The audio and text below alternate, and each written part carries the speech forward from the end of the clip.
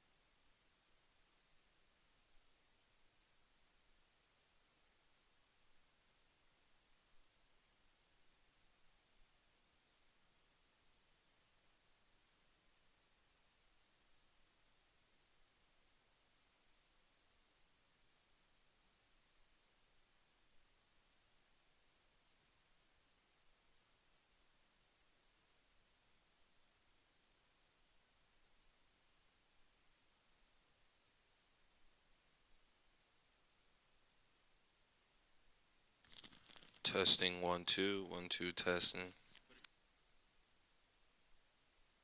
Oh, did you load this?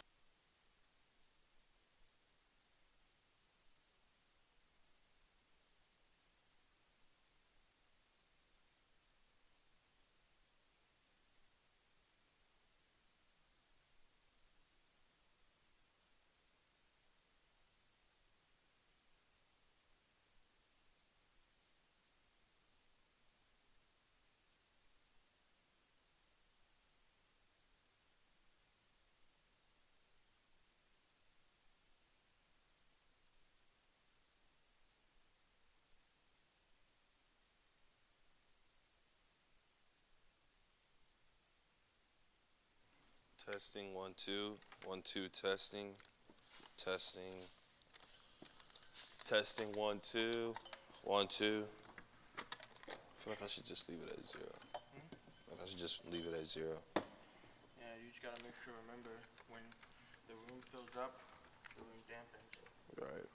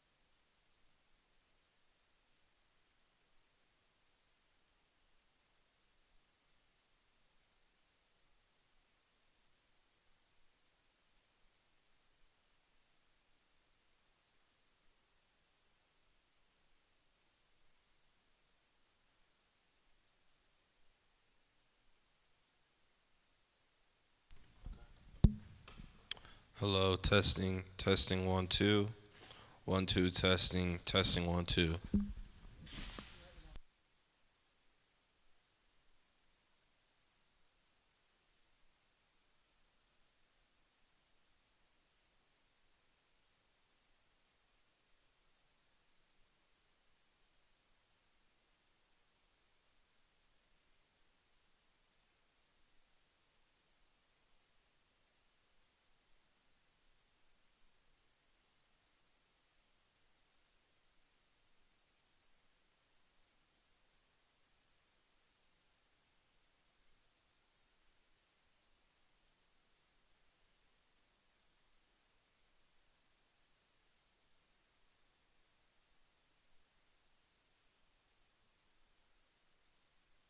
Testing, one, two, testing,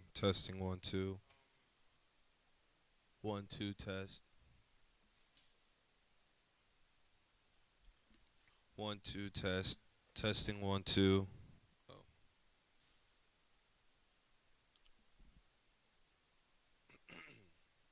Testing 1 2.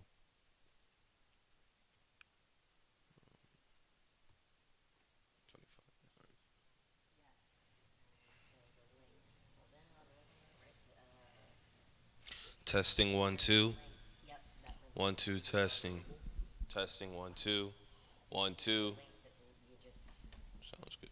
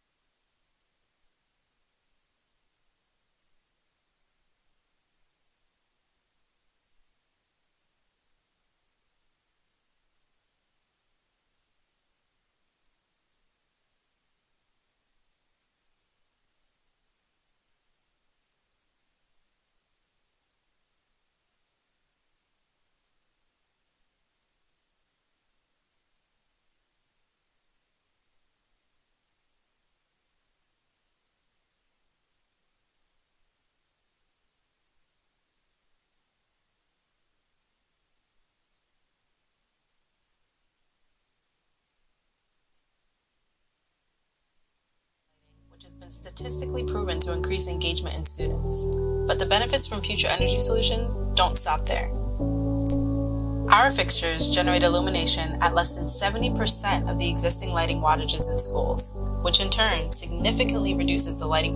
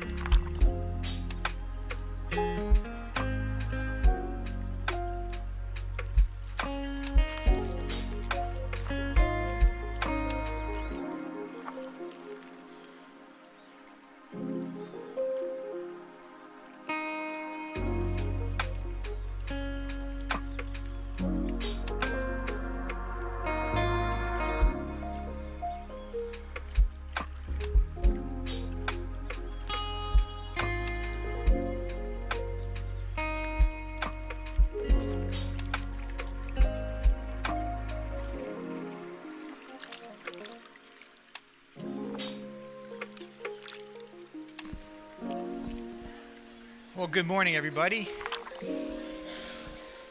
Good to see everybody here. I'd like to welcome you for our very first time in 3 years since COVID that we could meet together. I think this is wonderful.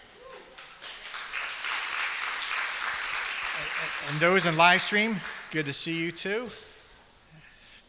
So, do me a favor. Everybody just stand up for a second, okay? If you would. We're only running 4 minutes past our 30-minute beyond, so we're right on time. Okay, so here's what I want you to do. Take a deep breath first. And exhale. One more time. Since you'll be sitting for a while, let's just stretch this way here. Oh, all right. Down. Okay, now remain standing. Let's do an attention test. I want you to take your right arm and wave at me, okay? Everybody wave at me. Very good. Goodbye. No, okay. Not everybody's waving. You have to wave. Okay, I'll point you out with your right hand. Okay, now for the attention test, everybody get your right hand and touch your cheek. Oh, some made it, some didn't. Okay. Those that didn't do it, we have issues. All right, you have a seat. Well, I'm going to start off by saying a wife went to her husband and said, I have some good news and some bad news. What do you want to hear first? And the husband thought, well, if you tell me the bad news, I'll probably be so overwhelmed I won't be able to enjoy the good news. But if you tell me the good news, I might be so excited I won't understand the bad news. So he said, let me tell you the good news first. So the wife said, she was okay. She said, the airbags in the car work.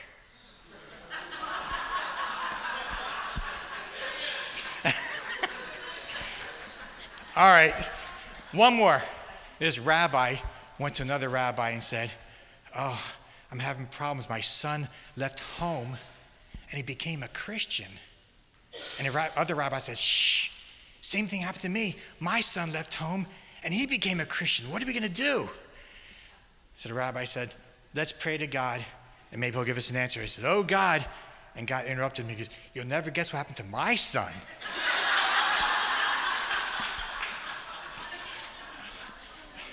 All right. I like that one too. All right, today we're going to learn about becoming a better administrator. We have some good guest speakers. We have people who want to learn accreditation. We have good tracks on that. So we have a lot of things to give you tools to become better at what you do. But for this short devotion, I want to focus on you and me, how we become a better person. So how many are expecting a great devotion time this morning? If you are, put your expectations lower. You're not going to get it. All right. I found there are 3 things that are hard for people to say. 3 things. The first one was, I was wrong. Second one was, I need help. And the third one was, Worcestershire sauce, Worcestershire. I can't pronounce it, so we'll just let that go. You know, it's important that we have the joy of the Lord in our life. You know, joy is something from within, and God says it's our strength. Happiness depends on circumstances. Something's good, we get excited. Something happens bad, feel bad. That's why people will go to a football game, and they get excited when you see this big guy crossing over a chalk line, carrying a dead pig with him. They get excited, or at least half those fans will get excited. The other half doesn't like it. But it's our joy comes within, not from without. And one thing we have to remember is that God is the Father over all. Sometimes we forget that. We look at this situation and say, oh, what are we going to do? You know, but God has everything under control. Instead of looking at circumstances, look through that, look to God. Especially if we see what's happening in the Middle East with Israel and Hamas. God has things under control. And we don't look at the circumstances. Look and say, God, you have it under control. We can trust in you. Secondly, number 2 is that Jesus already went through what we're going through. He's a friend that sticks closer than a brother. We can follow his leadership, his example in the Gospels. And then number 3, whatever we're in, the Holy Spirit is here with us to guide us and direct us, to instruct us, to correct us, whatever we do, he's there for us. That's where our source of joy comes from. God's our Father, and we're his children. He loves to have us communicate with him. That's called Scripture, when we read the Word, and prayer is important because he wants us to talk to him. So we get to be motivated by what we want to do. It's not mandatory to do certain things. That's not joy. But if we want to do certain things, we get to do these things as a Christian. We get to read the Word because we want to. We get to pray because we want to. We get to repent of our sins because we want to. We can forgive other people because we want to. We get that personal relationship with God because we want to.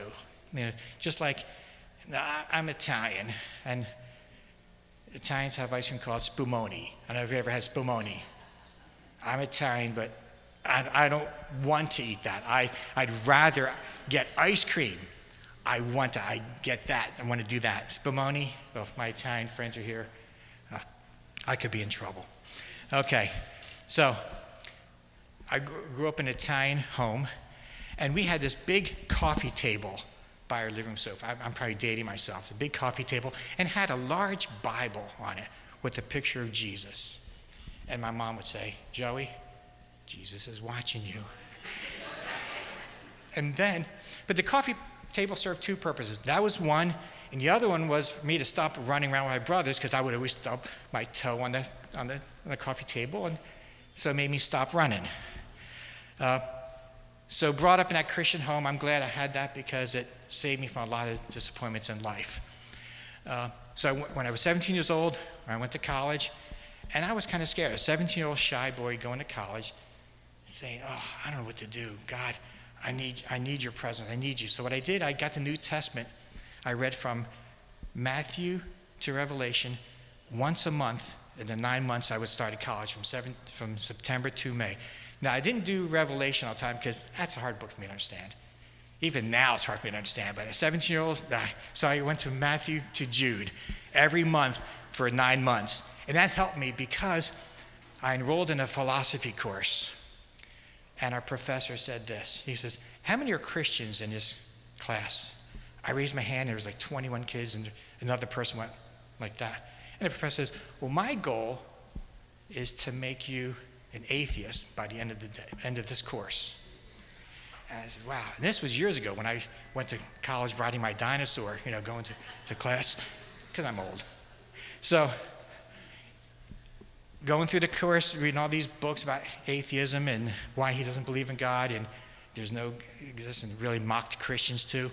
So for our final exam, what he had us do is the next to last class, he said, "Here's where we're taking a test, and it'll be an essay test. So I want you to write why there is no God. From my notes and lectures and the books, write this down and turn it in." So it was like a 2-hour class. So I did it. I said, "God, what do I do?" I said, I don't believe in this. I'm praying to God because I know he's existed. So I felt the Lord saying, "Well, tell him why you do believe in God." So I had like 4 or 5 pages from his notes and saying why there's no God. Then at last, my conclusion was why there is a God. I said, God loved this world. He sent his son, Jesus Christ, to die on a cross for forgive us of our sins. And I said, what is sin? I said, if I break any of the 10 commandments, if I've told a lie, I'm a liar. If I stole something, I'm a thief. And I said, at least I didn't honor my mom and dad. There's at least 3 commandments already broke. So I said, so I had to have God ask Jesus Christ to forgive me of my sins. I did that, and I said, here's an opportunity for you to do it too, Professor. So turned it in, the last class, got my paper back. I had a C. I said, well, I thought I did pretty good. The first section, he gave me an A because he said, you really took notes, you did really good. He goes, gave you an F for the conclusion. So I got a C for that course, and the worst part, that was my only C in college, but it was a nice mark to bear, so that's what I did. But one thing I want you to understand is that there is a principle called the power of 4. What I found is true is like if you're in God's Word for 1, 2, or 3 straight days, that can make an impact in your life. But after your 4th day, and you do it consistently, then all of a sudden you really feel much better because you're closer to God and you're praying. So if you do it like power of 4, then you do 5, 6, and 7, it'll really make a difference in your life with your mental health, your depression, because let's face it, life can be a disaster. And you get up in the morning and you have this power of 4, you pray, that helps you on a straight path, and you get to your school. It could be a disaster right away, like Pastor Curry said already. The fire alarm went off as people were coming in this morning. So life can be a disaster, but if we're grounded in the Word of God, it makes a big difference in our life. As the world gets darker, we want to go deeper in the Word of God.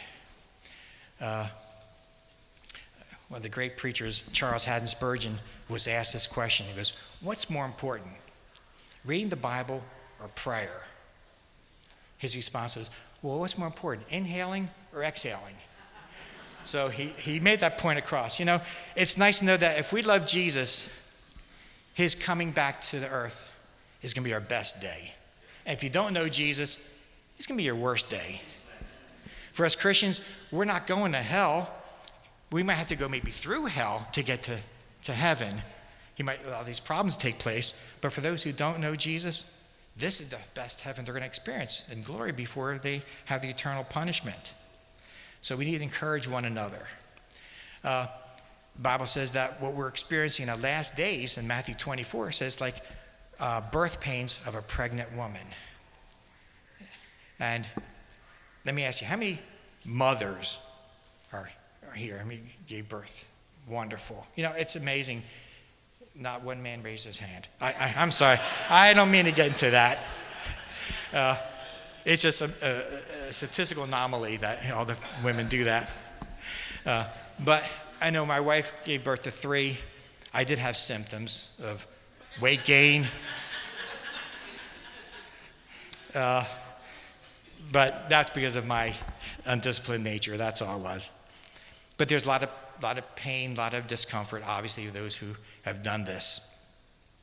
It's amazing that God did not have men give birth. I mean, I had kidney stones, and I was told that it's almost a female version of giving birth. Of course, I gave birth to a little stone as opposed to a baby. But if men had the responsibility of continuing the human race by going through birth pains, the human race would die out quick. Men are going to say, I'm not going to do that. No way. Let the human race die. One of the things is administrators, I just dropped my pen. Oh, well, I don't need that. I will later. Mental health I just stepped on it. Okay.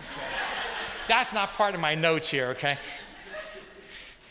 Mental health is plummeting, especially for a younger generation. They said, statistics say that teen girls who persistently felt sad or hopeless increased dramatically from 2011 to 2022. That's what the CDC says. Of course, we always follow that. I'm sorry. We're just following the science, right? But a lot of things are saying because of the COVID lockdowns had a lot of negative impact. And there's rumors that might happen again. Who knows? But don't want to discourage you with the reality, but we know as Christians, we're probably feeling the birth pains in these last days, especially what's happening in the Middle East. But we can look to Jesus. And so the Bible says, he did not give us a spirit of fear, but of power, love, and of a sound mind. The world was gripped with the spirit of fear when COVID first hit. Everybody was fearful. I shouldn't say everybody. A lot of people were fearful. But he didn't give us that spirit of fear. That's a demonic spirit. We don't want to do that. And it's interesting, the Bible says that over 350 times, in the Old and New Testament combined, that says, fear not. So God's trying to tell us something. We look to him as opposed to this. So whatever you're going through, remember, God is in control. If you have a Goliath in your life, even now, maybe God feels that you can be the David to slay him as long as you have the Holy Spirit with you to guide you. But he always doesn't tell us step 2 or step 3 what's happening in our life. He wants us to trust him. God is a lamp to our feet and light to our path. For example, this facility here, Synergy Campus, they started probably 12, 14 years ago with 30, 40 students. And then you start growing. Then 2017, in their facility they were in, it was flooded out. They lost everything. Their building, students, everything. So they had to start over again. If 10 years ago, the Lord had told Pastor Donalyn Curry, I think you'll meet her today, that this was going to happen, she'd probably be overwhelmed. So God doesn't always tell us what's going to happen next step, but just faith and trust in him. So now, from 2017 to now, 6 years, here she has 3 campuses, an elementary, a middle campus, and a high school campus, over 800 students. So now, that would have been nice, but that could have been overwhelming if God told her that 10, 12 years ago. But she knew, but God knew what she can handle. That's her test and testimony. What we want to do, I'm going to speed things along since we're running a little bit late here. The main part I wanted to let you know is that we can do all things through Christ who strengthens us. It's not a saying, it's something we need to put into our life, that God will be there for us. And it's all about Jesus. That's who our source of strength is from. That's our Savior. We can count on the Lord Jesus Christ to help us. And one day when he returns, he'll take us with him. And we're looking forward to that day. So let's pray. Thanks for listening to me. Heavenly Father, we love you. We thank you for all that you've done for us. We thank you for the administrators here. And their goal is to be better administrators, a good testimony to the community, good testimony to their children. You give them a lot of responsibility. And as they look to you, God, we know that you will strengthen and encourage them. They don't need to fear, but to trust in you. We thank you for all that you've done for us. And may you bless the rest of this day, we pray in Jesus' name. Amen. Well, thanks for listening to me. And we're right on time, Dr. Ash. She likes to be called Ashley. There. So I'm going to turn it over to you. And Jim is never at a loss for words.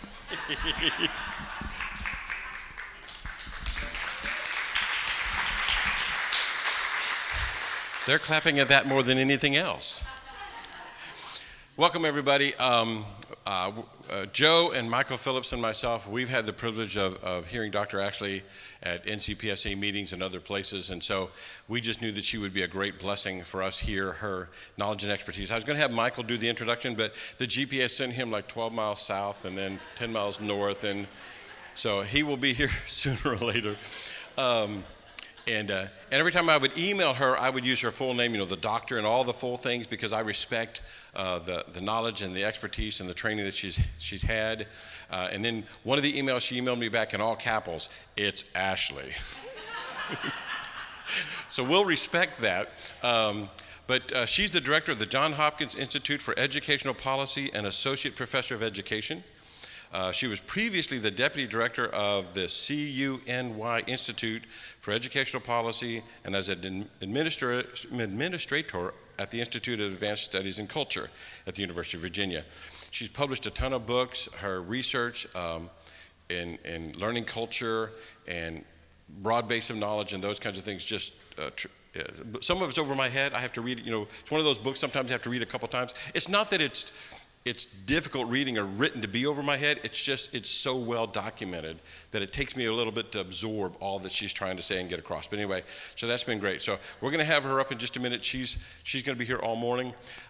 Several people know that one of my youngest daughter was having a baby, our 10th grandchild. So I want to give an update to everybody at one time. Joe and I were in Atlanta for a Cogni meeting Wednesday. We flew up Tuesday. We were there Wednesday and Thursday for meetings. We flew back. So she was in labor yesterday before I got on the plane. She normally goes to a birthing center. There were some issues because she was in labor for too long. So they made her go to the hospital. My daughter and the baby are doing great.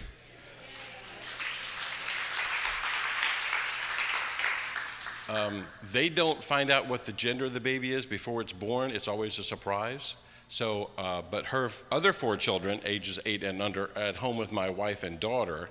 So they're kind of missing me at home helping with the kids right now. So pray for my wife and daughter who are taking care of those 4 kids and 6 dogs. But the mom and baby are doing good. And so I left the airport yesterday, went home, went to bed about midnight, got up at 4 to come here. So if I doze off during somebody's session, it has nothing to do with the session. So Dr. Ashley, We're all yours.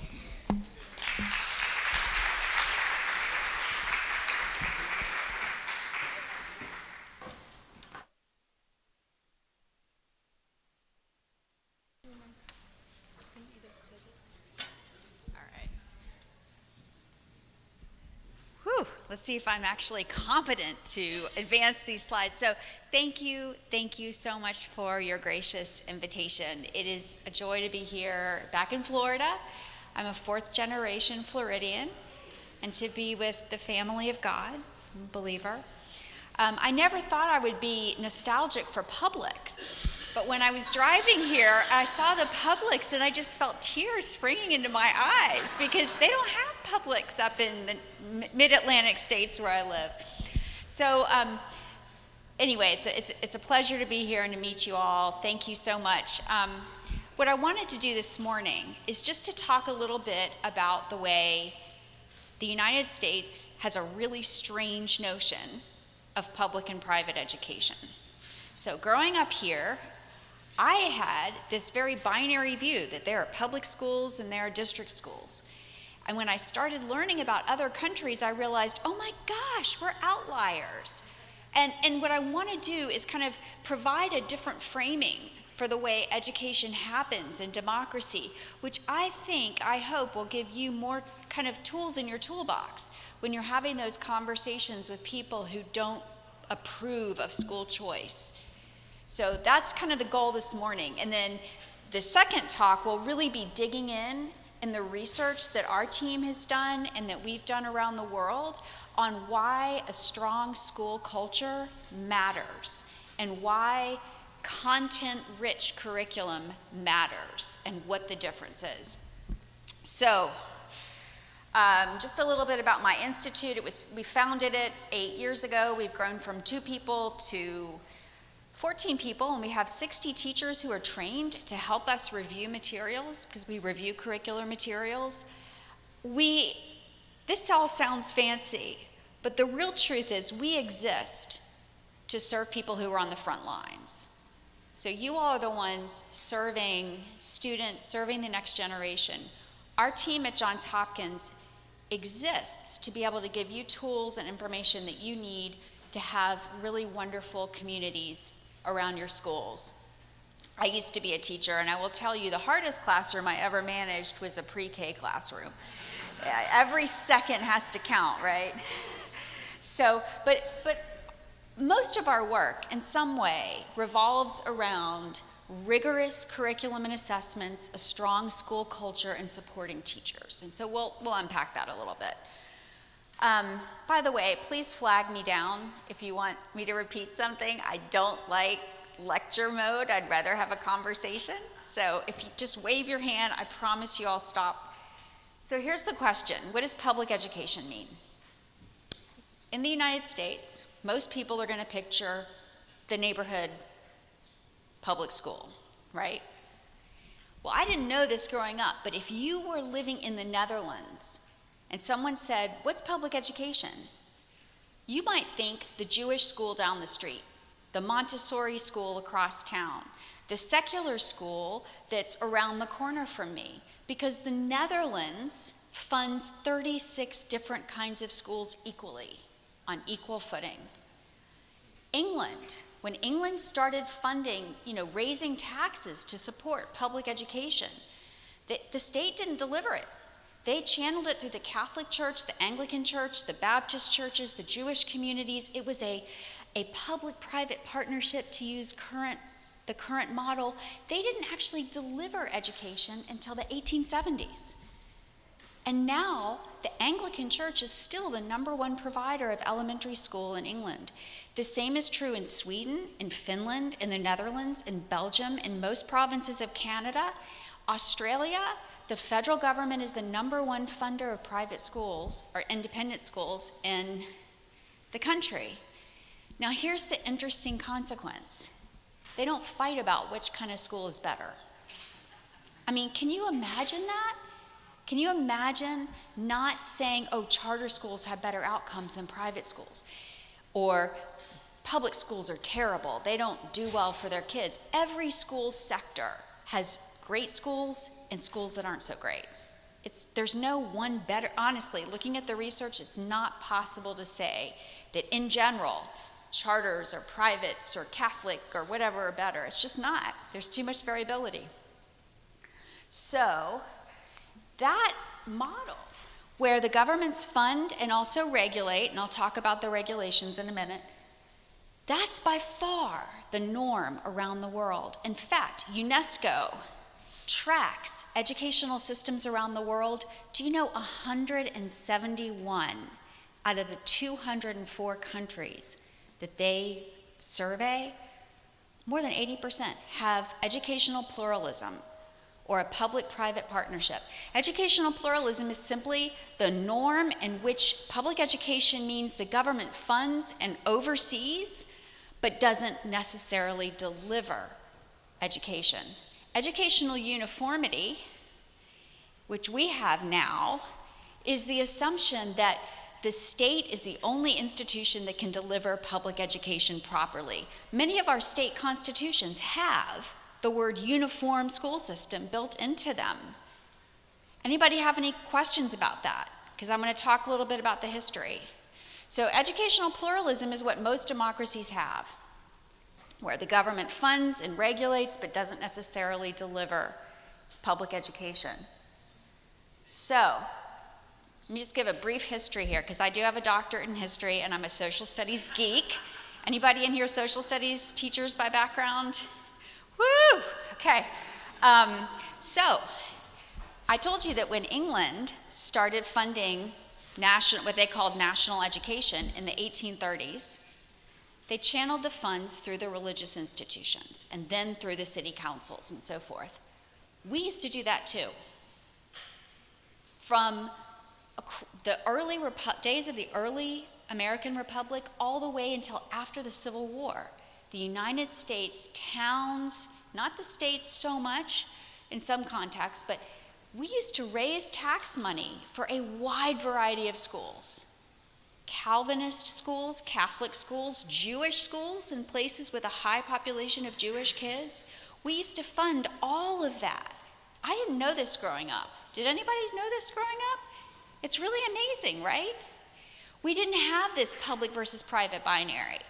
And anyone heard of Horace Mann? He was the first Secretary of Education, right, in Massachusetts. People act like Horace Mann invented public school, the common school.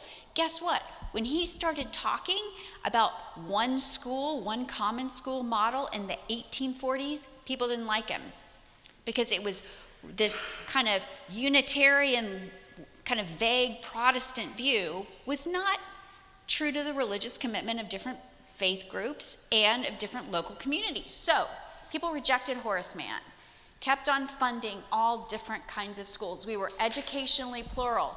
At the same time, and this is really critical, and we'll talk about this more later today, at the same time, they all had a remarkably similar content.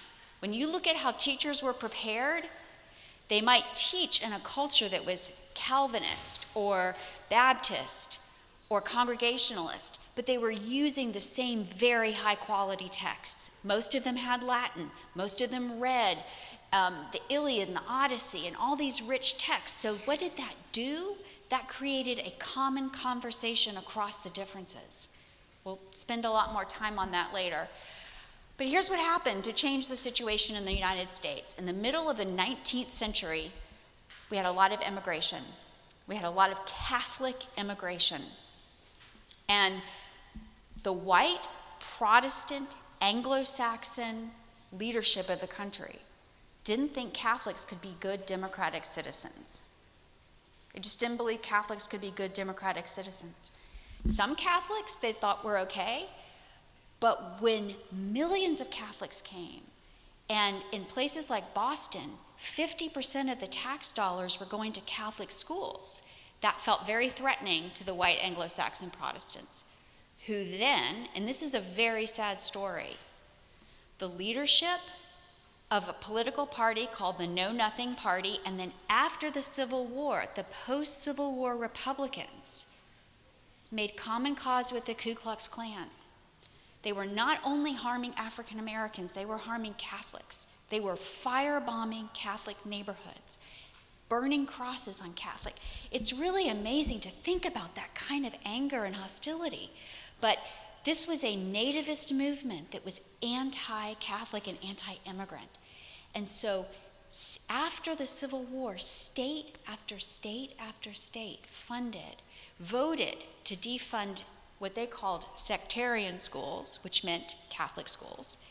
And those same legislatures voted to require Protestant prayers in schools. So if you were a Jehovah's Witness or a Catholic or Jewish or atheist, you knew you were in a Protestant institution, but of course the cultural majorities never realize, right, how they're oppressing other people.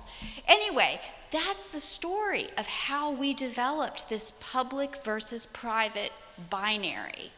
We have, for 100 years, assumed that there's public schools, the district schools, and that there are private schools that are utterly different and independent. So what a contrast. Now, I did not know this until I started studying and living, visiting other places. But I just want to pause for a second.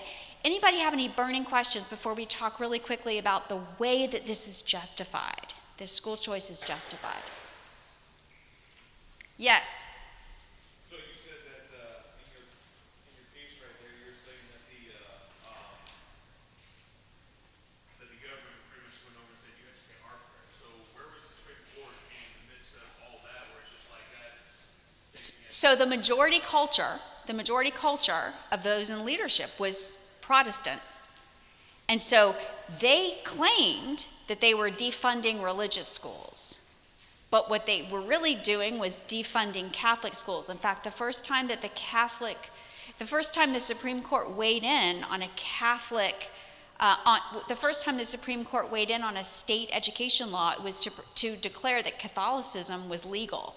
They tried to pass a law in Oregon that said Catholic schools were illegal.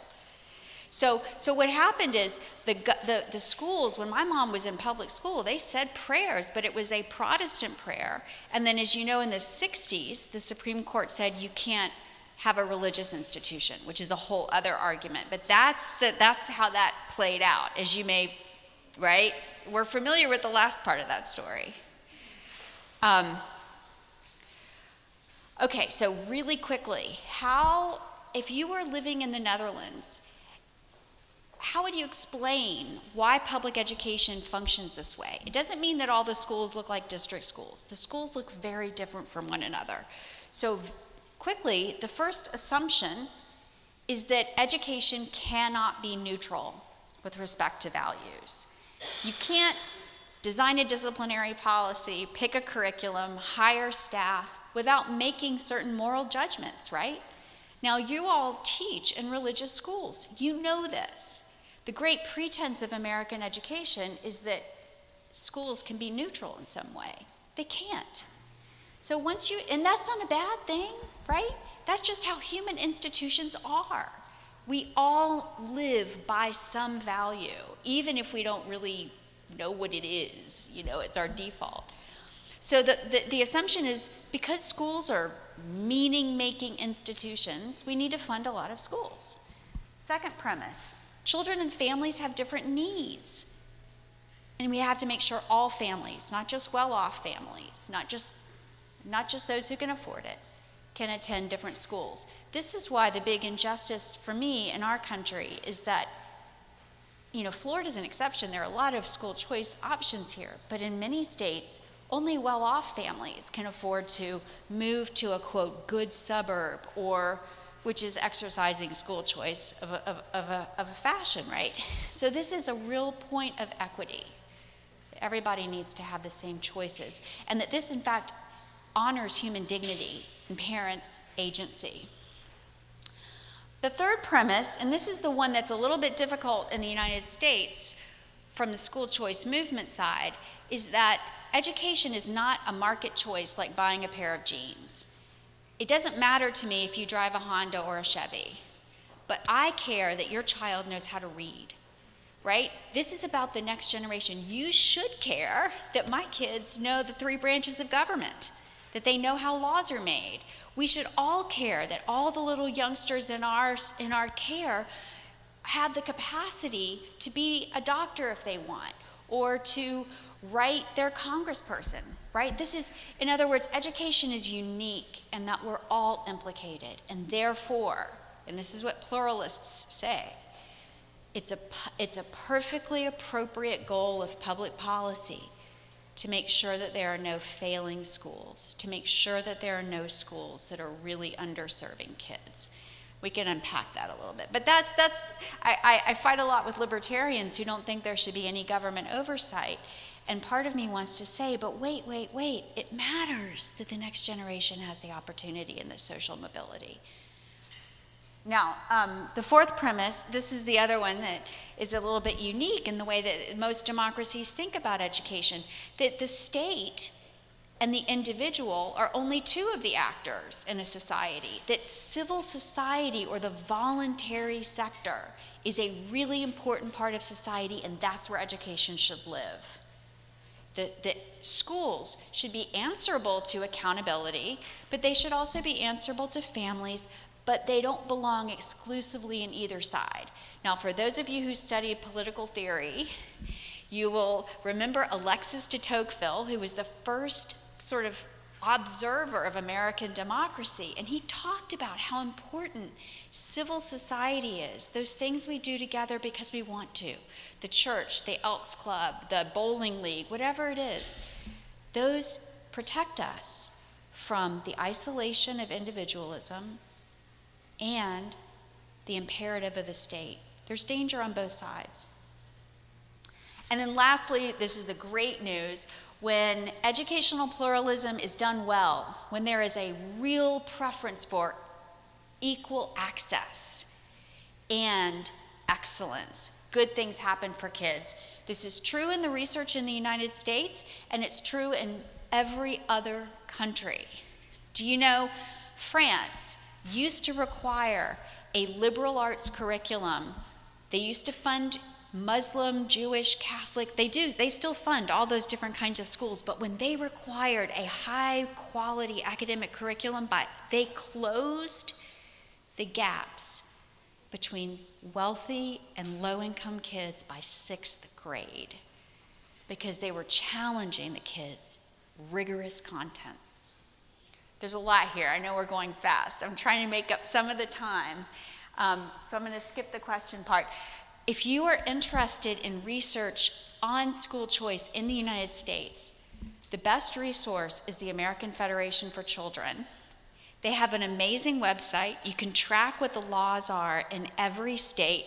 The reason I put this up here is because they actually, if you click on their research tab, they have a slide deck on what does the research show. And the reason I pulled this is because the Urban Institute has studied the impact of the Florida tax credits, not only on kids' test scores, but on their college enrollment. And it's amazing. It's amazing. Now, this is the way the kids who received those tax credits did versus their matched peers. So not just all kids, but similar kids. Now, I just want to stop for a second and say one more thing about the research. All the research in the United States on school choice charters, it's very, very important. I know a lot of the people who run that research. It's critical, but it is still premised on a competitive zero-sum game. You can see what has to happen in here. You have to prove that private schools do as good a job. You have to prove that charter schools do a better job with certain metrics. That's not the end goal for me. The end goal for me is a situation in which there's generous space for different kinds of schools, all of which are getting better, and they're not competing, they're not taking pot shots against one another, because we don't have to do that. That would be my goal, 20 years, 30 years from now. Okay, so we all know there's a lot of frustration with the district schools now, and I will tell you, where I live in Baltimore, Maryland, bad news last week, 13 high schools in which not one child, not one, was proficient in math. Okay? There's a lot of frustration. Now, I work with the school district. We work with a lot of school systems, district, private, charter, and other. But that's not okay, right? There's been a big growth in homeschooling. And for those of us who believe in the excellence and equity, this is a good thing. So I'm a pluralist. I really believe in opening up access to excellence. By the way, that has to do with transportation. It has to do with things like that. It's not just enough to say to a parent, here, you can go to any school you want if they can't get there. So there are a lot of things we can do to make it easier. But there are risks, and I think there is a risk, and I must say this, there is a risk to having no concern for quality. There is a risk, in my view, looking at the research, and there's a risk to saying parents' enrollment is the only quality control that you need. There's a risk in that. This is one reason why you all do what you do. You are here with an accrediting agency, that you're members of an organization that says, some things aren't okay, we're going to help you get better. Quality matters. I mean, my nightmare as someone who supports school choice is the report of families that put their kid in front of the Disney Channel and use tax credit funding to buy a Game Boy. I mean, I'm not saying that would happen, but I feel like we back to that premise that it's about the next generation, it matters to me. That's our responsibility. Oh, whoops, let me back up for a second. The other thing I want to say, and this is what we'll talk about with the curriculum, parents, you all know, I know we had this conversation at dinner last night, parents sometimes confuse information and exposure with indoctrination. So there's a very big difference between saying to a high schooler, we're going to study what Islam teaches, and actually saying Islam is true, right? And the wonderful thing, although it feels a little scary for us in the States, the wonderful thing about countries that are historically plural is parents are very confident that their children will encounter different perspectives, different voices, but it's done in the context of a school they're comfortable with. So I will give you an example of this. All the European countries, except for I think it's Portugal, are pluralistic. They fund all different kinds of schools. And all of them require comparative religion and ethics every year. So you may be in a Jewish day school, but you're going to learn, not in kindergarten, not in second grade, not in fifth grade, but you're going to learn what Marxism teaches.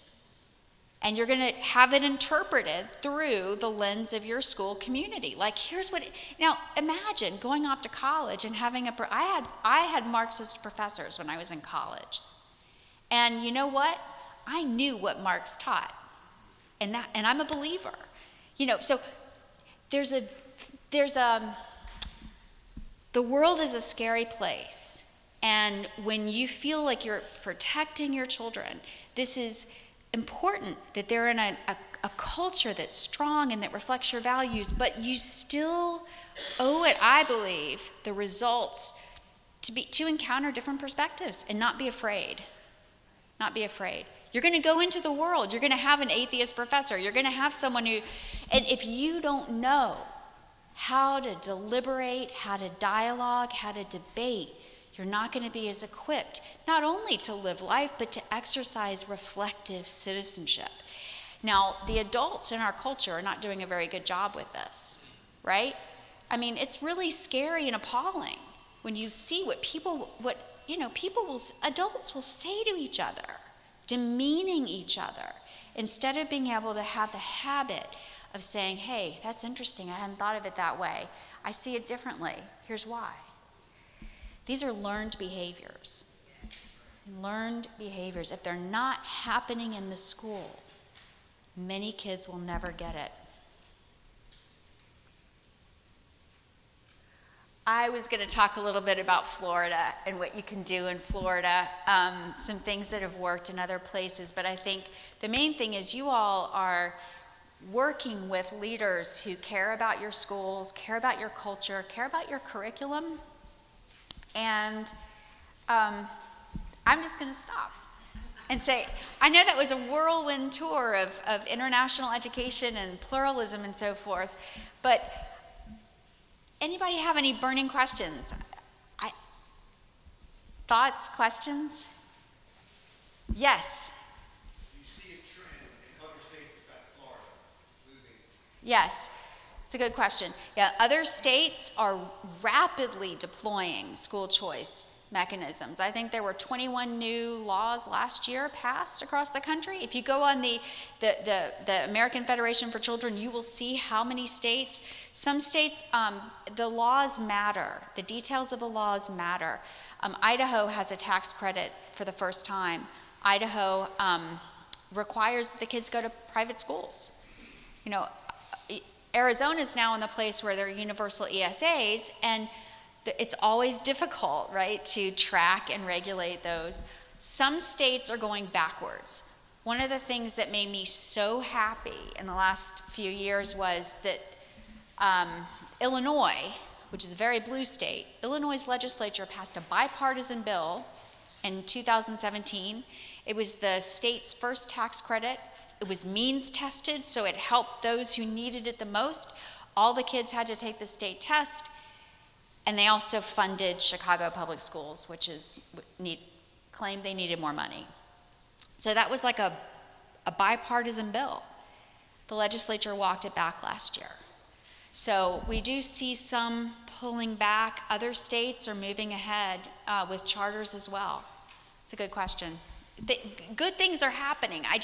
I always want to make sure that we're treating one another well in the process. And when I do give a lot of talks to legislators, and one of the things I always say is, put your weapons down. I mean, at the end of the day, you have to pass laws, and sometimes that means you have to be really tough, right? There are some people who will never be persuaded, and we know that. But the more generous of spirit we can be, I think the better in the long run. Other questions, comments? Yes. How is educational pluralism perceived on a federal level? Oh, that's a very good question. So it depends on the country. So Australia is a provincial, their school systems are run by the provinces in the same way that we operate. Most education happens at the state level. But Australia's federal government in the last 15 years has stepped in and said, we're going to give basically federal tax credits for low-income kids to attend private schools because those schools were having such great effects for kids. Canada as well, it's completely federal. So Alberta, Canada has a wonderful program of curriculum and assessments. They fund all different kinds of schools, Inuit schools that even have stipends for homeschoolers. Ontario does not. They have a parallel Catholic and state system that are tax funded, but nobody else gets funding. So it's just totally crazy. Germany, because of its history of government oppression, forbids, by its constitution, forbids a national education policy. So it's all governed by the provinces, and they're all pluralistic. On the other hand, the Netherlands, the central government manages, there's no federalism. The central government works with the municipalities. So that's a good question. It depends, like most things. Well, right now there's absolutely no federal oversight for education except through the title programs and higher ed, Pell Grants and things like that. There is right now a bill, I think, in Congress for a federal tax credit for education. I'm not sure how I feel about that. I think there are pros and cons to that. But right now, it's not in the Netherlands, it's part of their national constitution that there's a right to education, and it's governed by the Minister of Education, not in our country. Other questions? Yes? There's a book called The Smartest Kids in the World and How They Got to Be That Way that talks about the history of education in the U.S. If you're interested in learning more about how we got to where we are. That's a good point. Amanda Ripley's book. That's right. It's very good. The other good book I would recommend on that is Charlie Glenn's book, The Myth of the Common School. He talks in detail about a lot of the anti-Catholicism and anti-immigrant impetus back then. One more question. Yes? Thoughts on, like you said, some of the states are kind of taking that back. If they were to take school choice back or start sneaking things, not sneaking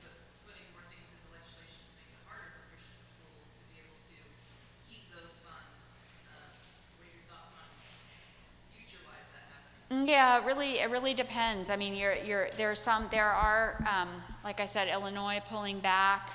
I think that there are some laws on the books in some states, like Maryland, where the voucher program will not go to schools that overtly discriminate against LGBTQ kids. The big Supreme Court case, Carson v. Macon in Maine, recently said that they will fund all different kinds of schools, but the law says unless they discriminate. And so I think that's one of those areas that's in flux.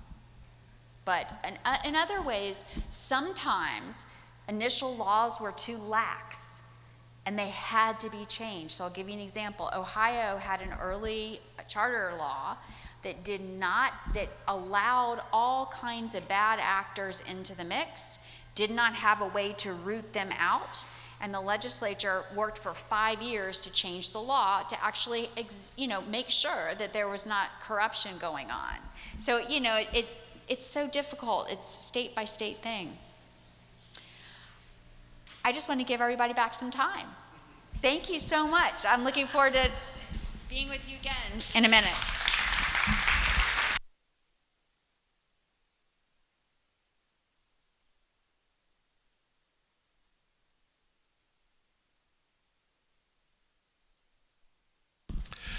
Somebody left this in the kitchen, so they brought it to me. So if it's yours, you can come get it in a minute.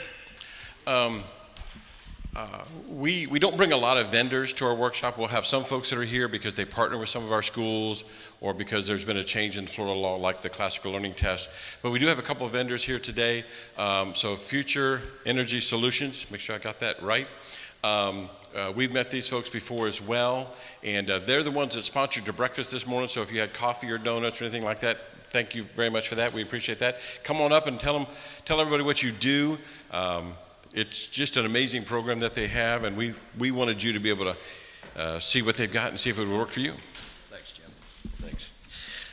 Good afternoon, or good morning, whatever time it is. I don't even know. I do want to be brief. Joe and Jim told me that I had 2 hours, so hope everybody could settle in. We're gonna spend a lot of time and talk about boring white light. Okay, but I left these on your chair. These are us. So if you sat on it or accidentally threw it away, we have some back on the back table over there. And we're going to be here through the course of the afternoon. So at your break times, you can come up and ask some individual questions.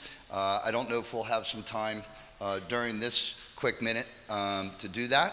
But again, during your break times, lunchtime, we'd be more than happy to answer questions. And, I don't know, where we actually met, Jim and Joe, but we've been, as a lighting manufacturer since 2008. We have upgraded over 2,600 sites with our unique program. Everything from shopping centers to warehouses to casual dining, anywhere where lighting is a necessity. And again, we upgraded these sites to LED lighting without them spending any money.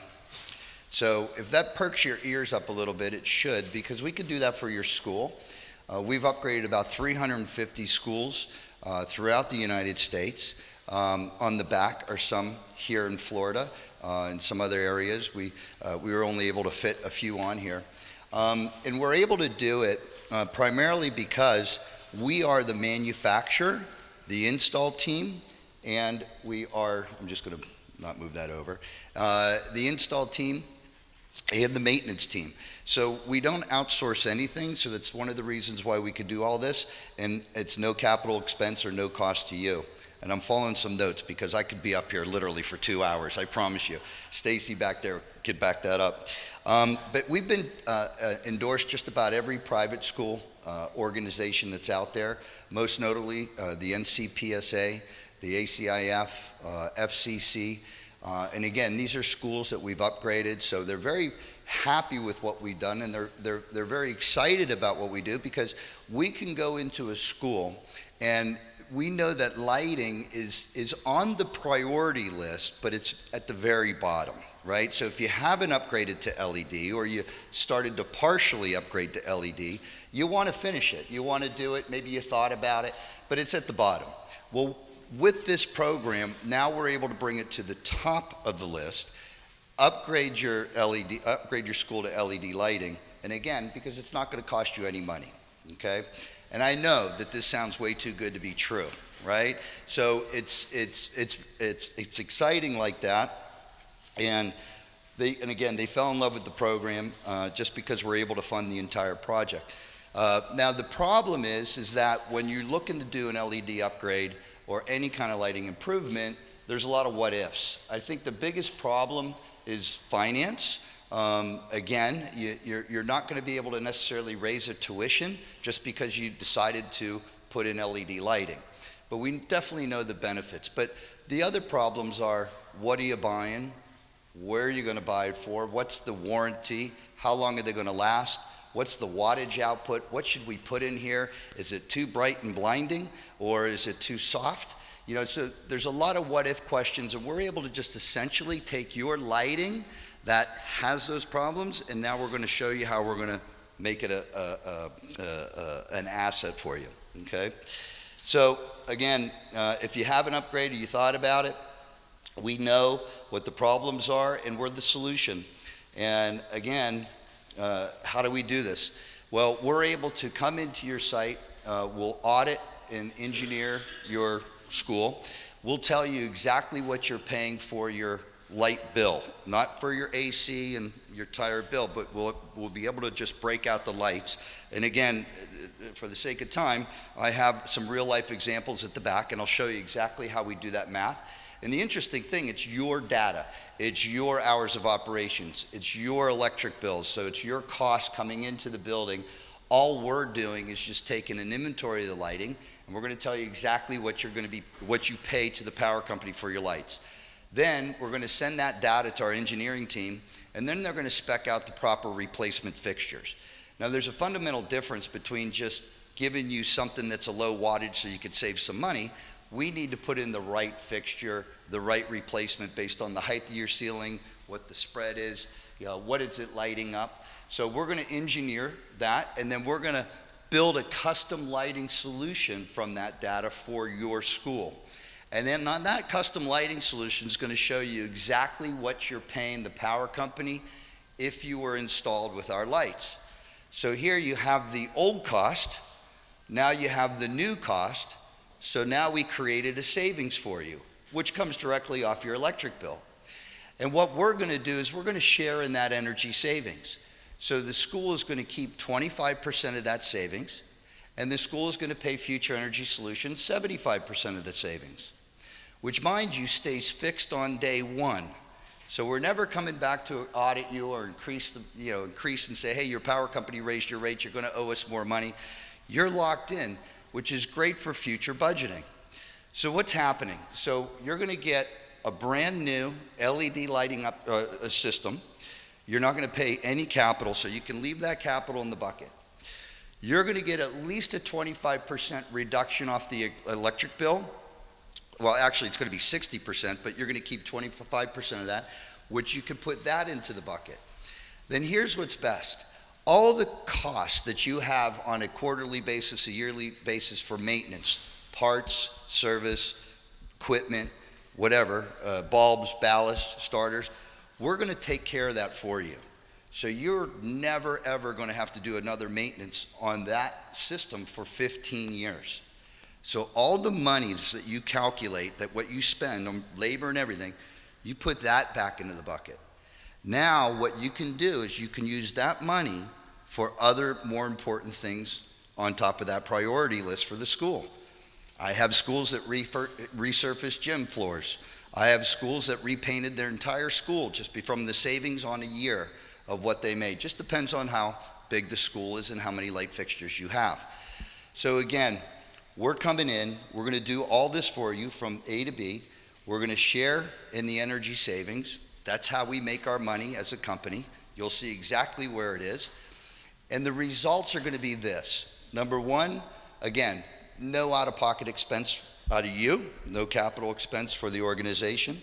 You're going to provide a better learning environment for the students based on the lighting. We all know how bad fluorescents are. We all been down that road more than ever. I'm out in the field. You guys are behind inside a building all the time, right? So you know. We're going to provide safety and security for the faculty leaving, coming in when it's dark out, for your guests coming in for perhaps a night game or whatever, or open house, things of that nature. And we're going to most importantly eliminate all your future costs for maintenance.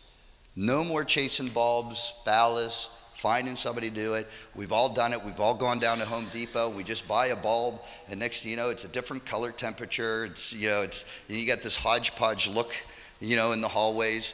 I don't know about, I'll have to talk to the administration here because I see it down the hallway over here. We can help you with that. Even if you partially upgraded, if your gym is upgraded, the exterior's not upgraded, or the interior's, we can help. It doesn't matter. Even if you've upgraded here and there, maybe 10, 15% of your school to LED because you were trying it out, we can still help you. We can still capture an energy savings and still provide money back to the school, okay? What I want to do is take a couple of minutes. I don't know where I'm at on time, but I have a short video. It's 2.5 minutes. It's pretty cool. We created it during COVID. Obviously, we had a little bit of time. So we got our skills together and figured this thing out. But I'd like you to enjoy that. And again, on the bottom of this page right here, this QR code, if you click on that and take a picture of that, the video will actually come up. So you can learn a little bit more in case, you want to revisit that. And again, I'll be up here right after to answer a couple of questions. So go ahead, guys, if you don't mind. At Future Energy Solutions, we believe in a better, brighter future for everyone. The fixtures we build utilize energy-reducing technology and provide superior lighting, which has been statistically proven to increase engagement in students. But the benefits from Future Energy Solutions don't stop there. Our fixtures generate illumination at less than 70% of the existing lighting wattages in schools, which in turn significantly reduces the lighting portion of the bill. All FES lighting and fixtures are made to the highest possible standards with substances that do not expose students to hazardous materials. Research has shown that the lighting that comes from the fixtures we install can increase both concentration and productivity in students. And the best part of it all is that these benefits are available from Future Energy Solutions at no upfront cost to you. The Gold Initiative program is a unique offer brought to you by Future Energy Solutions, one of Inc. 5000's fastest growing companies in 2018. Future Energy Solutions will audit and design a custom lighting solution for each school. FES then analyzes each and every fixture to show a school what each bulb costs them for an hour, a day, and a month, down to the penny. When a school signs up for the Gold Initiative program, all of their fixtures are provided, delivered, and installed at no charge, and 100% of their maintenance is covered by FES for the next 15 years. This allows the schools that FES partners with to divert monies previously earmarked to buy and maintain the school's lighting and its higher energy bills to real diocesan projects, such as starting new programming to enhance student enrollment, building new infrastructure such as STEM labs, science labs, and facilities for the arts, enhance mission-driven programming like special education, foreign languages, or accelerated programming, putting your dollars into a fund to directly offer student financial assistance, or freeing up funds so that we can offer our teachers, faculty, and staff a competitive wage compared to the local public school systems. Zero capital cost, zero maintenance, absolute savings. What will you use your savings for?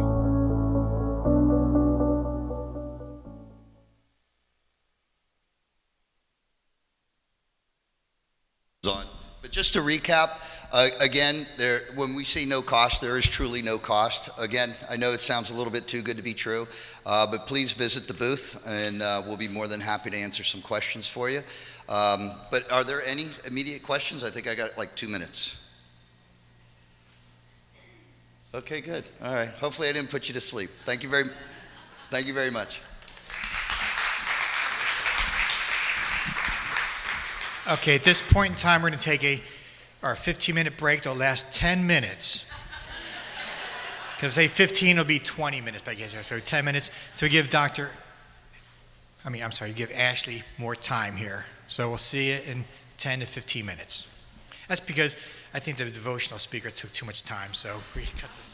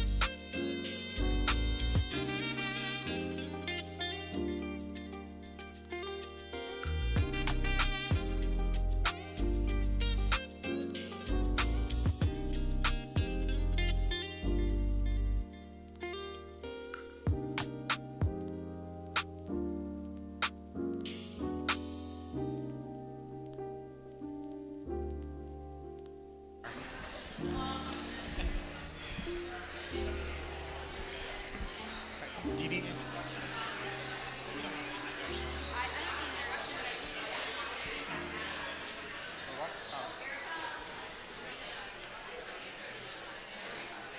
Okay.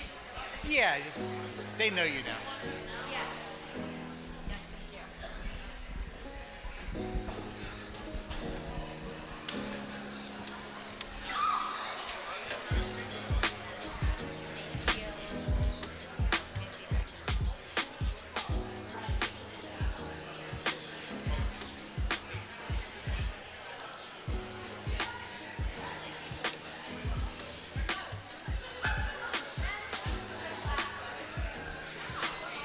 Okay, everybody, welcome back, welcome back. Thank you so much. Thank you all again for having me. A couple people have asked about this. This is really loud. What am I doing wrong? I'm sure it's me.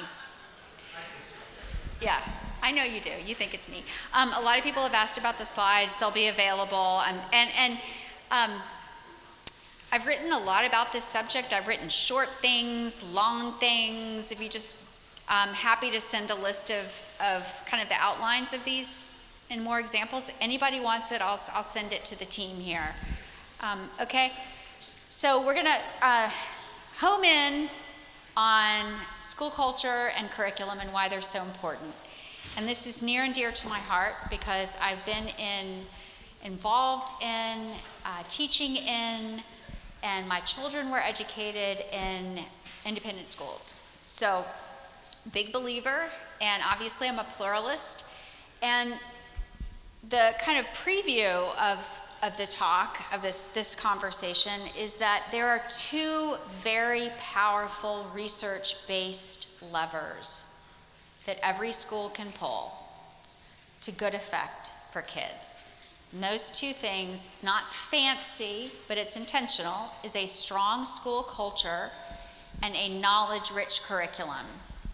Now, let me go past that. I don't think you all are old enough to remember the Coleman Report. 1966, James Coleman was a sociologist at Johns Hopkins. He was commissioned by the federal government in the wake of the Civil Rights Movement and the Civil Rights Acts to see how American education was serving the young people of America. This is in 1966. He was commissioned in 65. He published it in 1966.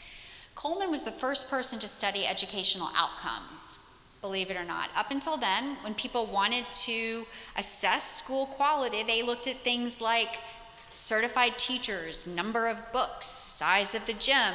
They weren't looking at the outcomes. Now, so Coleman was the first one to really study the outcomes of different educational systems. It was a year-long study, 800,000 kids. They had academic tests, they had interviews and surveys, classroom observations. And in 1966, he published what is known as the Coleman Report. And here are the headlines.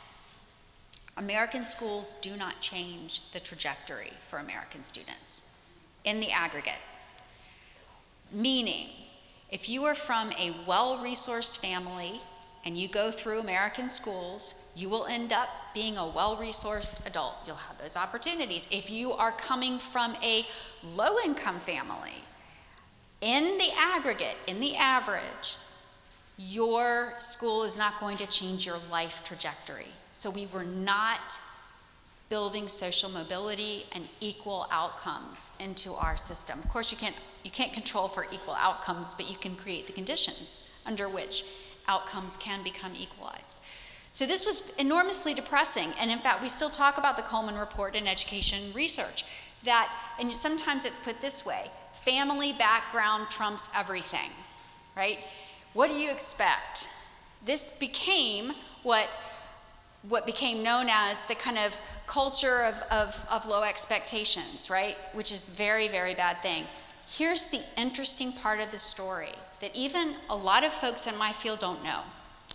Coleman found some anomalies in the research.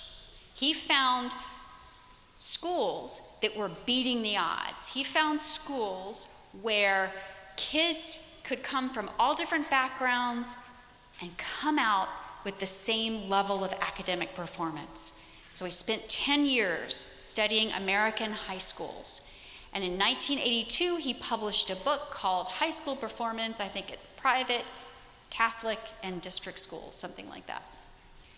The Catholic high schools of the 1960s, 70s, and early 80s closed the achievement gaps between well-off and low-income families in 4 years.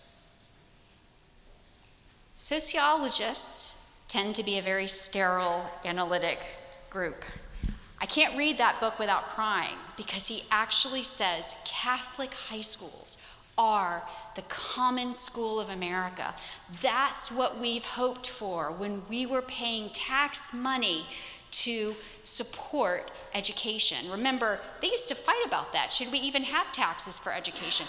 Catholic schools are beating the odds. Now, Catholic schools, I know because we've studied Catholic schools a lot too since then, and there's variability in Catholic schools, but Catholic high schools of the mid-century were equalizing opportunity.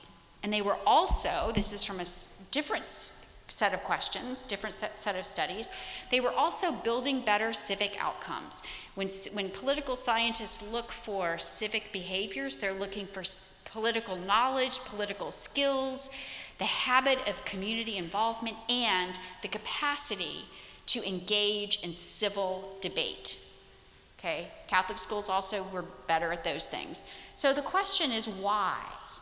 What were Catholic high schools of that time doing that made this amazing difference? So his most famous student, Tony Bright, went on and studied that and actually studied inside of Catholic high schools. It was Catholic Schools and the Common Good was the name of his book. And what Tony Bright tried to do was to take the lessons from these Catholic schools and say, well, what can other school sectors learn from this, right? And he actually started a whole project with district schools to try to help them. Comes down to these two things. There are many factors, obviously, inside of a school, but if you want to summarize it, it comes down to these two things. Catholic high schools of the mid-century had a strong school culture, and they had an intellectually rigorous curriculum that all kids had to take. Now, by a strong school culture, we don't mean a friendly school, a school with no bullying, a school where everybody's nice. I mean, that's good, but what he meant by this is a school where the mission and the values are clear, where they are articulated and they are lived, where there's a connection between what you say and what you do. Let me put it a different way. There's an answer to the why question. So as principal, you've got a little kid in your office saying, but why shouldn't I cheat on a test? You've got an answer for that, right? And it's not just because if you get caught, you won't go to a good college. It's not utilitarian, right? I would have to say it has something to do with the community and the family of God and the dignity of the human person, right? So you have to be able to answer the why questions. Now here's the good news. Any school can study that and really make sure that all the stakeholders are aligned on what we're doing here. The other is this intellectually challenging curriculum. Now, I really am going to focus most of this on the intellectually challenging curriculum because this is a lost piece of art in the United States educational landscape. It's very different from how most schools of every type are run these days. But I'm just going to talk briefly about school culture. Some of you, I talked to Ileana, have used our Institute's School Culture 360 because we do have a school culture survey that has some of this research built in. It doesn't just ask about bullying, although it asks about that. It talks about mission, values, talks about something called democratic deliberation. So did you know that if your classrooms routinely provide opportunity for debate about important things, your students will be more able to engage in civil dialogue. That does not mean that anything goes. We're not talking about relativism. We're talking about civil tolerance in that the ability to articulate what you believe and to hear what someone else believes. These, again, are learned behaviors. So our school culture survey kind of gets indicators from some international studies on that. But if you have a strong school culture, it makes everything else easier, right? You can bring a new curriculum in, you can start another program, you can engage parents. It makes everything else easier.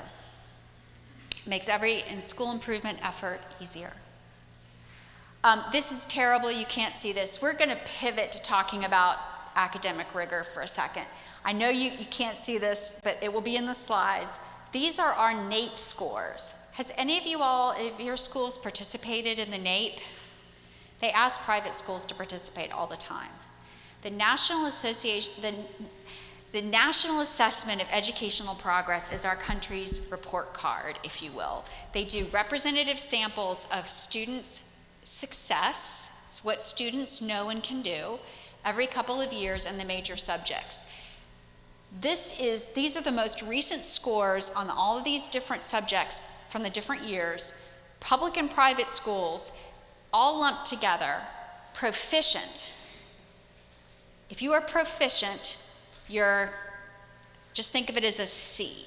You get a C, and I mean a real C, not grade inflation C, a real kind of middle of the road, maybe C minus. I want you to look at these percentages. I'm just gonna read some of them. Civics, at or above proficient, 27% are proficient in 4th grade, 22% in 8th grade, 12% in high school. Look at US history, 12% of US high school students are proficient, which is a bare bones. That's not a surprise when you realize that a minority percentage of American adults know the 3 branches of government, okay? This is terrible. These have not moved. And in fact, during COVID, with some exceptions, they've gotten worse. These numbers have gotten worse. This is very important data.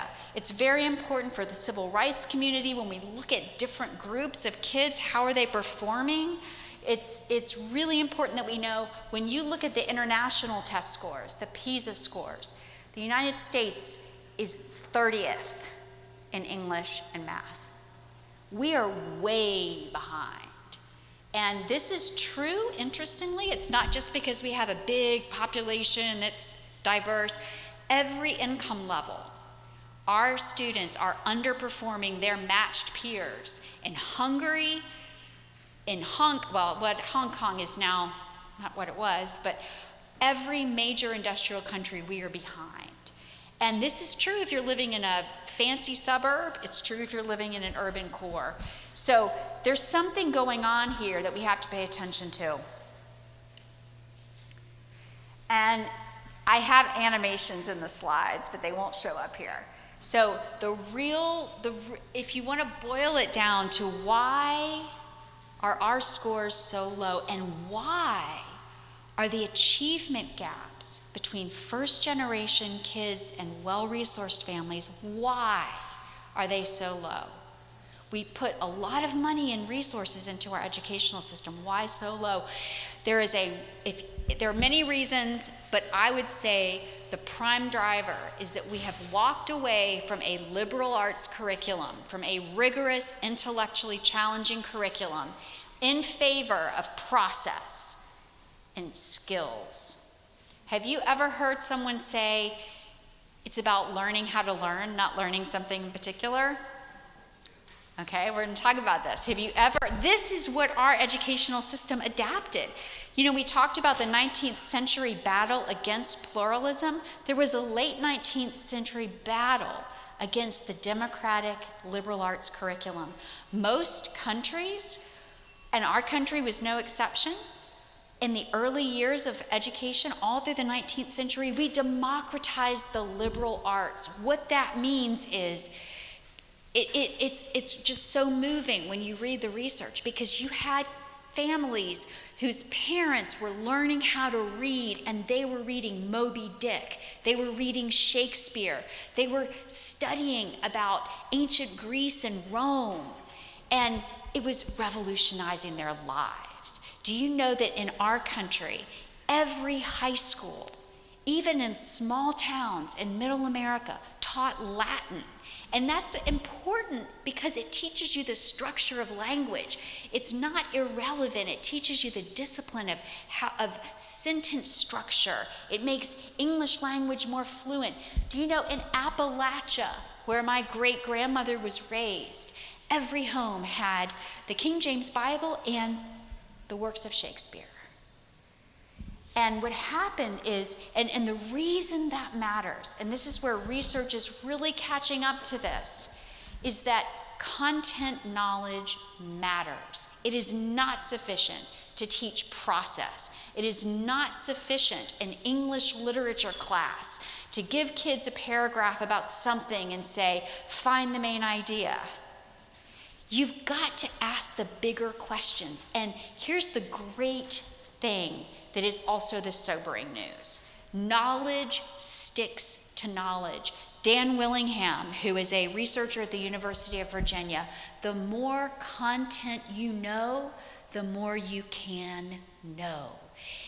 This is a game changer when you grasp this. Do you know that I've taught PhD students who did not know geography because they were not required to know the capitals of our states. They were not required to know. How can you be a democratic citizen who's making judgments when you don't know where the Persian Gulf is and why it's important? You know, what are you missing? Now, here's the really important piece of this. This is not just about elitism. This is about what, number one, a democratic conversation. You can't just, if you're reading an op-ed that's about the war in the Middle East, or that's about the Iranian hostage situation, or that's about the invasion of Ukraine, if you don't know where Ukraine is, and you're a busy executive or your teacher or whatever, are you going to stop and Google it? No, you've got to carry this around in your back pocket. But there are two things about this I want to say. The first is, wealthy families give this to their kids in spades.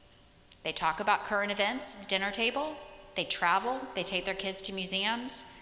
They read to their kids constantly. If you are from a family where your parents are working 4 jobs, maybe 40% of the adults in our big cities are functionally illiterate. Parents can't read to those children. If they don't get this content in school, they are not going to get it. We are building in inequity into our school system when we don't provide a knowledge-rich curriculum. Now, this is really, really difficult, and it's something that we work on as an institute with districts, private school networks, charter schools. The knowledge building matters. If you're going to read one book, read Natalie Wexler's book, The Knowledge Gap. She's a journalist, and she took all the research and she put it into really fluid form. And there's some great organizations out there. There's a Knowledge Matters campaign where they drive around the country looking at the difference between a classroom that's knowledge rich and a classroom that is flat. And curriculum can play a big role in this. I want to say one thing about the common speech community.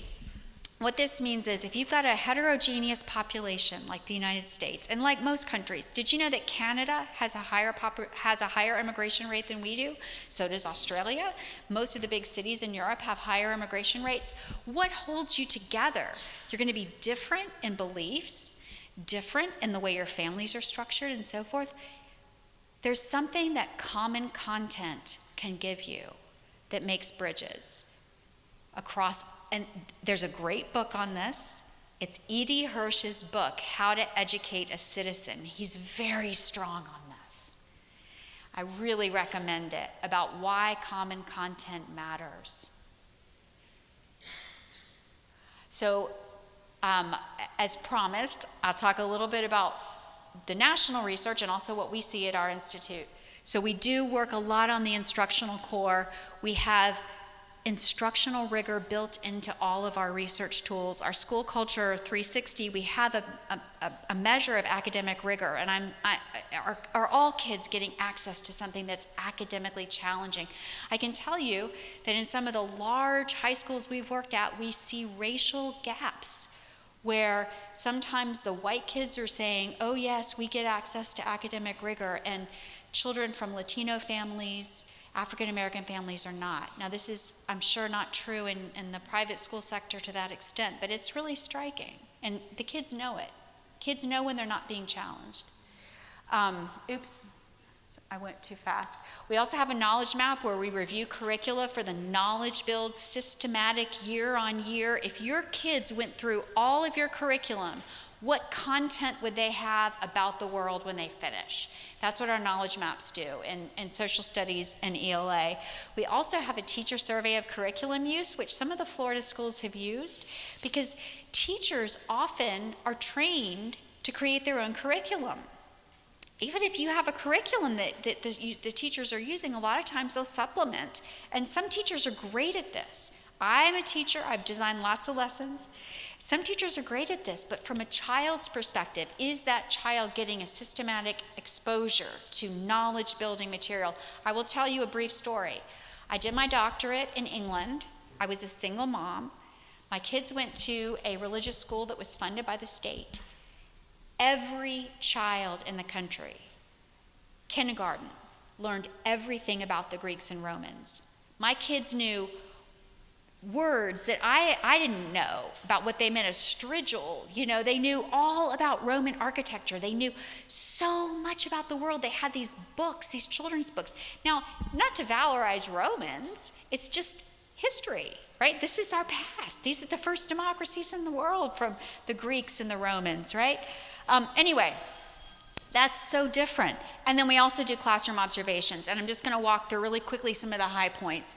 From the knowledge map, we find a lot of significant learning gaps where many textbooks, many curricula, particularly those, like if you've got, there's some ELA and social studies curricula that use a lot of primary sources, that use a lot of really rich literature. Others not so much. They have publisher created material that are not well written, not strong, and don't build knowledge. They may give lessons or moral messages, but they're not building knowledge, which is a missed opportunity. With the teacher survey of curriculum use, the national data is that teachers are using Google, Pinterest, and Teachers Pay Teachers as the 3 most commonly used resources to create curriculum.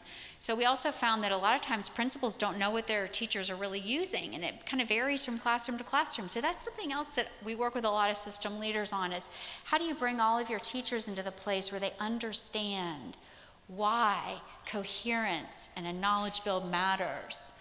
Also, teachers don't get a lot of support on curriculum. The average teacher gets 1.1 day of professional development a year on a new curriculum. Can you imagine? It takes a lot of time to learn how to teach something, and to teach something at a higher level. Classroom observations, this is the saddest. Our classrooms under-challenge kids routinely. This will not surprise you based on the NAEP scores, but do you know that if you are from a low-income family, you are only 40% likely to have on-grade level material in your class? This report, TNTP's book, The Opportunity Myth, is groundbreaking because it really shows that in living color, and I'm sad to say that we've seen a lot of classrooms that are very nice classrooms where people are well behaved and get along really well, where the kids are systematically under-challenged. A lot of it is because teachers haven't been given the support they need. They haven't been given that support from the principals that says, we're going to take it up, we're going to challenge up, we're going to level up. You know, it's really hard. And so what I want to say is, back to the history question, why is this so? Is, again, 100 years ago, in the late 19th and early 20th century, there was actually a massive debate in the educational establishment of how do we train teachers and what do we teach kids?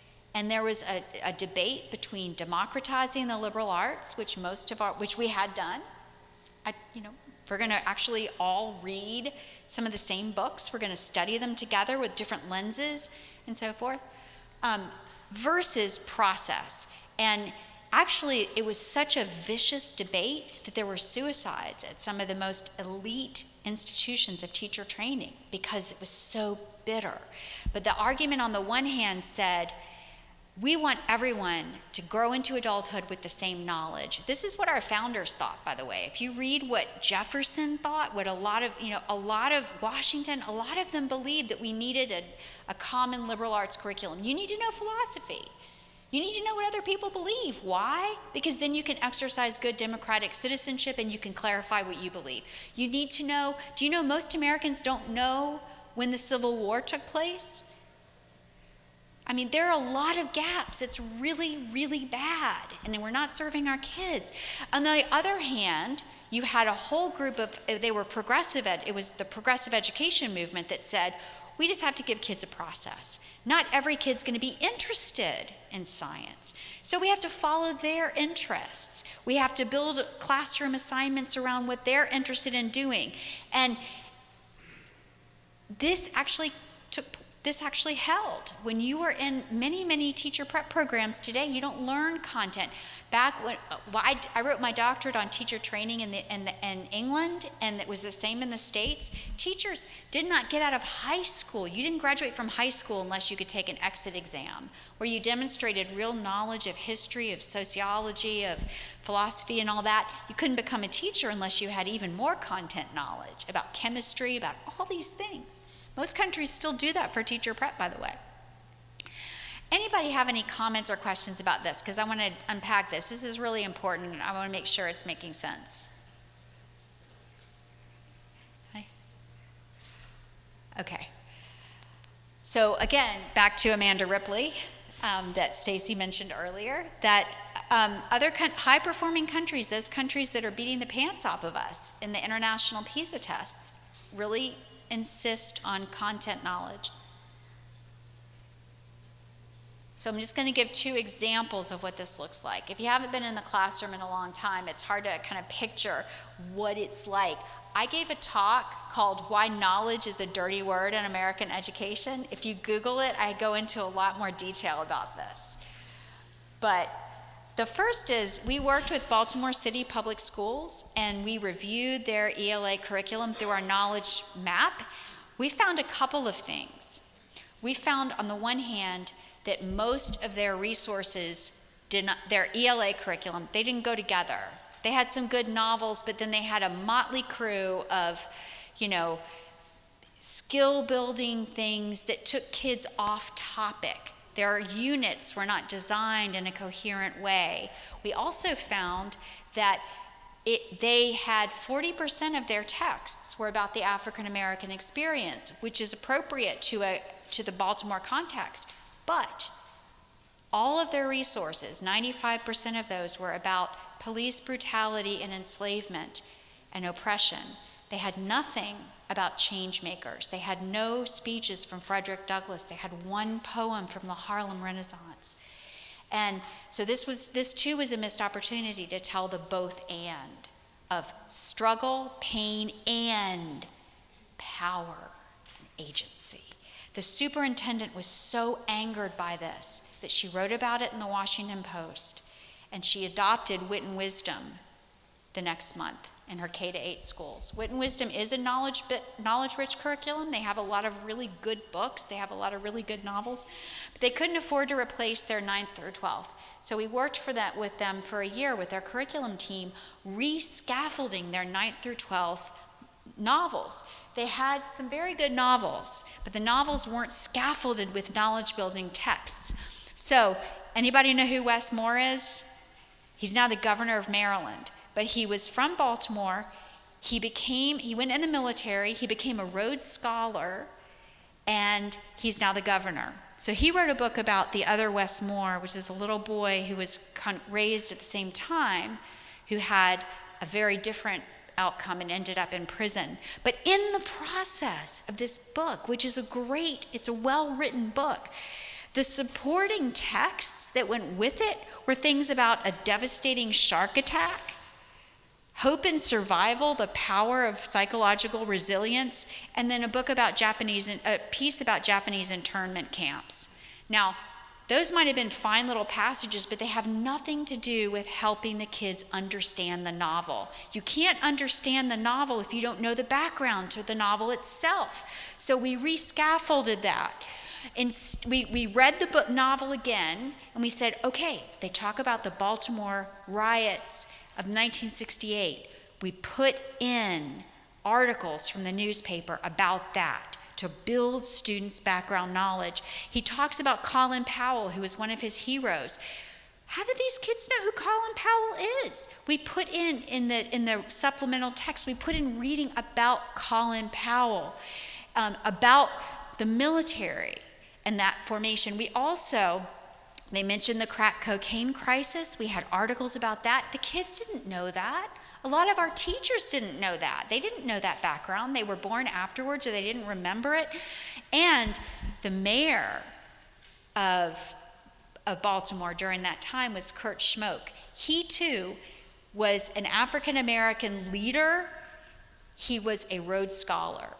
Now, those kids, if you're reading this in 9th grade, you don't necessarily know what a Rhodes Scholar is, right? But why shouldn't the young kids in Baltimore know what a Rhodes Scholar is? That's for them to know. They could be a Rhodes Scholar one day. So we built in a video of what the Rhodes Scholarship is. Does that make sense? Like, that's the difference between disaggregated texts and actually bringing everything topically to help kids understand. We did another one with the novel Persepolis, which is a coming-of-age graphic novel. Not a lot of schools, I don't know, do your schools read Persepolis? Probably, I'm not sure they do, but it takes place during the Iranian hostage crisis and the Ayatollah's regime. And it's really important to know that period of time. So we built in articles from the Baltimore Sun on the hostage crisis. I remember the hostage crisis and how terrifying it was.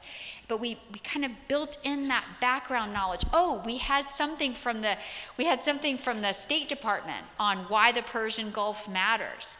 You know, why do we even care about what happens in Iran? Kids need to know that too. That helps them understand the novel, and it builds knowledge. This is an English class. Now, I'm going to give an example from social studies. This was not a district system, it was a private system. We reviewed their social studies materials, and we found that their social studies materials were pretty strong, but they only had 6.9% of their resources were primary sources. So the kids weren't actually reading the document. They weren't reading the documents, they were reading about the events.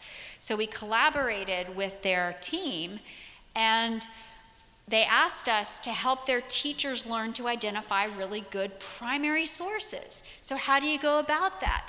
So in a history class, you should be learning facts, of course, but you should also be making those connections, like, what are the big questions of life? What is a just society? What's a just war? I mean, if you're a religious school, it's very easy to be able to answer questions about, well, maybe we can't answer questions about why is there suffering. I can't pretend that even as a person of faith, I understand everything about suffering. I just know that it is and that God suffers with me. But, you know, the question of fate versus free will, how much agency do I have? Those are questions that matter. And so if you're in a social studies classroom, and you're studying ancient Rome, or you're studying the Middle Ages, what battles were happening within the Catholic Church about reality, about what does the universe look like? Those are really important questions. Then in social studies, those are the questions, these are the big questions that primary sources can identify. Like, how do ideas influence literature and art? What factors determine history? I mean, think about that. That's not an easy question. What makes history happen? Is it individuals? Is it the economy? Is it the political structure? Is it all of the above? Is it acts, horrific acts like a hurricane? All those things matter, but teach kids how to ask the questions. how to ask the questions. Why do people fight wars? How do we know if it's a just war? Now, obviously, these are more important and appropriate in high school, but I would say if your social studies classrooms aren't getting at those questions, you're leaving something off the table for your kids. And lastly, the other angles for primary text, you can look abroad. One of the most profound documents that I found for this group. During the Civil War, England, not Great Britain, England, Ian, voted from Scotland. England wouldn't support the South because of the slaveholding. And that was at great cost to the manufacturers in places like Manchester, because their livelihood depended on importing cotton. But they wrote a letter to Abraham Lincoln. They were out of work. It makes me cry every time I think about it. They wrote a letter to Abraham Lincoln expressing their gratitude to him and their support for him. The abolitionist movement was much stronger in Britain than in the United States. And they actually have a monument to Abraham Lincoln in Manchester, England. Who knew? You can read that. You can read that letter with your kids. That just helps them make the connection to, we're not in a vacuum. We're one country. We are affecting others. They're affecting us, right? You know, you talk a lot about student interest. Well, what if you have a student who's really interested in architecture?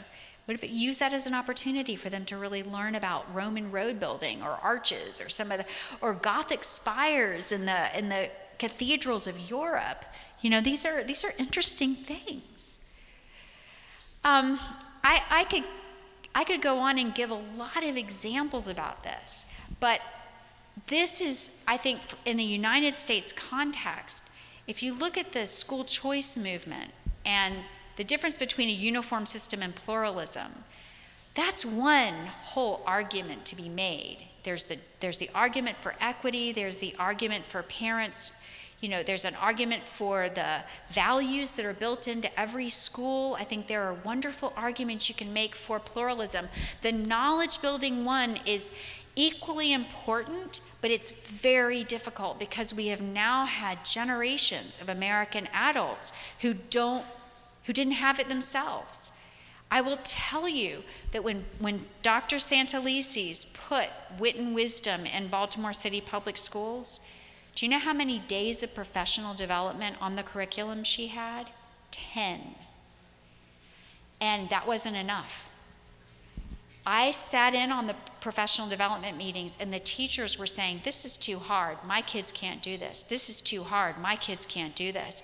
And Wit and Wisdom, and I'm not advertising for Wit and Wisdom, this was a very well done implementation.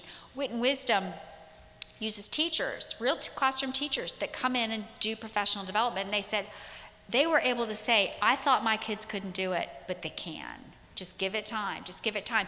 You have to have, if you're a principal, classroom observation walkthroughs that you know how to look for rigor. You know how to look for what we call the productive struggle.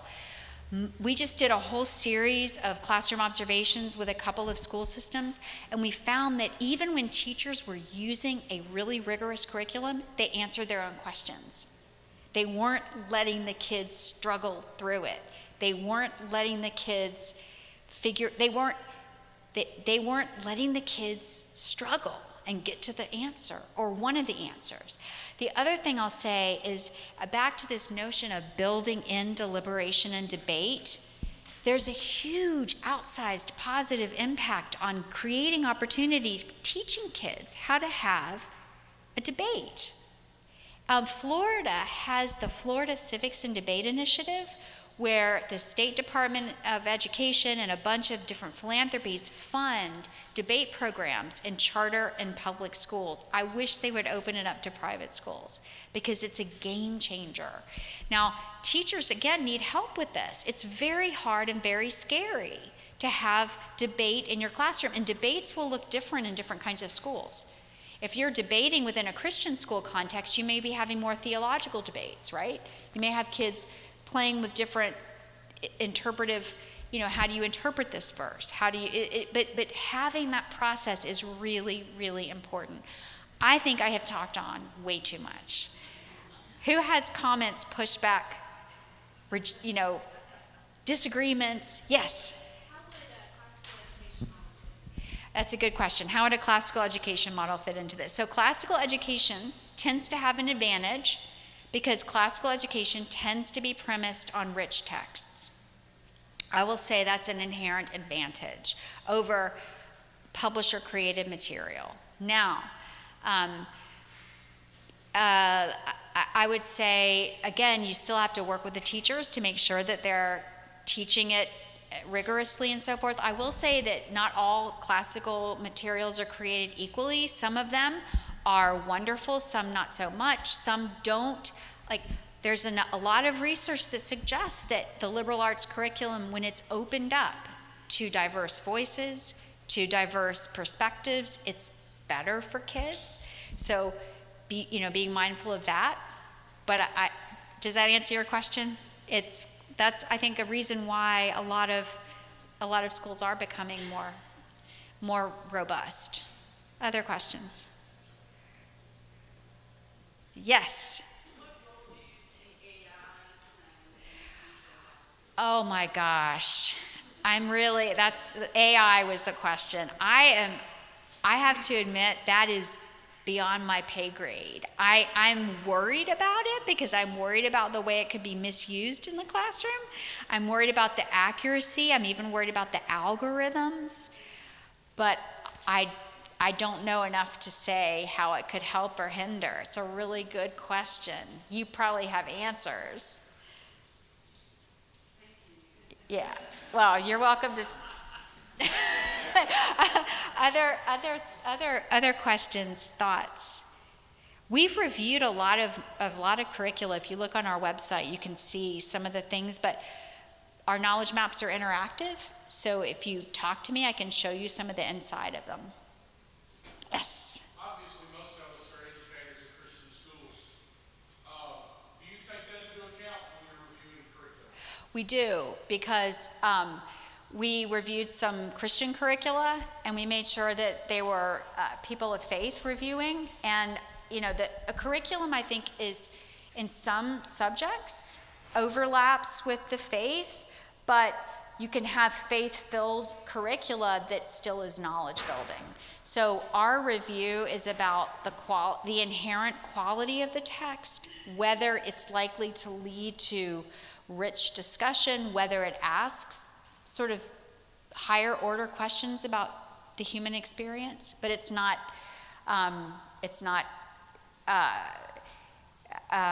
judging the merits of the religious commitment. That's a really good question. There's one right there.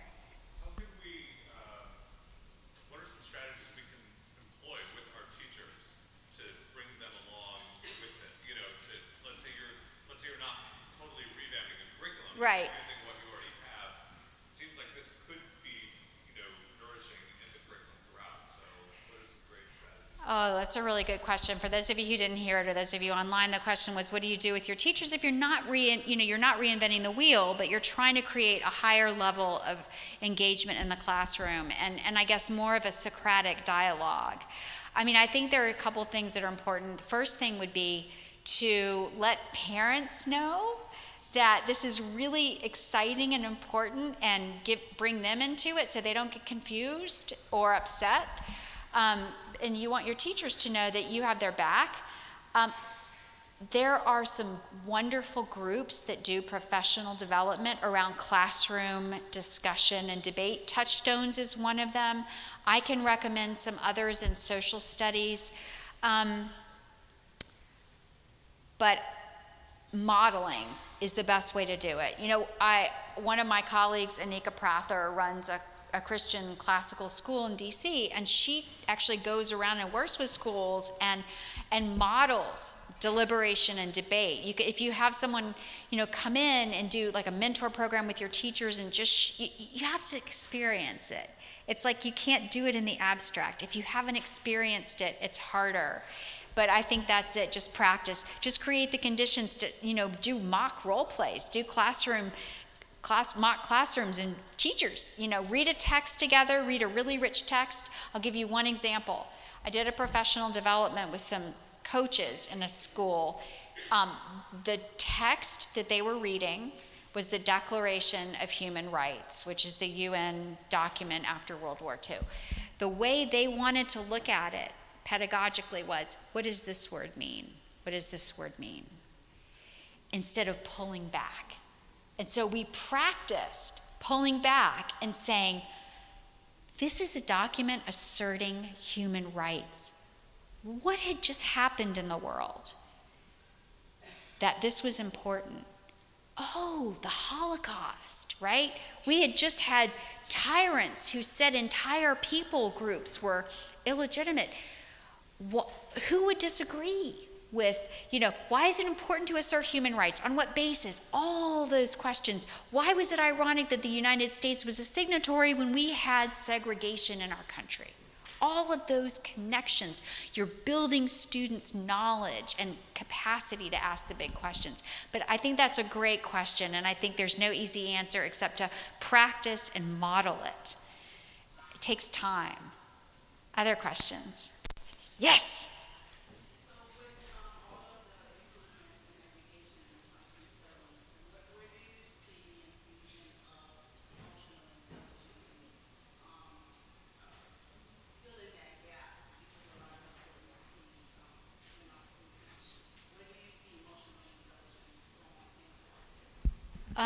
That's a really good question about emotional intelligence. I mean, my personal feeling is that the culture of the school is a better place to build, is the more natural place to build emotional capacity if it lives in the culture of the school than in a curriculum. So I'm just going to make a really quick contrast. There are a lot of programs, social and emotional learning programs, that come into schools, and it's like an add-on.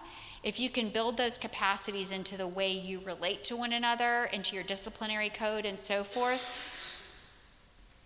that it's not an additional course, it's built into the way you all relate to each other. But I will say two more things. The first is that a really good classroom discussion can help with that.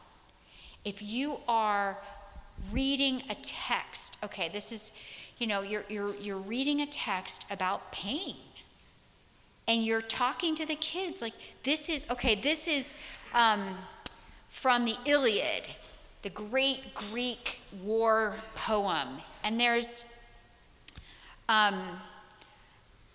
Paris, who is the Prince of Troy, is going to leave. I think it was Paris. I may be getting my facts wrong, but there's this famous passage where he's got his helmet on and he's going off to war and he knows he won't return. And there's this pathos in this moment. He sees his son and he knows he's never going to see his son again. And that kind of really good literature has emotions shot through it. You don't have to invent it. It's there in the human experience. So really sucking the meat out of the bone of literature. Do you know that in many of the curricula that we've studied, nobody reads whole novels anymore? They're reading bits and pieces. Read the whole novel. Read the character development. The other thing I'll say is that growing up, I felt that I needed real help in being truthful about what I was feeling emotionally.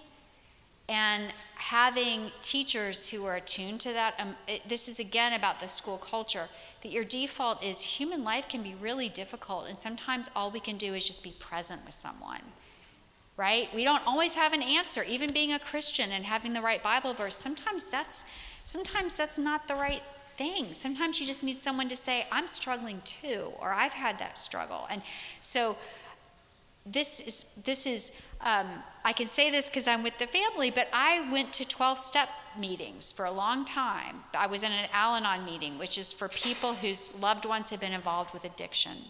That was the most honest spiritual relationships I'd ever had, because people were really honest about the difficulties of life and letting their higher power come in. So I would have given anything as a child to have had teachers who could say, hey, are you okay? It's okay to not be okay. Sometimes you can't pretend things are okay when they're not. you know, and being emotionally honest. I think that would have been a great gift to me as a child. I don't know if anybody else relates to that, but the kind of pretense that everything's okay is not our friend in the long run. It makes us brittle and we break. That's my personal feeling. Yes?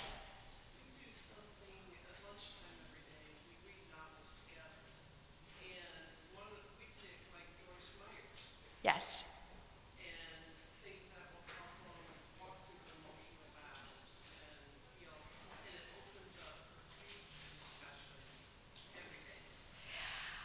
That is fantastic. That is a wonderful idea. That is a really, really good idea. I mean, and you're creating a little distance, so you're not walking around the room saying, "How are you today? How are you today? How are you?" It's like it comes up right in the real course of events of really and. Well, yes, but I don't think the Holy Spirit can be present and heal when we're not at least being honest and genuine. And everybody's life has pain. I mean, I knew going into my adulthood that there would be suffering, and I knew that theologically, and I knew I wouldn't be alone theologically, but I was always surprised by the form in which it came, you know, like that surreal feeling of, wait, is this really my life, you know? So kids are, anyway, it's enough on that. Other questions, comments? Is there a question up here? I'm missing what's going on. Is it time? Oh my gosh, it's time. I'm so sorry. Thank you all so much. Thanks for letting me be with you.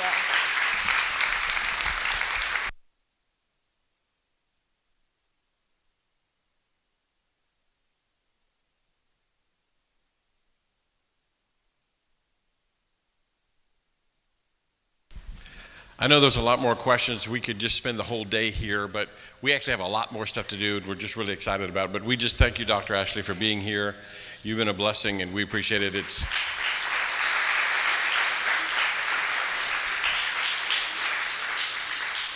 We may not have mentioned it this morning, but we are recording all of these sessions. We will turn those and put those on our Rumble page. Like we did last year, we'll create a page for the workshop that has every one of the sessions, all the videos, PowerPoint presentations and slides and stuff like that. They'll send them to us. We'll add those to those pages, so you'll have access to those links and stuff like that. We'll all be on that one page. So everybody who came to the workshop will have access to that page. So take notes and all those kinds of things, but we're going to get it all up there for you as well. We're just about time for... Those who did not sign in for the workshop, please see me before lunch so you'll have access to that information, okay? If you did not see, if you just came in, you might not have access to it, so please see me. And one of the conversations we'll have moving forward, if your school would be interested in doing a curriculum study or knowledge study, something like that, with working with Dr. Ashley's team, let us know. Communicate that to Joe or myself, and we'll communicate that to the board. It would take a number of schools to make that a viable thing, but we'll take a look at that. So we got TEL Education coming up next. They're actually sponsoring breakfast tomorrow morning. So tomorrow morning when you're having coffee and a donut, these are the guys to thank for tomorrow morning. And then when they get done, we will break to lunch. We'll be back where we were before. Okay, we'll see you all in a few minutes. Come on up. Thank you. Appreciate it, brother. All right. Thank you very much for having us today. TEL Education is here in partnership with Southeastern University to present on dual enrollment and the dual enrollment program that we are offering in partnership with Southeastern University. Okay, brief introduction about TEL Education. We partner with regionally accredited universities around the country to make higher education affordable and accessible, specifically with dual enrollment. So we partnered with Southeastern, I think going on about a year now, to offer an innovative dual credit program that really provides academic support services to our high school partners to be able to help their students be successful, within our program. Good morning. My name's Sean Stewart. I'm the dean over all of our partnerships at the university. And for those of y'all that don't know Southeastern University, just to do a very brief 30,000-foot flyover, we are a Christ-centered university up in Lakeland. And our mission is to help students to discover and develop their divine design, and really to find God's calling in their life through their educational experience with the university. And it really is the heart of the university to extend that mission as far as we can, so that more and more students, especially as they're coming through their formative years, are discovering God's calling for their life. And so part of my role in my position is to extend that mission earlier in their formative years, which is why we're here today and why I'm excited about this group in particular. We want to partner with you guys through TEL. It's been a wonderful partnership so far, and it's given us an opportunity to touch more students earlier in their high school careers, so that those seeds are getting planted as you guys are working with them in your classrooms and out of the classrooms as well, if you're doing work, even during the lunch hours. So anyway, so we're excited about it. This is a great opportunity for the students, and it's why we're here. So let me turn it back over to Tyler. Appreciate it, Sean. Yep. All right. So getting into the Southeastern Dual Enrollment Program powered by TEL Education, we partner with Southeastern University to offer 20 plus, asynchronous self-paced instruction courses. These courses are $200 for a 3 credit hour course. They are $266.68 for a 4 credit hour course, and they are flexible. They come with flexible terms. Now, majority of our partners stick to the traditional 16-week progression, as most private schools or schools in general, that's what fits their school protocols. But we do offer flexible terms. What that means, we give the autonomy to the high school to choose the start and the end date of these courses. So if you'd like to have 12-week courses, we can definitely accommodate that. If you'd like to have 18-week courses, we'd like to accommodate that. But as I mentioned before, a majority of our partners stick to the 16-week progression, as that fits their protocols, what they have, and that's what their students are used to as well. There are no course minimums or course maximums. So if you have 5 students that want to take an English composition course, that's perfectly fine. It's always going to make every fall, spring, and summer, as all 20 plus courses are going to be offered every fall, spring, and summer, no matter what the enrollments are, whether it's 100 enrollments, which I'm sure Sean would love to have 100 enrollments, as should we. But if you have 5 students, 2 students, 1 student, that's perfectly fine. We currently have high schools in our partnership right now that have 1 student taking 1 course. And so no course minimums or course maximums, as we know that can be problematic with some university partners, because some courses are offered certain semesters. If there's not at least 8 to 10 enrollments, then that course is not going to make. Within this program, you never have to worry about that. From a planning perspective, all courses are offered every fall, spring, and summer. The test score requirements and admission requirements. There is no test score requirement. There is a recommended GPA of a 3.0. We give the autonomy to the private schools to be able to certify and allow their students that they feel are equipped to participate within this program. Now, majority of our partners do implement some kind of requirement, whether that's a GPA requirement or that's some kind of test score requirement. We just give the autonomy to the private school as far as no test score requirement, specifically with the PERT score being there. Talked about the admission requirements. As far as onboarding, we try to stay within the 24-hour or less. As far as admission is concerned, enrollment, we try to stay within the 48-hour or less timeline on our piece. We talked about the no course minimums, course maximums. As far as academic support is concerned, we provide a tremendous amount of support and communication. We provide account managers that work with your faculty members. We provide student coaches that track student performance and student progress. And then we also provide site manager access, which is providing real-time access to grades and progress for your students. So we'll give you credentials so you can log in 3 times a day, once a week, to where you can have access to your grades for your students. And these are numeric grades so that they can fit your reporting. And then at the end of the semester, you'll get a letter grade as far as that's concerned. We will also provide you a dual credit growth professional. This is a service that we started providing about 6 months ago. My colleague Tom Miller, who is a retired dual credit administrator for online services in the state of Texas for a long time, he works with our partners to be able to work with course strategy and best practices as far as dual enrollment is concerned. And so he'll work with you at least 3 to 4 times a semester to be able to strategize for next semester best practice to be able to help your students be successful within this program. So to that, does anybody have any questions as far as that's concerned?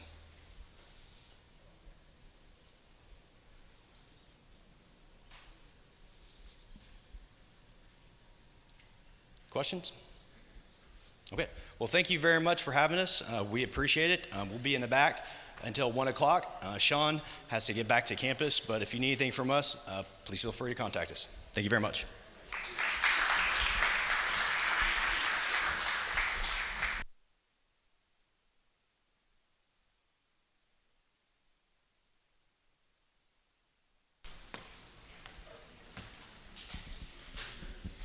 Okay, we're preparing for lunch in just a couple minutes. I'll say a blessing over the lunch. And just a reminder, those who did not sign in, please see me. I'm at the front here, and sign in so we can have your attendance. One per represented per school, okay? So let's pray. Heavenly Father, we're so grateful for this opportunity we have to be together and have you as our focus of attention, that we try to do everything that pleases you and honors you. And we're grateful for that, grateful for those that attended today. And now we just ask your blessing over the lunch. Let that food nourish our bodies and give us strength as we continue the workshop throughout the afternoon. We pray in Jesus' name. Amen. Okay, everybody know where the cafeteria is? If not, you're going to be hungry. No, it's right down the hallway.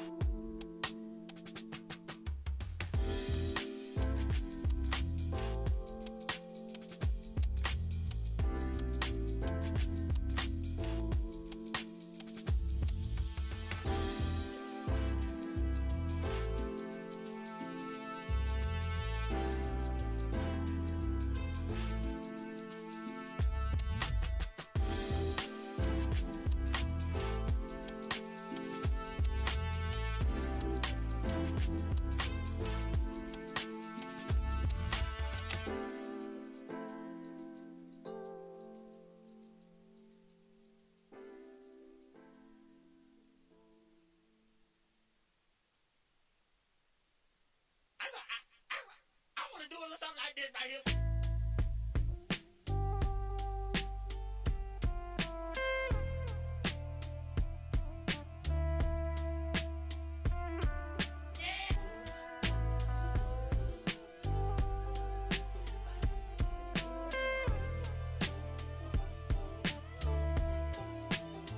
Let me hear you say it. Won't you give up? Those things that I told you, the missed calls that I went through, but does it count for nothing? Oh, oh, oh. But what's a man like me to do? All those things you put me through, does it count for nothing? Yeah, got feelings I do. You should know better than to. Fade it out like that of fruit. You been acting from the root. Yeah.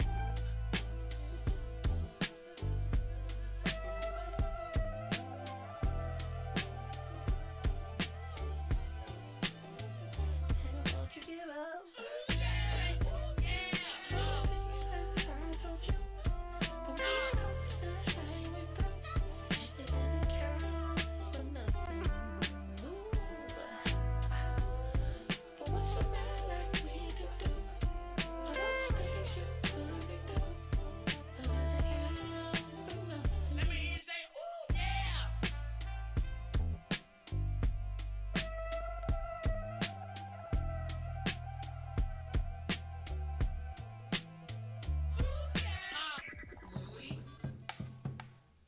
No, señor. Esa sí es. Palma.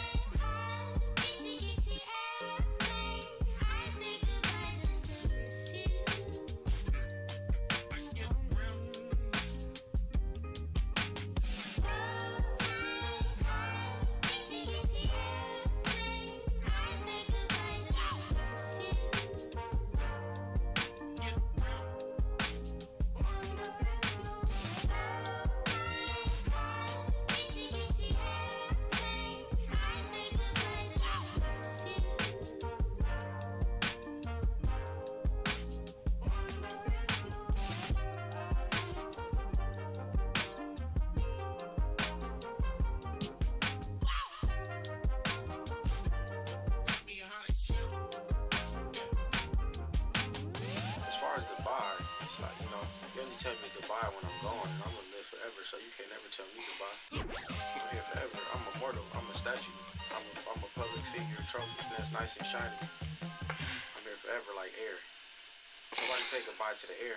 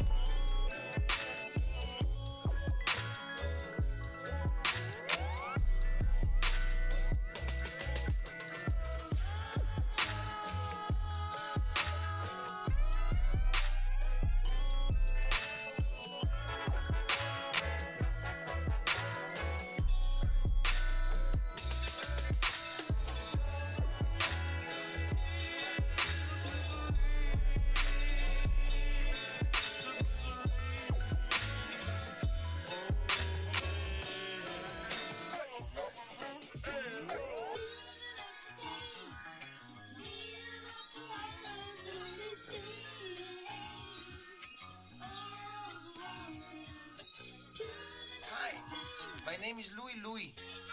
I made this recording all by myself. The first thing I have to tell you is this.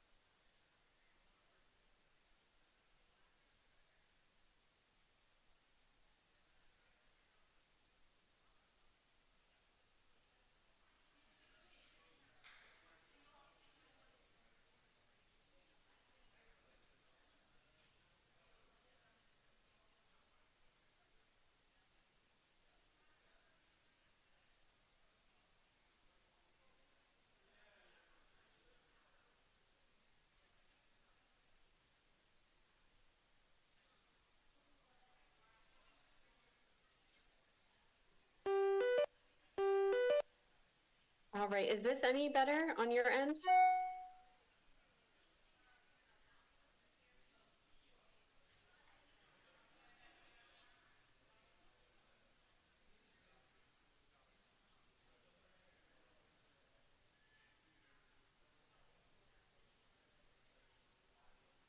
Okay, you can hear me. And please let me know if it's too loud or too quiet. I can speak up. Great. And if you are able to hear me, I just will need that permission to share my screen. So at the bottom of the Zoom screen, there should be an option to allow others to share.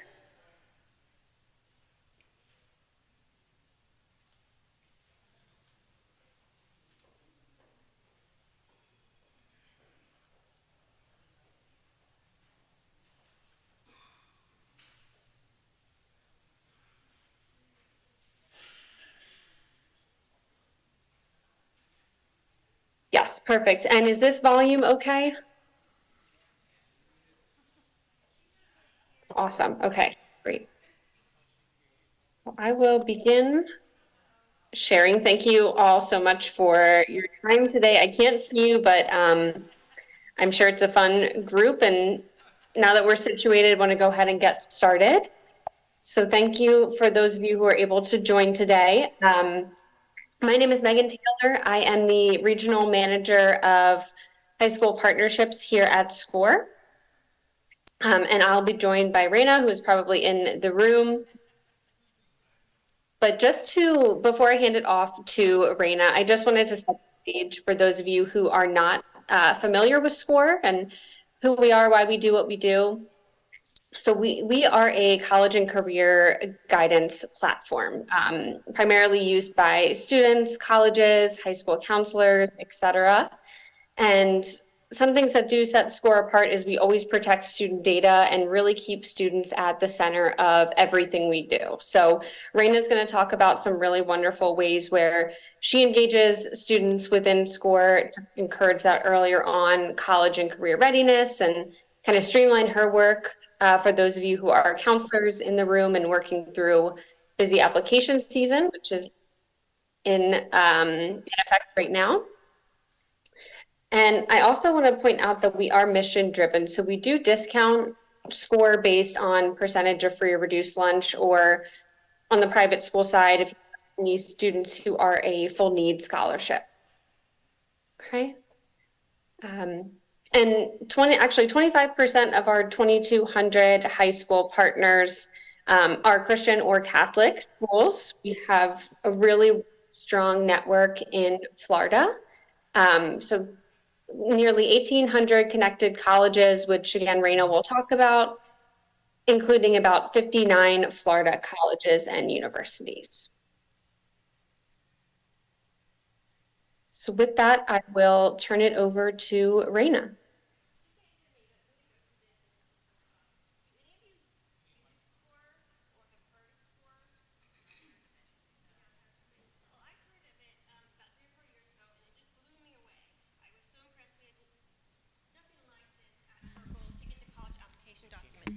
So we had nothing at Circle to get the college application documents out. Many schools use Naviance or Parchment or something like that.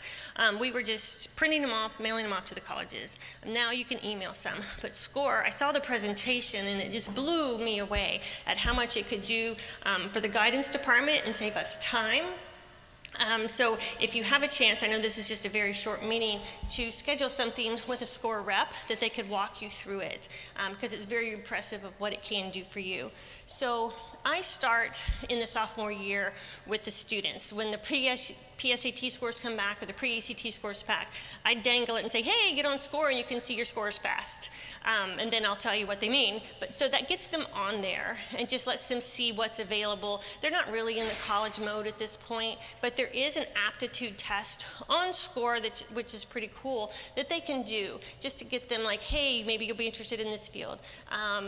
It also engages the families because the parents can have a link of their own and an account of their own where they can suggest the colleges to the students, which is kind of cool because then it leaves the students doing their own thing and the student can go, nah, I don't like that suggestion, and move it off of their board.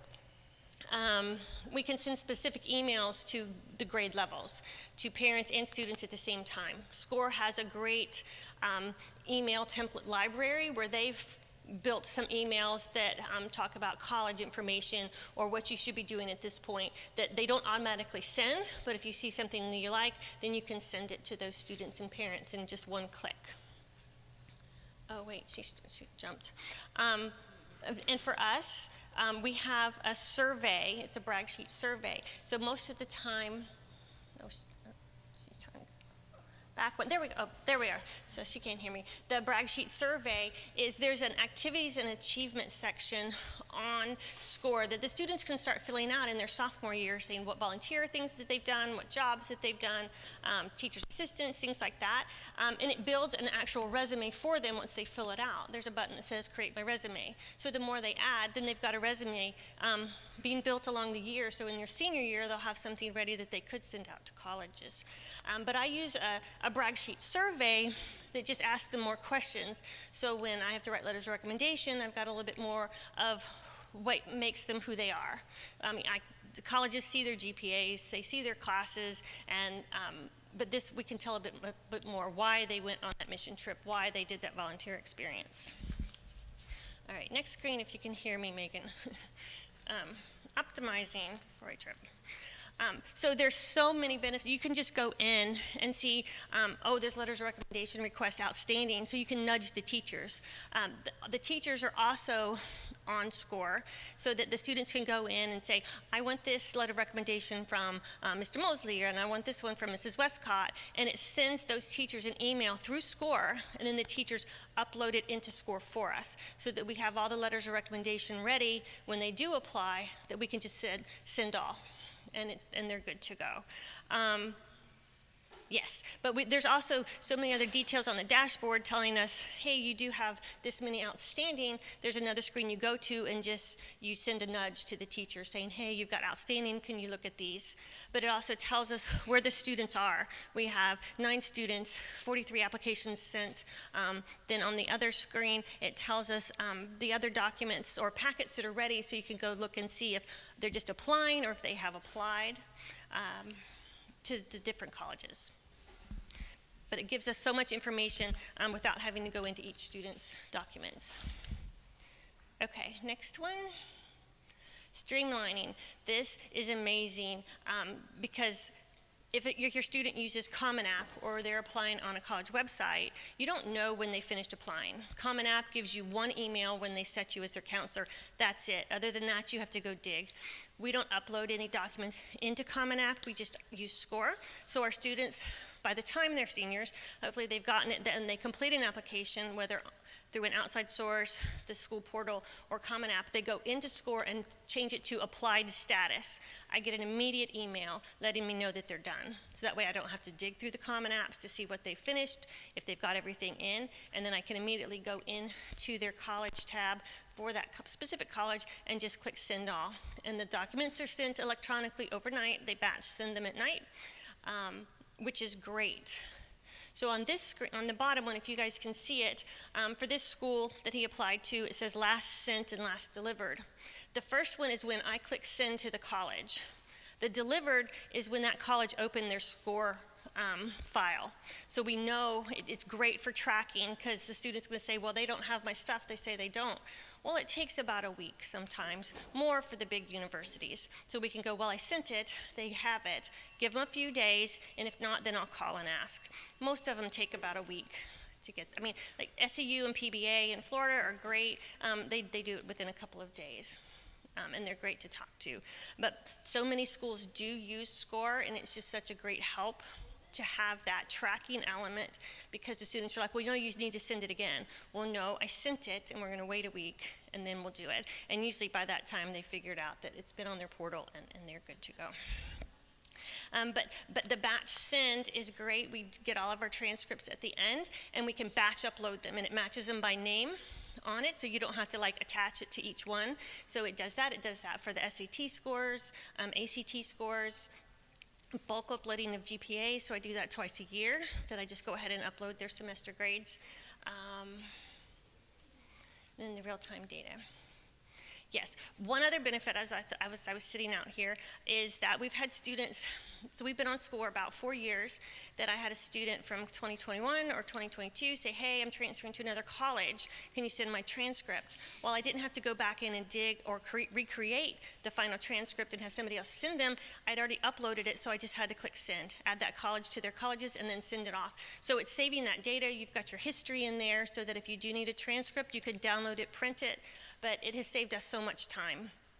So quite a few of the schools in our private school consortium in Central Florida are on SCORE, and so it's been great to be able to talk to them. But the SCORE reps are awesome, but just seeing their demo of the different ways the students can search for colleges, and you get so much information. You get the GPA, the SAT, ACT minimum requirements, and there are some virtual tours on there too. But I'll let Megan talk some more now. But it's been a great asset to our guidance department in getting those application documents out quickly too. Yes? No. All right, thank you so much, Rena. No, because that's kind of one-on-one for us anyways. Yes, thank you, Megan. Okay, you can have it back now. I'll answer that. Wonderful. So I'll go through this quickly, just given the time, but this is the high school counselor experience. So as Raina mentioned, I'd be more than happy to, meet with any schools if you wanted like a one-on-one demo. But this is really where, students can, and you all can actually search for colleges that just your students are, interested in applying to. A lot of really great search filters in terms of, students can see this as well. Again, parents and guardians would be on SCORE, as Raina mentioned. So just a variety of search filters in terms of really helping students address 3 questions. So, can I get in? Will I fit in? And can I or we afford it? Okay. And school size, religious affiliation, campus setting, distance from home, admissions, etc. And as students are adding these filters, such as, I'm really looking for a study abroad program, robotics club, they can get really particular to really help drill down on that fit and see colleges that actually meet some or all of those preferences. Now they can also just search for any 2 or 4 year university in the US, and we also have a bunch of international colleges. But here's the University of Miami as an example. So this is a college overview page from the lens of a counselor, but looks very similar on the student and parent guardian side, where, as Raina said, they can take virtual tours of campuses and really see all of the information in terms of admissions, social media content. So meant to be very engaging for students. We also have a mobile app that students can use where all of this is right on their phones. Academics, so things like popular majors at the school. Admissions, and if you do have, maybe some of you are using a other platform at your school. So if that is the case, we can import that historical data to populate things like scattergrams that are specific to your high school, past student acceptances, outcomes, etc. And a real benefit, not only for counselors, but also for students and families, is really just having one streamlined place to go for all things, college and career readiness. You can see here application deadlines, details, requirements, cost and financial aid information, student life. So this is, some important metrics like retention rate, size, diversity, geographic diversity, ROTC, and then programs that would be tailored to those preferences that students enter. Okay. And then on your side, You do also have the ability to schedule college rep visits directly through SCORE with those 1,800 connected colleges. Store all your admissions rep information, so really kind of streamlining like back and forth email for visit scheduling, because you can really set up your availability. And as Raina mentioned, you know, all of that data stays on file, right? So as you, Raina explained, she could go back and see students from 2021 that applied, outcomes, etc.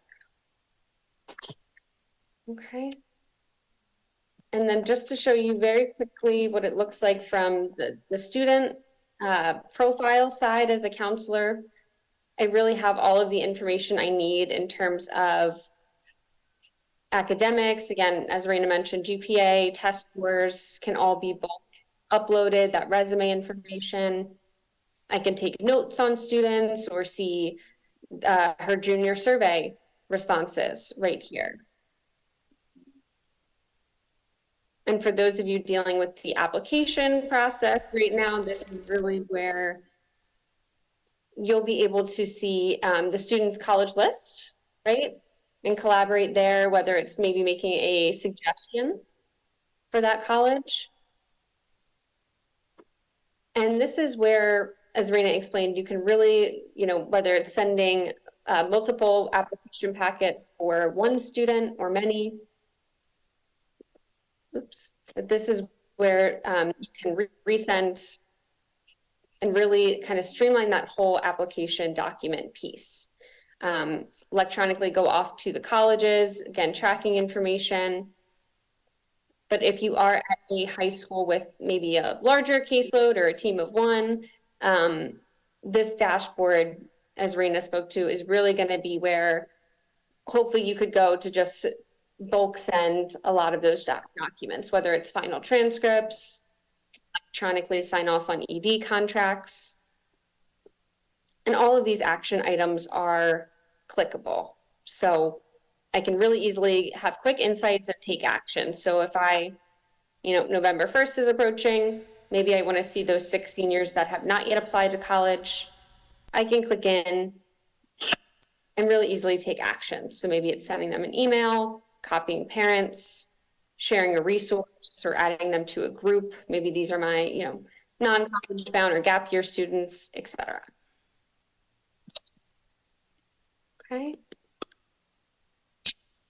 And then with that, I also do want to point out that we have a really great free resource. It is an ASCA aligned college and career readiness curriculum. So this is a free resource for all SCORE schools, but it has very nice pre-authored lesson plans that are detailed.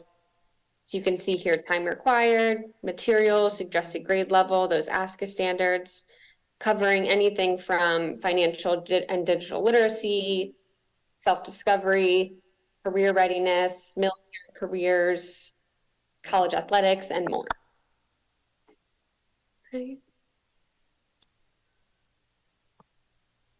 And I'm not sure where we are on your end with time, but again, would be more than happy if anyone is interested in seeing if SCORE would be a fit for their school. Raina is obviously a good resource since you have her there now. Feel free to ask questions in person, but I would be more than happy to schedule a demo with your school and just learn more about your needs.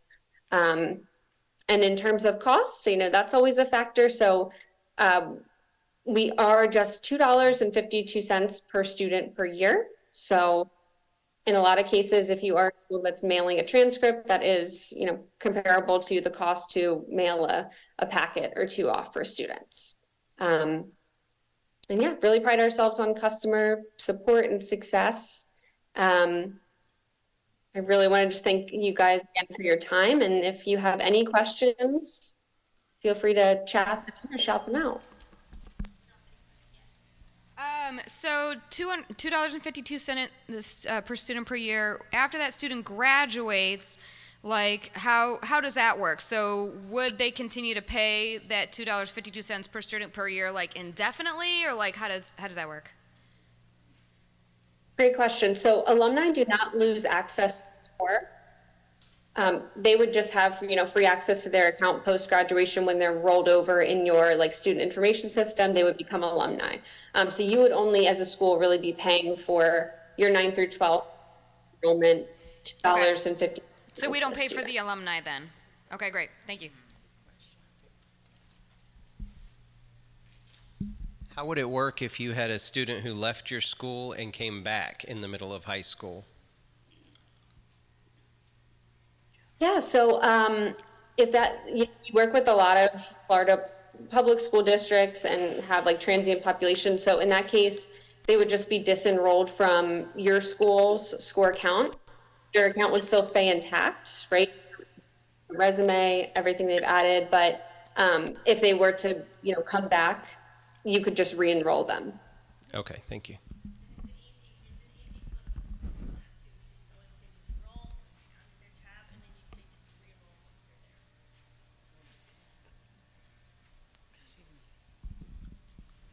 Was there another question? Yes, so when does the student per year pricing starts? When they're in 10th grade, or is this from ninth grade up, or what?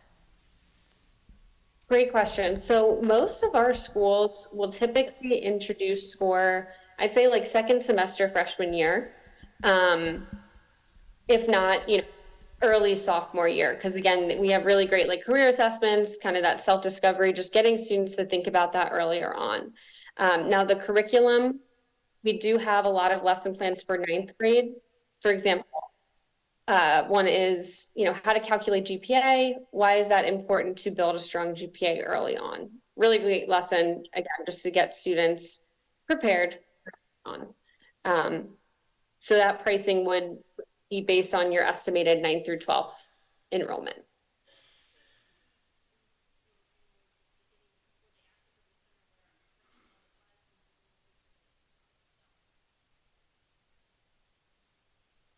Does it integrate in any way with any of your student information systems to where we're not having to go in and re-put in a transcript from our system manually into that system as well? When a transcript gets entered into SCORE, you upload a PDF document of it. It's not like you're entering the transcript information like Right Futures. So Okay. you upload the hard copy, the PDF, so that PDF can be immediately sent out. So you're not duplicating once you load Right Futures. Once you have your school, wherever you do your school transcripts on whatever platform that you use, that you create a PDF and then upload it into that. Okay, so it's basically a hub. Yes, in that sense. yes, but you've got that history there in case, like, we've already uploaded our initial transcripts and those who need midterm, then we'll upload those. So it keeps that hard copy, those series of hard copies for you in there. But yeah, Is there a minimum number of students for a school?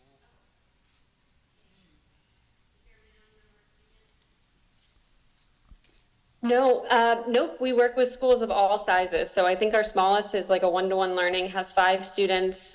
We work with Miami-Dade County that has, 2,000 seniors at some school and everywhere in between. Just curious, how big is your school? an average of 70 students per class, and then,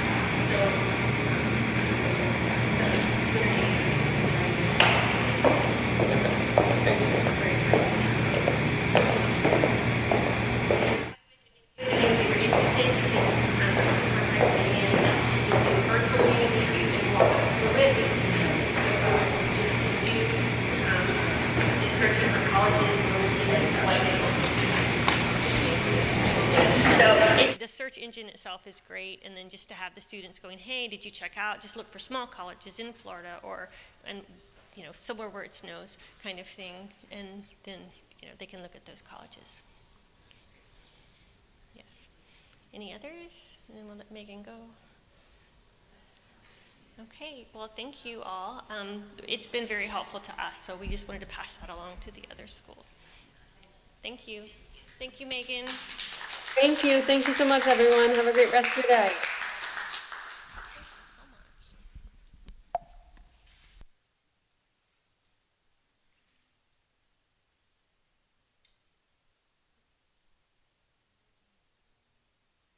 Thanks all.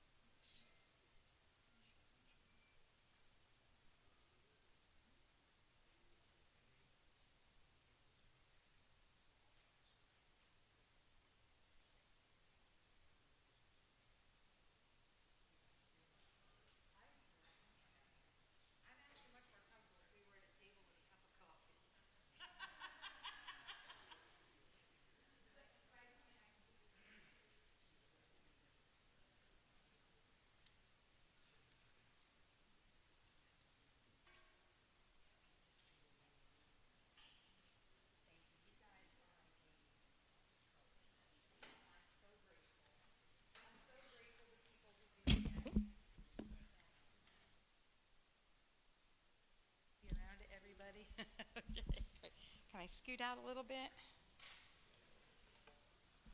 Ooh. All right. Will there be any changing into this track, or no, that everybody that's here is going to be here? Well, it is so good to see faces in a real room, to hug a neck, to meet people I've only known through Zoom and get to just say hello. And I want to honor FCCPSA first off because they have stayed faithful for many, many years. But even through COVID and even through the Zoom and everything, they provided us with such rich resources, and I'm extremely grateful. And I'm sure many of you who've been with them for many years, like I have, I'm the administrator I am today primarily because of the organization, the training and the support and everything. So I just say well done, because I know the last few years has been a challenge. I would clap, but it'll probably bang, so I don't want to do that. But I know many of us, we're just extremely grateful. So Joe, pass that on to everyone else, but it's really, really important what we do here. Well, I'm Liz Darnell, and I'm saying hello and howdy from Sanford, the Rock Academy, and also passing along a big hello to those of you who know our Miss Paula Williamson. She said, say hello to everyone from Christian Victory Academy in Orlando. So I'm extremely glad to be here. And sometimes I get the reputation of the girl who likes to write manuals and work on policies and procedure. And while that is true, I just want to say that having efficient policies and procedures just makes my work efficient, because God didn't call me to minister to paperwork. It's not paperwork that delights me. He called me to minister to people. And if I can make my school, which is a small school, and for many, I have departments now, but when we started for the first 12 years, it was me. So if you're one of those really small schools and you're the single administrator, or you have a very, very small team, I know what that's like. And so I really dedicated myself to making work efficient so that I could get to the work of ministering to people. What we do is sacred work. It's holy work. We are working with people that God loves and that He died for. And so I take that extremely seriously. So yes, while I do love my paperwork as far as policies and procedures, it is a mean to an end, and and that's the part that I love. Anyway, I don't know, some of you I know, some of you I don't know. So I don't know if you have a large department and you handle off everything to a department head, or whether you are a small school. I don't know whether you are brand new into this walk and everything's overwhelming and terrifying to you right now. Or whether you've done this and you're always willing to learn, that's why we come, but that you have... you've worked out a lot of these things for yourself. So I'm not really sure, they always say know your audience. I'm not really sure on the spectrum where everyone is. However, I have been asked to speak on, this is a really weighty title. When I read this, I thought, oh, okay. Providing an accurate and understandable high school transcript to promote your graduates. So I don't know who came up with the title. Was that Jim? Came up with that title? Okay. I'll thank him later. Could you just say I was going to say something about transcripts? That's really all I was going to say. And again, for some of you, this just may, I hope I give you some tidbits to make yours better. But some of you may already have a beautiful transcript, and in which case I'd really love to hear from you, and I'd really love to have feedback and discussion. We'll be taking questions at the end, but please feel free at any time to give information and to help this along. I really am just going to talk about real briefly. This is kind of a flyover, but there's really 4 things. I want to talk about the goal of a good transcript. I want to talk about the FCCPSA requirements for a transcript for accreditation.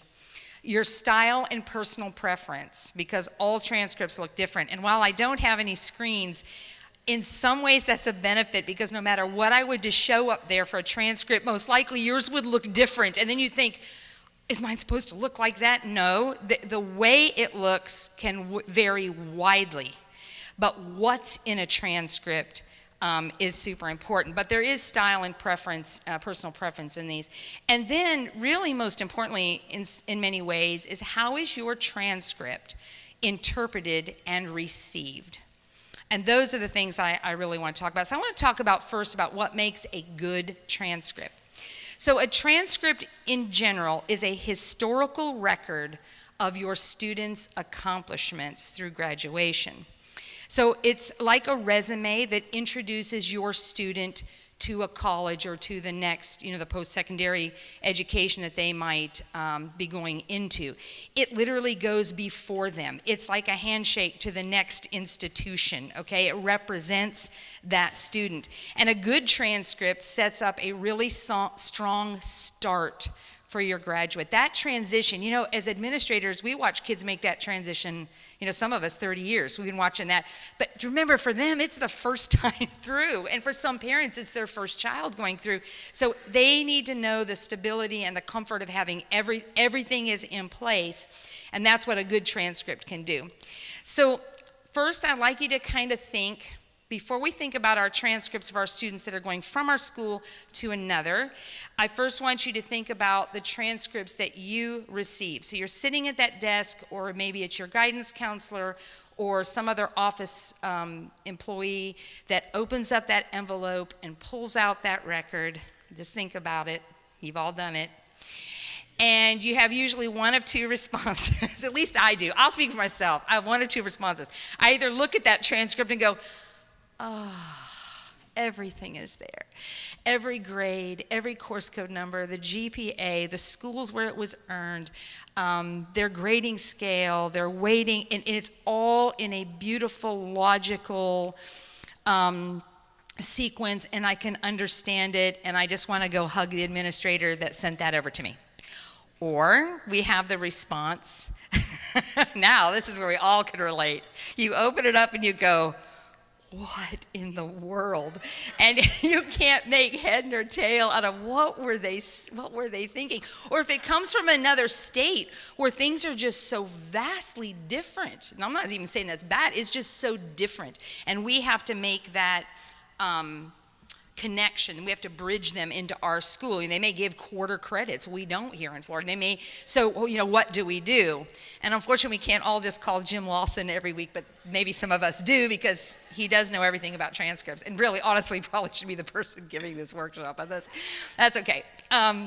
Anyway, so you can think about what's a good transcript coming into you, and how does that make you feel, and how does that make your job?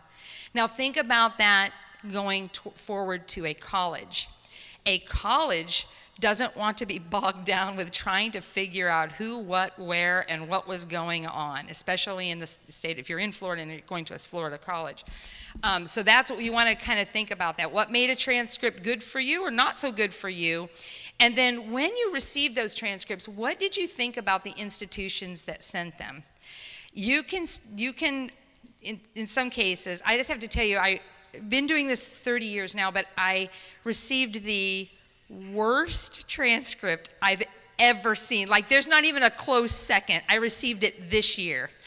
And it was so, one of the first things I did was I got on the internet to find out the website of the school, just to check it out, because I'd never heard of them. I promise you they're not FCCPSA accredited, so I'm not worried about offending anyone. I'm not even going to mention the school, but I know they can't be accredited. But first of all, on their website, they said they were accredited by the Florida Department of Education. Well, there is a small problem with that, because the Florida Department of Education does not accredit schools. So here it is in bold print, and I thought, okay. All the while, that this is all forming an opinion, and my level of trust is sinking. They had no course code numbers. The names of the courses were very odd. They had grade cards also came within this packet.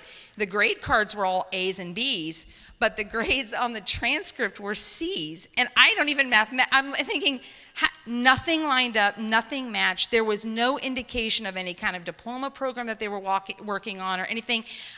So I thought, okay, I'm going to try calling the school, which I did. And I got about this far into the sentence. I said, "This is Liz Darnell. I've received a transcript for an incoming student, and I had a question about," and she stopped me about right there and just said, "You'll have to email us." And I said, "Well, I've already looked at your website. There was no email available."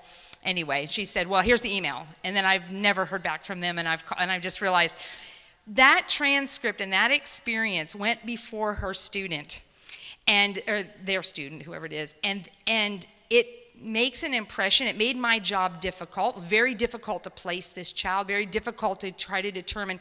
So think about that, the job that this transcript is doing as it goes before your student into the next institution. We want to set up the students for success. We want them to have, we want the institution that receives our transcripts to have confidence in us, to look at us. But mainly, your name, your reputation, and your brand is extremely important. Because of that trust that it builds to another institution, even if you send your child to another high school, if they're transferred out of your school, because ultimately that piece of paper does represent the student, it represents our school, but our school represents the kingdom.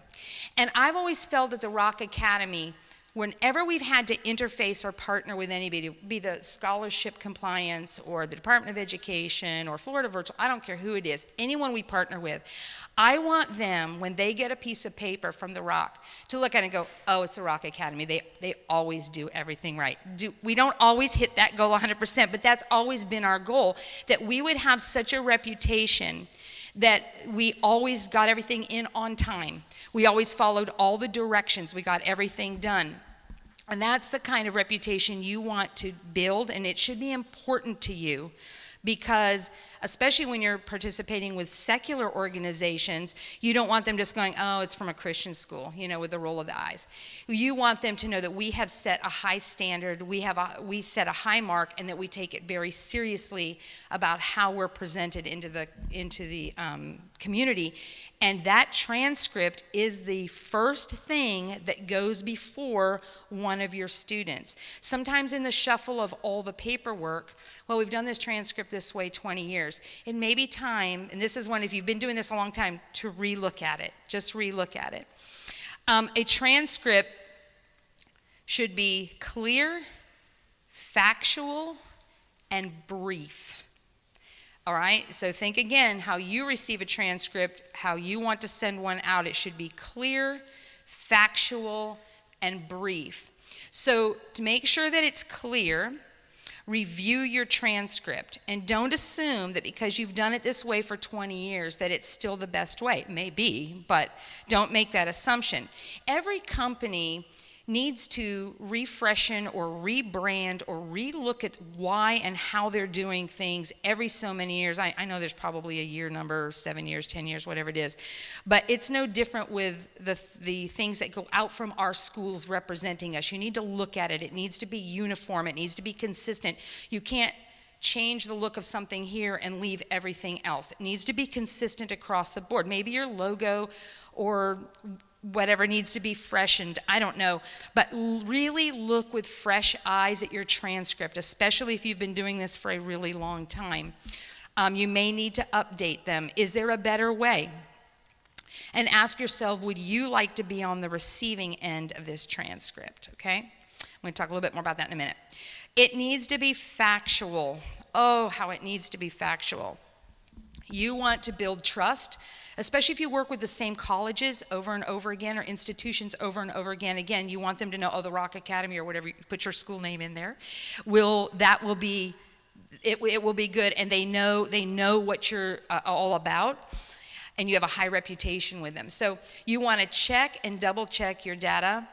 No, probably like you, we begin building this transcript in middle school if they're taking high school level courses, and then every year we're adding to this transcript every year. So we are reviewing it every single year for accuracy. So by the time they get to graduation, it should have been gone through with a fine-tooth comb. So you don't want to wait until January of their senior year and then go scrambling trying to get everything into a transcript. And I know it depends, we'll talk about in a minute, but it depends on whether you're doing them manually or through a student information system. I know that makes a difference, but you should still be reviewing it and looking at it every single year to make sure that it is accurate. Be sure, let me see what else I have. Be sure your course codes for high school credits are accurate. Be sure that the course progression documented on the transcript matches your graduation requirements. And I do a lot of, in the years past, I've done a lot of site visits. I've gone to a lot of schools, and I don't even know how many transcripts I've looked through. But there are times when what's on their transcript, and they're graduating them, is not when I read through their graduation requirements. And again, I don't think there's anything nefarious about this, or I think sometimes one thing gets updated and the other doesn't. And so again, you have to be sure that all of this is being updated. Maybe your graduation requirements have changed. Maybe you've added another diploma option. You know, we've got college prep, standard, and vocational, I think. And so maybe one has changed and the other hasn't. So make sure that you have looked through your graduation requirements, because I promise you accreditation, if they come on a site visit, that is one of the things they're going to look for, to make sure that you are sending graduates out of there based on what you said in your documentation, in your manuals and handbooks and everything else, that's what's going out from your school. Be sure that the final grades, the GPA, test scores, all the other things that you say a graduate from your school must have, make sure that it matches with the graduate you are about to graduate or have graduated. Make sure they match.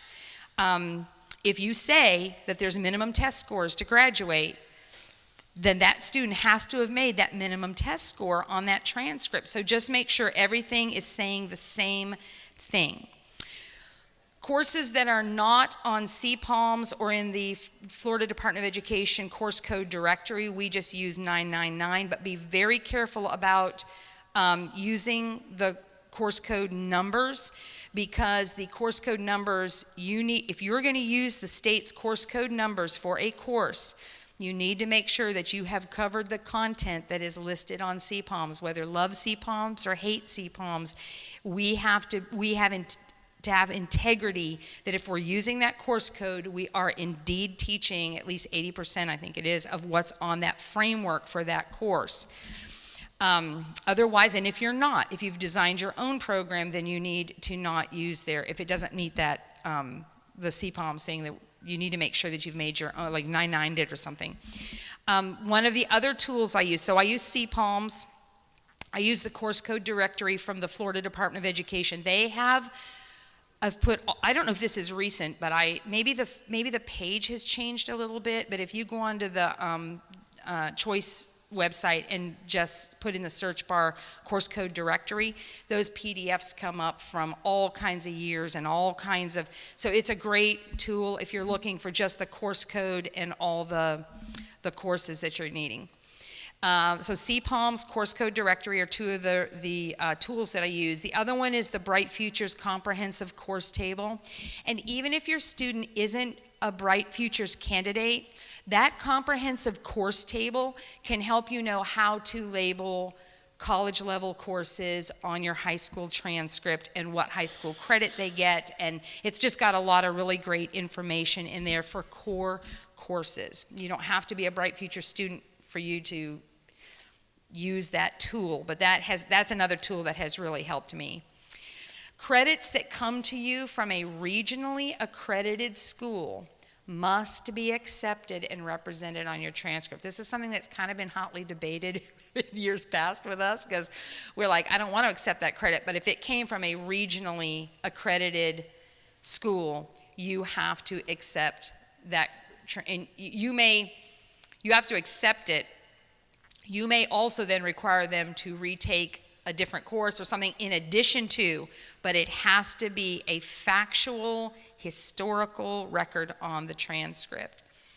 Credits from other places like homeschooling or non-accredited schools or alternative programs, things like that, may not necessarily have to be accepted into your program, okay? And then credits must be listed by semester. There's no such thing as quarter credits or yearly credits on our transcripts, even though you may see them from incoming transcripts into your school. If let's say you get a transcript from a school and they said Algebra 1 and they just have the final grade of A, then you're going to have to split that down into 2 semesters, an A for the first semester and A for the second semester, and then calculate the GPA accordingly. That is the best way to do it. I don't know how you all do it, and I want to get some feedback here in a minute, but for quarter credits, they don't transfer in. If I can't match that quarter credit to something exactly on the same level, it's a lost credit. We can't do anything about it. I can't make a quarter credit into a half credit, and we only accept half credits here. So anyway, it needs to be clear, it needs to be factual, and then it needs to be brief. I don't know about you, but when I get a transcript in mainly from the public schools, and it looks like it's been printed on a dot matrix, I'm like, really? And it's like this thick, it's like a book, and I literally sit there, we sit there with a ruler and a highlighter, and we're going across it to make sure we have absolutely everything off there. I don't want to do, it should be brief and concise. Most transcripts can have everything required on it on a front and back of one sheet of paper. Most can. I know that in the past others have done like a cover sheet with an introduction to the student. All of that is fine, but when the college needs to get to the information that they need, make sure they are not hunting with a ruler and a highlighter. I promise you they're not thinking happy thoughts about your school. So, and we want them to think happy thoughts about us. So just make sure it is very brief and very concise. Make sure that the layout, and again, I've seen there are so many different ways to lay out, especially in our digital age, to lay out this information, but make sure when you look at it with fresh new eyes, that it has a flow to it and it makes sense, that you're not on some mission to, that's where, okay. And since they're all different, it may take a minute or two to get acclimated, but for the most part, it should be pretty self-explanatory, and maybe it's because of my age, but the small print just drives me crazy. So make sure things aren't so teeny tiny that we can't, they can't find it. A good place to start if you're wanting to do an overhaul or if you're learning about transcripts for the first time, a good place to start is the FCCPSA Accreditation Manual. 5.2 version is up right now. You can go to the FCCPSA website. It's free. That manual, in my opinion, is worth $1 million, but they have it up there for free. So you can go up there, even if you're not accredited or if you're already accredited, if you're already accredited, you've probably already been through that. But I'm telling you to see your transcript with fresh eyes. So go to that page and just go down the list. Hang on a second, I want to pull that up first so I can see it for a second. Well, I thought I had it here ready. Apparently I didn't. I mean, this manual now is like 252 pages. I can tell you this, it's on page 216. I do know that. Hold on. My computer has decided to we call this the spinning wheel of death. And there it is. There we go, okay. Page 216 of that manual starts you with the high school transcript. That's the title. And then it literally just,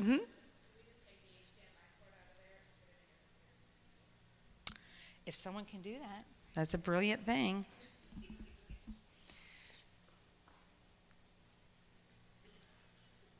Oh, you know what? There's no,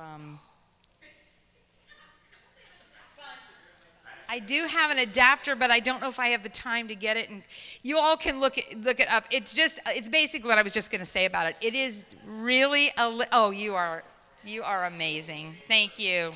Thank you. Thank you to my techie people. Thanks.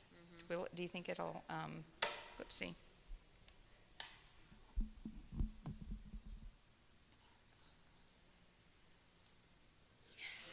Oh, wait a minute. Oh, now you see okay, how about this?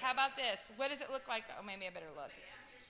It does. Okay, great. Is it large enough for you guys to see?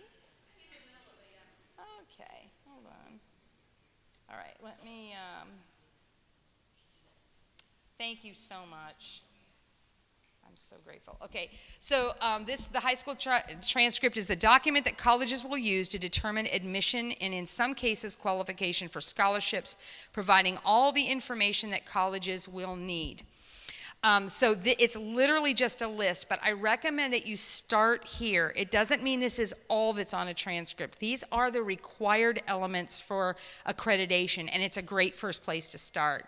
So obviously you want the name of your school, most likely your logo too, even though that's not on there. Your contact information, if your accreditation, FCCPSA or others, if you're accredited. Let's see if I can make this. Oopsie.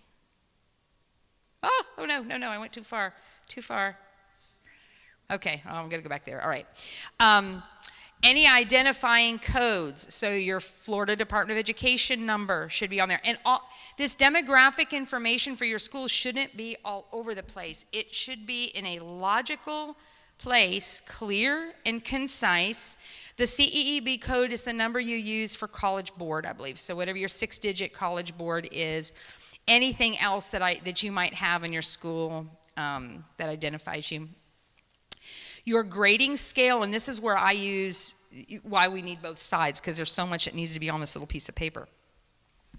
But your grading scale needs to be on there, including the weighting parameters, if any. Now, if you weight grades, that should be on there. Okay, now one of the things I don't see on here, and maybe we'll get to it in a minute, but if you've accepted credits in from another school, their grading scale should be somewhere on the transcript. Because I got gigged on it a number of years ago, so I've included it on mine, but I see that it's not on his required school detail list. So anyway, I just make it really small in a place. There's a place, for instance, if it's Florida Virtual Credit, it's the same grading scale as TRA, and I just put same grading scale as TRA.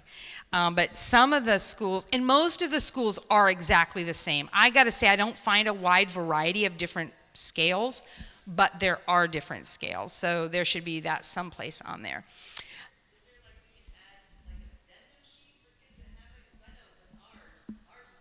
Uh-huh. Right.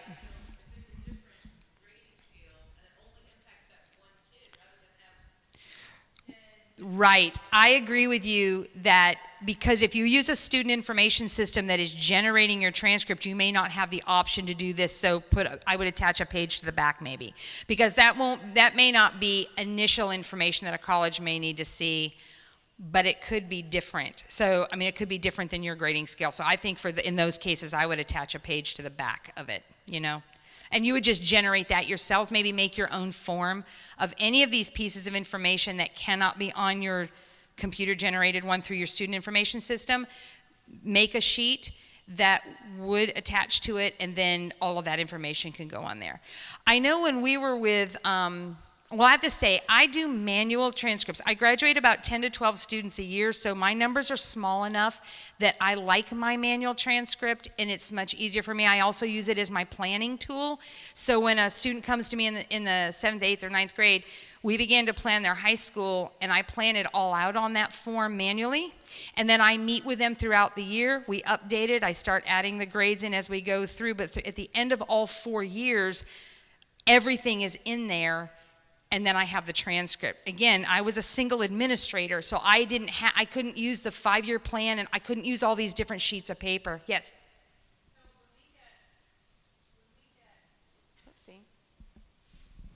Hello. When we get a homeschool kid into our program, we'll take their grades, but that's not included in their GPA, right?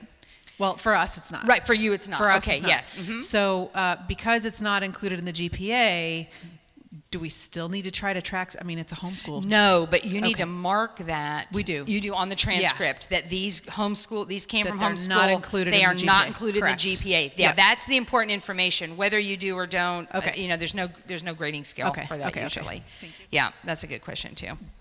And I'm just going to say right now, I want you to ask questions. If I don't know the answer, which could be likely, I will definitely find the information for you, and we'll make sure it gets up onto the website when everything is posted up there. And it's just because there are a million variables. That's why. No human on the planet knows them except Jim Lawson, so that's why we ask him. But Anyway, so yeah, those are some good questions and those are some good workarounds. We are right now, Rock Academy right now is with FACS, which we love. It's RenWeb, and we love RenWeb. But because I do my manual transcript, I'm really not so worried that the transcript that's generated in the program itself matches these requirements. I make sure my template does.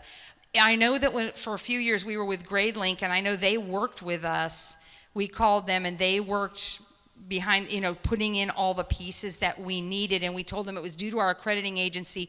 We needed all these pieces in there, and they were able to accommodate. So I would say, whoever you're with, contact them and say, is there any place we can put this on? And if not, make your own form and attach it for these other pieces of information. So of course, students' full legal name, that's first, middle, and last, that is really important. It is an official document and it has to be true. So even if they've gone by another name, it has to be what's on the birth certificate, and that has to match. Contact information for the student. You cannot require a social security number. It's optional. A lot of seniors will go ahead and families will provide it for you. But there's always a place for it on the transcript, whether it's filled in or not. All the rest of this stuff, gender, race, date of birth, date enrolled, date the transcript was last updated. That might be something that's not typically on there. I have that on the back of mine. And that also, because I work on them and keep them in my computer, I also now can see the last date that I worked on it, So that really helps. Graduation date if applicable, but I will say this, we have a place that says graduation, but if they haven't crossed that line yet, we put planned graduation because we don't want that document to say they've graduated. So make sure that you just kind of keep that distinction separate. Yep, this is the official record of high school. That means all of high school, not just selected parts of the high school that we choose to list. So all the courses attempted, the year attempted, course, this whole page, guys, is in that manual. And I'm just saying, take your transcript and go down this list and make sure it's all there. Rethink the way it looks. And if it's fine, hey, great, you're doing it, and just go ahead and use that. But if it's not, go ahead and make plans to get this changed. Let's see, grades earned by semester, not the yearly average. We talked about that already. High school credits in Florida as being earned in half credit units. The yearly average may not be the actual average. And we talked about sometimes if you get from another school and it's only one grade, just split it in half and give one semester the same grade as the second semester. There we go. I think that looks a little bit better. Test results, all national normed and college entrance tests must be retained in the student's permanent records. Schools can opt to include the highest score on the final transcript. So I think anymore, though this is still part of the accreditation, I think anymore colleges don't look at what we put on the transcript as far as test scores. I think they have a bank that they go to. Once you've taken a standardized test, it goes to a place that they pull from. So I still include it on my transcript because it's in this list and it's required, but I really think that colleges have another source to, make sure. I know it's hard to believe, but there are times when people are not accurate on transcripts. So I think that's right. Yep.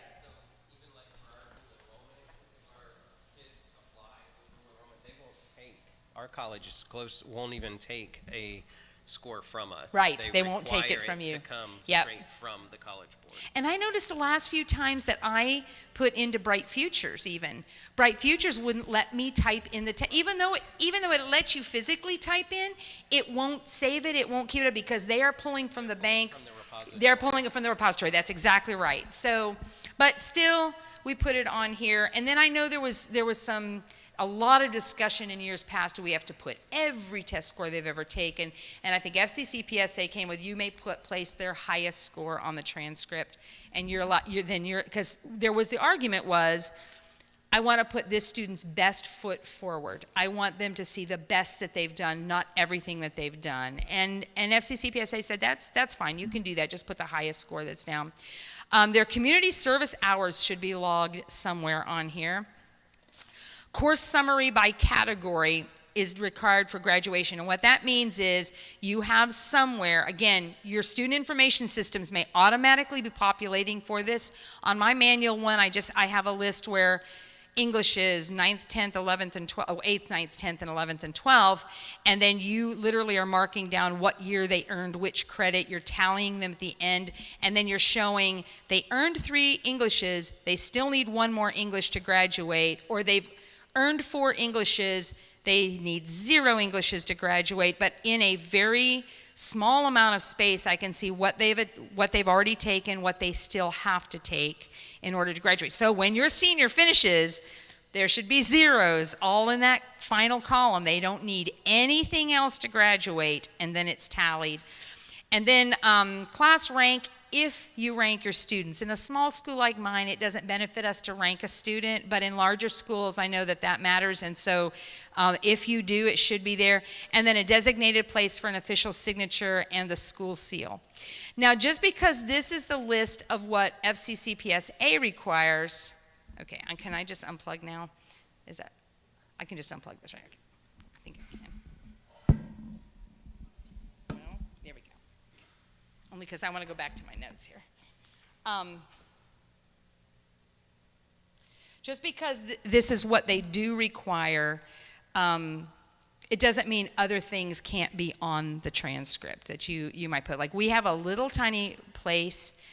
We have 2 little places on the back of our transcript where we have a place to put in a little narrative in case a little explanation needs, or you'd like them to know a little bit of extra information about this particular student and maybe an explanation of something. We just put academic notes or academic history notes or something like that. Then there's another place where we list their accomplishments. So I list every year they were on our equivalent of the dean's list, our academy list, or some of them have been in every musical production we've ever done. And so I list the years that they participated in that. Or it doesn't take up very much space, but it's also on there. That, again, is just a suggestion. And then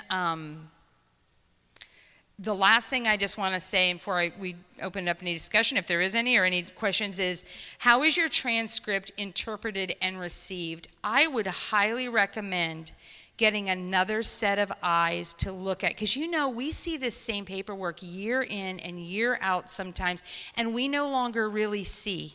It's just the way it's always been. And again, it may have served us well in years past, but now maybe we want to, raise the bar a little bit. Just get another set of eyes to see it. If you have a really great relationship, like the lady that used to do dual enrollment at Seminole State next to me was one of my very dearest friends. I could ask her, can you take a look and tell me what else would you like to see on this? If you have a really great relationship with your local college, ask them to give you just, a review of your transcript. You can ask an FCCPSA member to give you a general review and suggestions. You can ask me to look at it. I mean, if you want to send over a sample call with nobody's personal information on it, I'd be glad to do that. Ask other administrators today, this weekend before we leave, how they do it. And maybe they can even pull up a sample of what they do. Sometimes it helps us to see the way someone else does something that will trigger a suggestion for us where we could make ours better. Not necessarily just to replicate what they're doing, but, oh, I see that. I could put that in this way. And then make sure that you've gone over what the transcript is and how to read the information on it with your student and families. I really feel high school students need to understand that document and the importance of that document as part of the guidance counseling plan in your school. And then parents too, so that because I use it as my planning guide, my families see it every single year because we're planning on that, and they can see the progress that they've made, the classes that they still have to go, and they should be familiar with the document and its importance. And that's really all I have, unless there's any questions, suggestions, things that you'd like to share with the group, or I don't really know how much time I had or when the next thing happens. I know we were running late, so it's okay if we end early. Do you know what time the next thing starts? 15 minutes? Oh, good. Then I can be done. That's all right. And then if there's any questions, yes.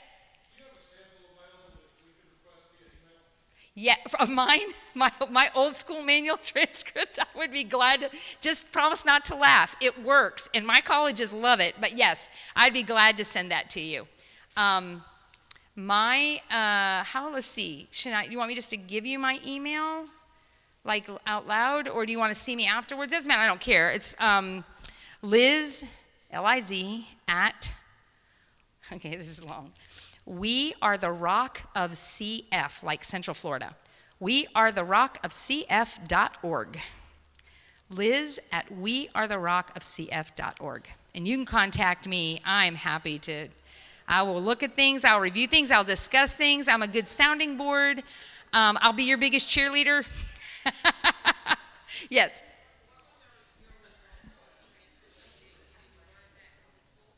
No, the really bad one that I had this year, no, and I don't expect to, because in my heart I believe they're a diploma mill, and I believe they ran these kids through there. They both had an IEP. There is no way once we got this child in, there was no way this child did Algebra 2. There's absolutely no way.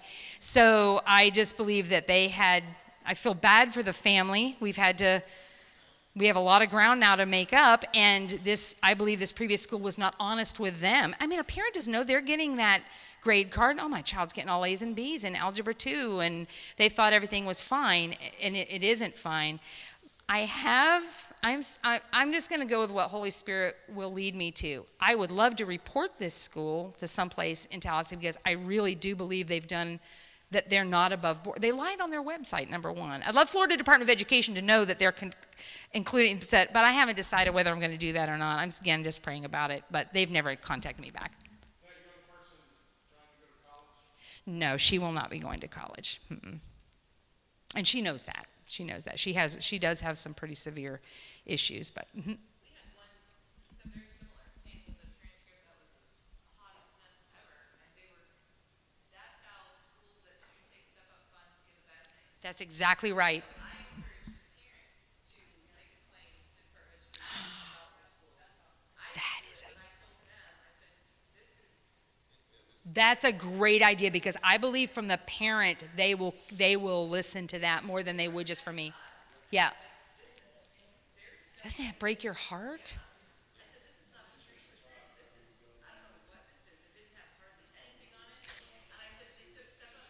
Yeah.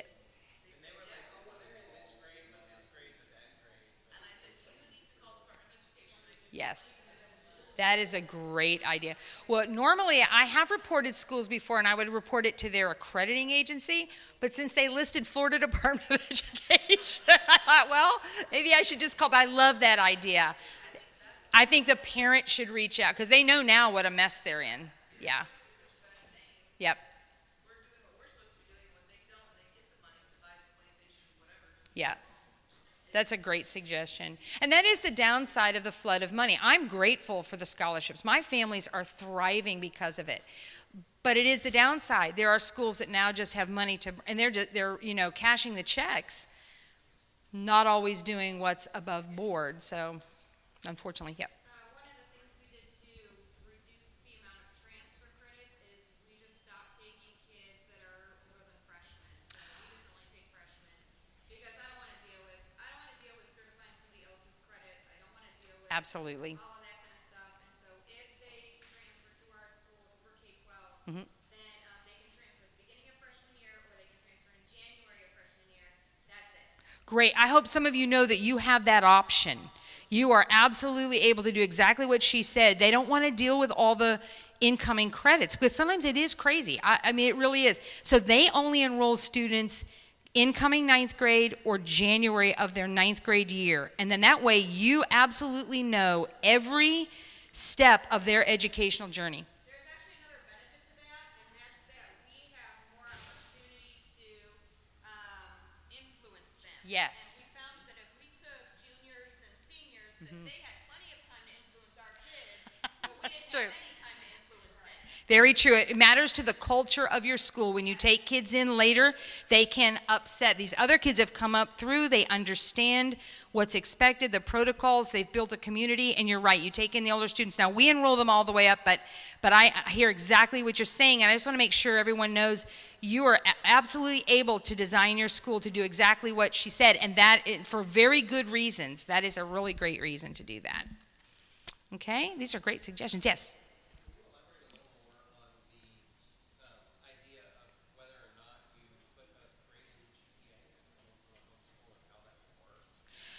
Okay, so you might want to take this one. Yes, she's not counting those in the, now if they come from well, can you want to handle that for just a sec? Yeah, come on, tag team with me. Okay, so basically what we do is if we can see that it's an accredited school that it's coming from, we'll take it.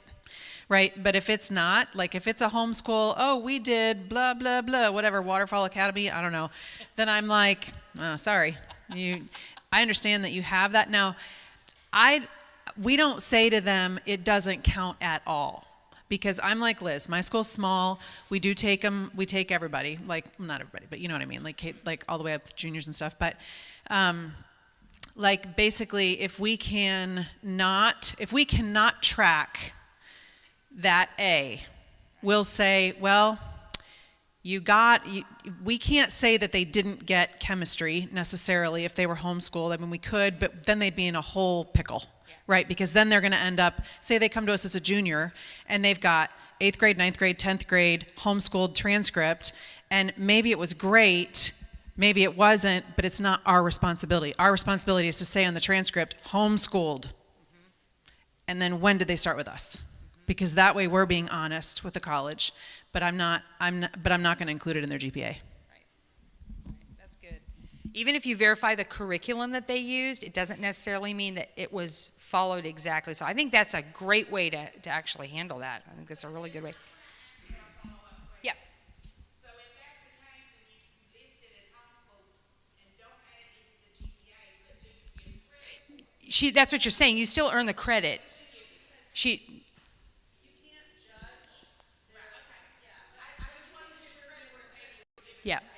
Yeah, so she's still giving them the credit, just not including the grade in the GPA because she can't really verify, all of that's happened. So I think it's great. I've not come across that, not in recent years anyway, so that's a good thing to know. Anyway, is someone coming in like after me or?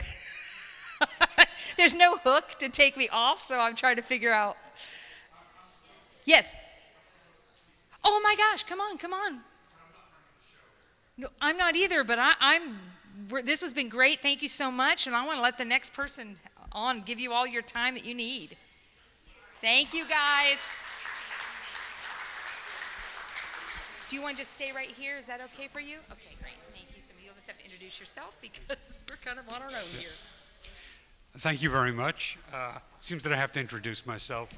My name is Bruce Abramson, and I'm here from New College of Florida. And by the way, does anybody need a break for a couple of minutes, or why don't we take 2 minutes, and then I'll come back having introduced myself, and I can say something of substance. Thanks. Joe kind of snuck out and never came back, so I don't know. Yeah, I thought that there'd be somebody running the show. I'm not. You were getting out a lot of great information. I didn't want to. It's okay. It's at the other end of that cord. Oh yeah, he needs to get his Oh, you got it. adapter. I'm like looking for it. I've heard you're doing great things at New Thank College. you. I can't wait to hear. Thank you. Thank you. I'm going to plug this back in. I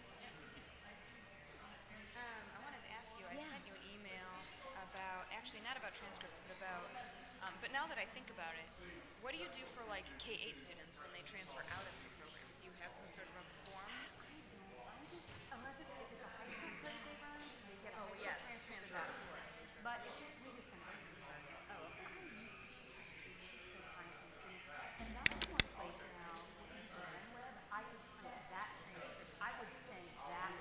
So we could just send it in report cards and reports. That's easy stuff. And then my next one is I emailed you regarding continuous improvement plans. Okay. Because I have no idea what I'm doing. And I've been doing this for 3 or 4 years. I'm making it up as I go. Yeah. I'm not using them. It's like, I need it to be me. Okay, great.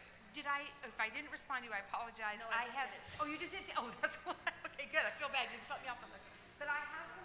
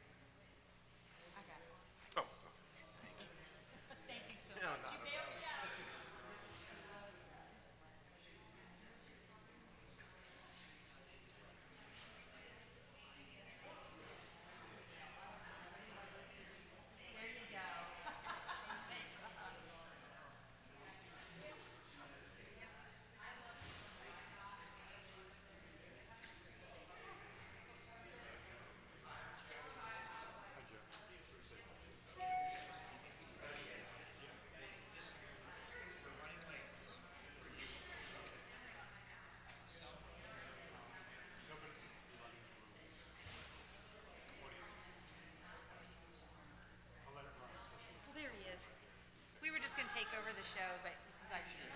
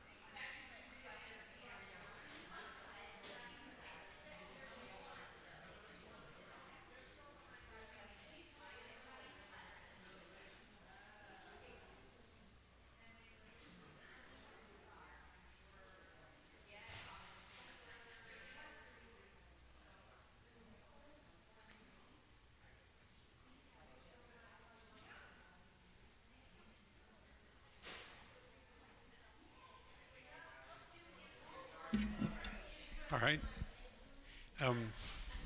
Joe tells me it's time to get started.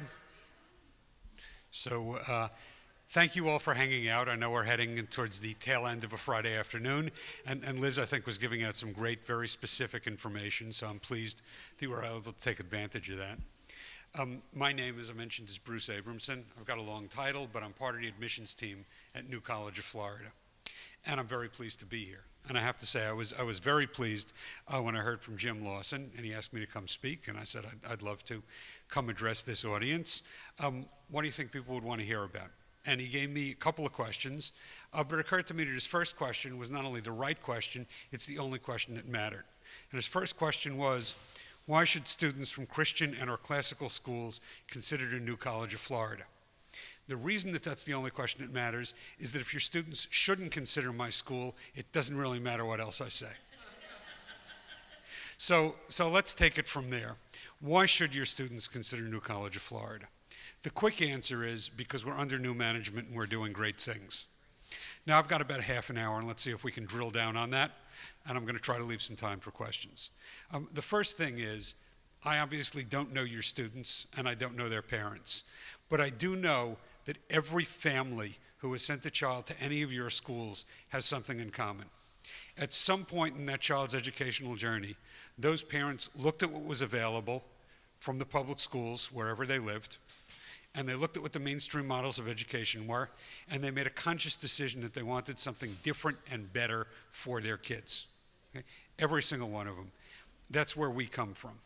Okay? New College was founded in the early 1960s based on some theories that were developed in the 1950s, was modeled after New College of Oxford, which is where they got the name, which I have to tell you is a nightmare for anyone who's ever looked at trademark or branding. But it's got a great tradition behind it because we are modeled after New College, Oxford, and we take inspiration these days from the curriculum that you see at places like Hillsdale and like St. John's, where they read the great books. The original model was very much a collaborative model. Okay? Students come to campus. We don't have preset curricula. We don't have preset majors. They collaborate closely with a faculty member. We have always prided ourselves on a very low student-to-faculty ratio. I've looked at some of the lists online. Pretty much every list I've ever seen shows us as the lowest student-to-faculty ratio among public institutions in the country. If we're not number one, then we should be number two or number three. We're way down there. Every student comes to campus. They are assigned a faculty advisor, hopefully something that matches their interest, and they're assigned a career counselor. And we work with them from there. The way that I like to think of our curriculum, we have a list of what we call areas of concentration, which is what we point people to when they ask what they can major in, even though we very carefully don't call them majors. But at the end of the day, the appropriate way to think of it is that every class that we offer, and we've got a bunch of local schools where you can cross-register, every one of those classes is a Lego block, which again is going to get me in trouble with my trademarking friends. But you pick the courses that you want. You sit down at the beginning of every semester. You work with your faculty advisor. You talk about your long-term goals. You talk about your short-term goals. You talk about your secondary interests and your tertiary interests. And you pick together a number of courses that make sense, that will get you along that track. And you put together a contract.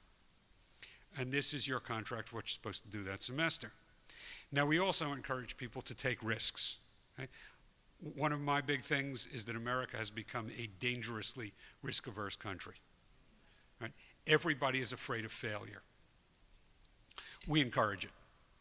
Something I taught my own kids, I said, if you don't fail occasionally, you're not trying hard enough. Right?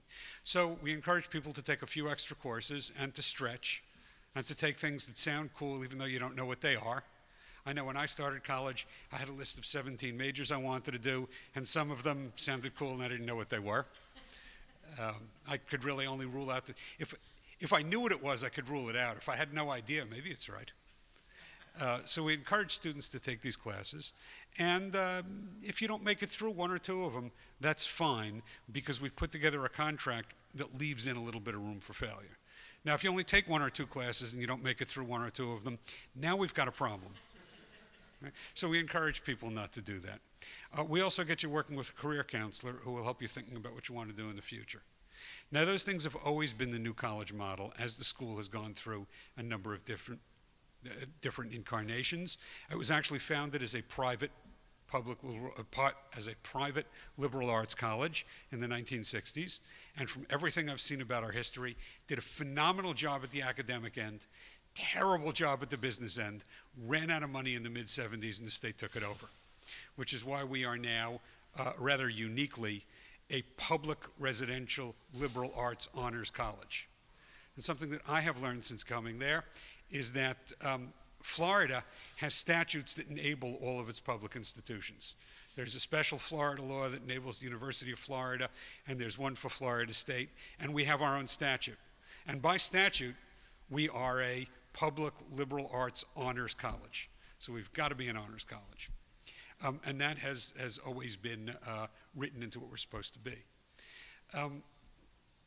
Second bit of history that I've learned was that after the state took it over, we became a satellite campus of SFU, right? South Florida. That lasted until about 2000, 2001, when I hear rumors the president of SFU had a run-in with the assembly, and they took away all of his remote campuses. This is what I've been told. I got that from several alumni who were around at the time. Find out. But until that point, the school kept its excellence in academics. Somewhere along the line, things started to run down, and we became a poorly run business that was not doing a great job academically. And when I say not doing a great job academically, yes, obviously there were people who were happy there. There are always people who are happy everywhere. But having seen the numbers, we were an honors college, we were not attracting enough honors students, and we were not filling in the slots with non-honors students. And that can't be considered successful, no matter how you slice and dice it. So we've got new management that came in earlier this year. Now, if you've heard of New College in the past, you might have thought that it doesn't sound like the kind of place that your students would be interested in, and you were probably right. And if you've heard about New College over the past 9 months or so, whatever you've heard is probably wrong. Because there are a lot of people out there that want us to fail. And the reason they want us to fail is that we're starting with the premise that higher education in America has taken a very, very dangerous wrong turn. Okay? Our campuses are not safe. They're not safe for people with interesting ideas. They're not safe for the exchange of ideas. In many instances, they're not particularly physically safe. They are not respectful to students of faith, no matter what faith you come from. They are not open. They're not there for the free exchange of ideas. And many of them are quite proud of it. I personally publish columns. I've done this for a long time. I published one last week called Restoring Moral Clarity on Campus, that talks about what we're trying to do, particularly in light of some of the stories that we've seen coming from America's most prestigious institutions over the past couple of weeks, which has just been shameful. We're out to turn that around. So we've got new management. We are recommitted to classical education. Very important. We've got a good partnership going with the folks running the classical learning test, who I think you'll hear from in a moment or two. We were part of the group that encouraged the state of Florida to become the first state to adopt that test as a viable alternative to the SATs and the ACTs. We have introduced a new curriculum that was optional this year. The plan is to make it a mandatory core curriculum that every student will take. It starts with 2 classes. One is on the Odyssey, and the other is on data science. Now, this is very near and dear to my heart because I've been writing for years about the connection of these two, and for my money, my elevator pitch is we connect ancient Greece to information age America. But really, we want every one of our students to be rooted in, and I'm going to use a phrase you're not supposed to use, but I use it anyway, the Western canon. Okay? This is where we want them to start. Now, from there, we've also developed another couple of tracks. Okay? Built into your program that you get to customize. We call them Logos and Techne. And they are there because we think that everybody has to come out with some particular skill in a critical thinking and critical reasoning vein, and some sort of practical skill. Now, we're a liberal arts college, so practical isn't exactly what people would necessarily think of as practical, but sometimes it is. Sometimes it is. And in fact, I've seen, as I've spoken to students and asked them what they're interested in, the 2 answers I've gotten, and I should say, I've been at New College for 2.5 months now, and I have not spoken to a huge number of students, but of those that I've spoken to, I've found overwhelmingly 2 answers. One is they're interested in marine biology, and it turns out we are an excellent place to study marine biology. We're in the right place. We're right on the bay. We are introducing a master's program. Will be our second master's program in marine mammal studies. So we're a great place for that. And most of the students who tell me that they're interested in marine biology have at least some idea what that means. The second answer I get a lot of is finance. Not a single student who wants to study finance has any idea what that means. But it sounds like a good thing to study. And so I direct them as we direct people in the liberal arts. What you need is a good grounding in economics.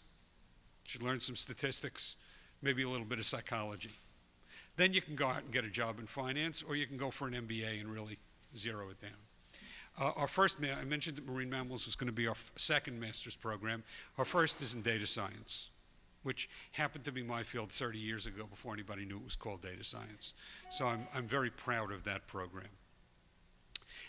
But we are out there building up this program committed to classical education. Now, there's also a point that And I alluded to this before. It's very important that we build a campus that is physically safe and intellectually adventurous, which is the opposite of what most campuses are targeted to these days. And in thinking through, I mean, I thought about this question long and hard. Why should students from Christian or classical schools consider New College of Florida? And I will tell you, in my life, my high school was a small religious school. Okay? And I know that anybody going through a religious school, large or small, parents are caught with a dilemma, particularly these days.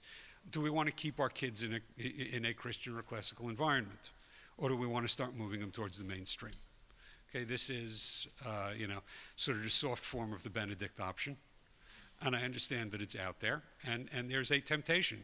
And I would never tell anybody not to take it. But I think that it's important to understand that every one of those kids is going to join the mainstream at some point or another.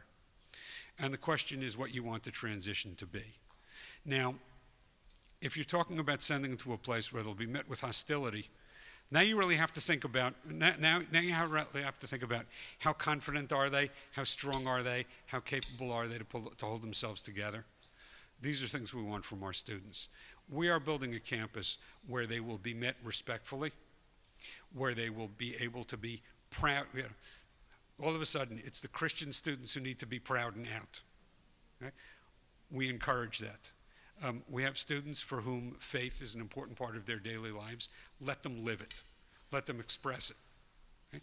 I don't want it in anybody else's face any more than I don't want anybody else's life in your face. But show people who you are.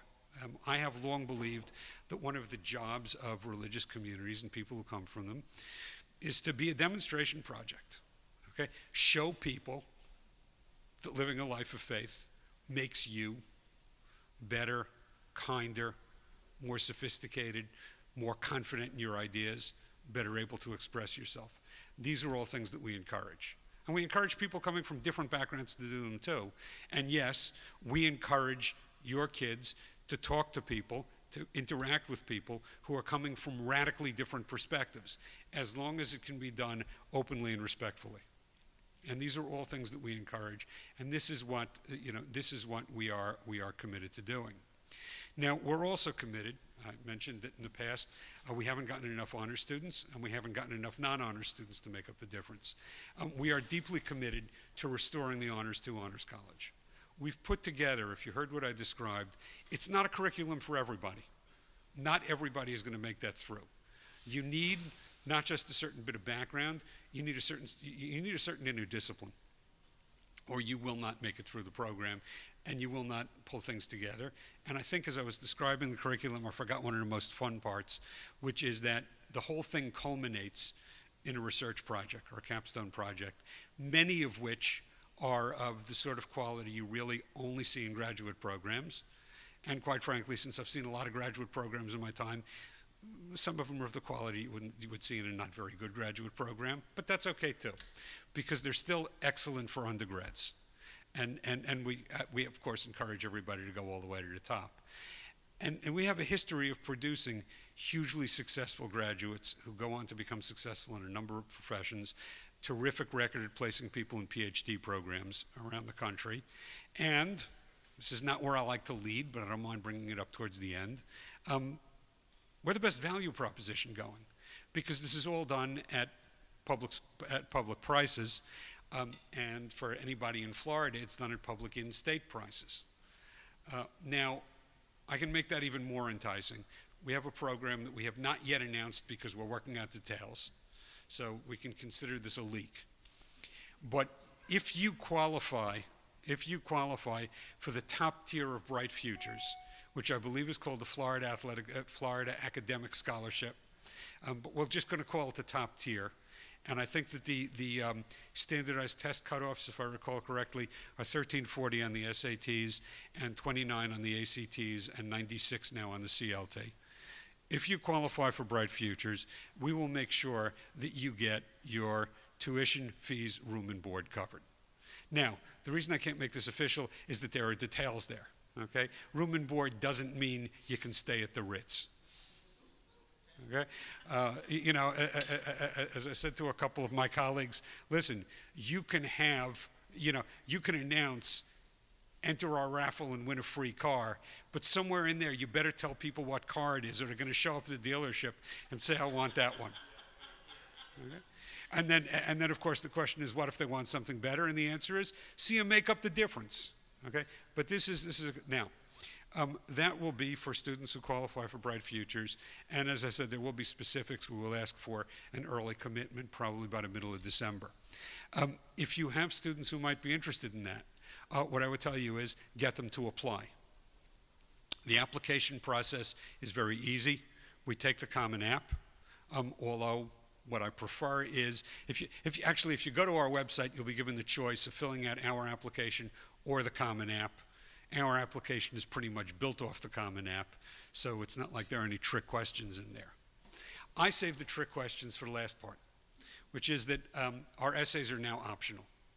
And that was my personal decision. I made the essays optional for a couple of reasons. First of all, the essays that we had been using were the essays for the Common App.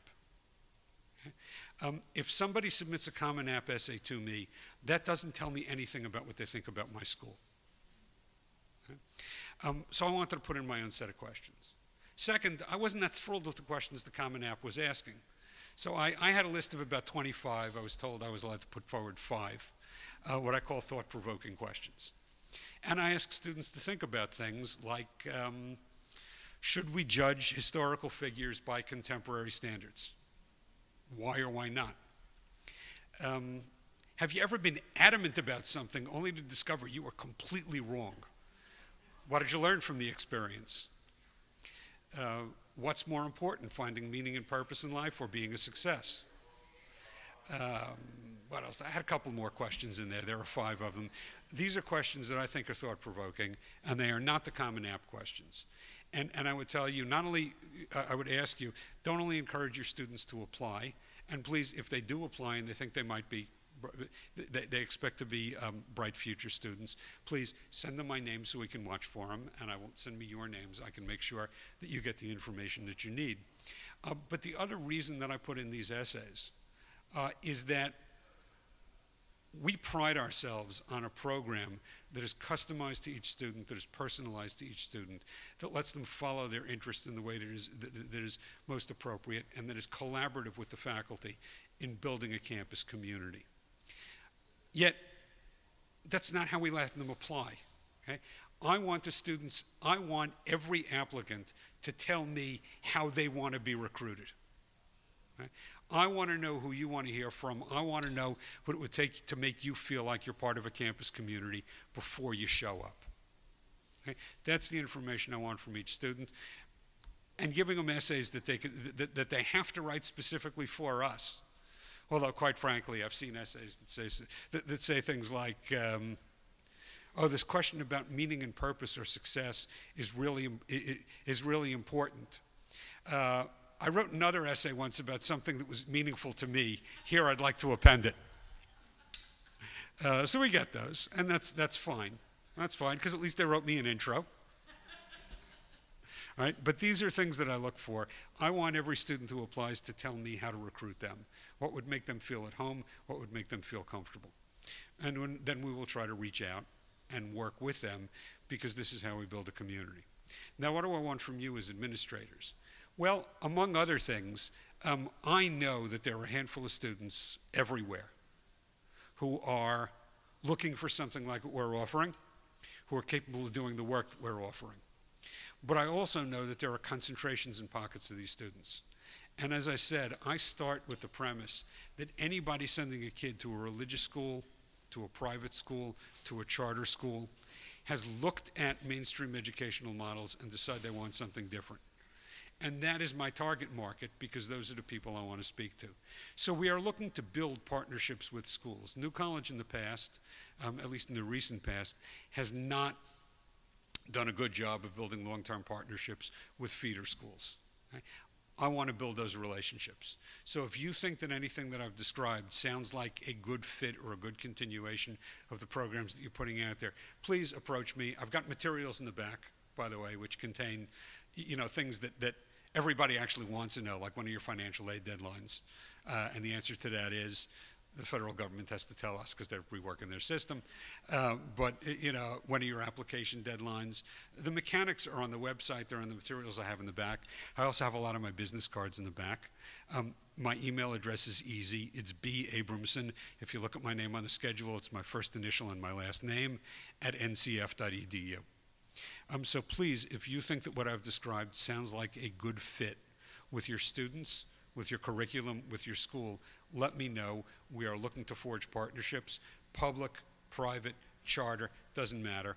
Schools that fit the profile, that have students that fit the profile, that they think that can do the work. So that's a lot of stuff very fast. I have no idea what's going on with scheduling here, but I'm going to pretend that I left some time for questions and take some. I'm sorry. We are right on Sarasota Bay. Okay? We are right on Sarasota Bay. I've been told that in some of our less stimulating marketing materials, we boast that we're immediately adjacent to one of the country's fastest growing airports, which I think is probably not a great selling point, but it's good to know. We are actually right. If you look at a map, we are, if you look at the border of Sarasota and Manatee counties, where it hits the bay, we are south. We are the southern border. You cross the street, you're in Manatee County, and the airport. Any,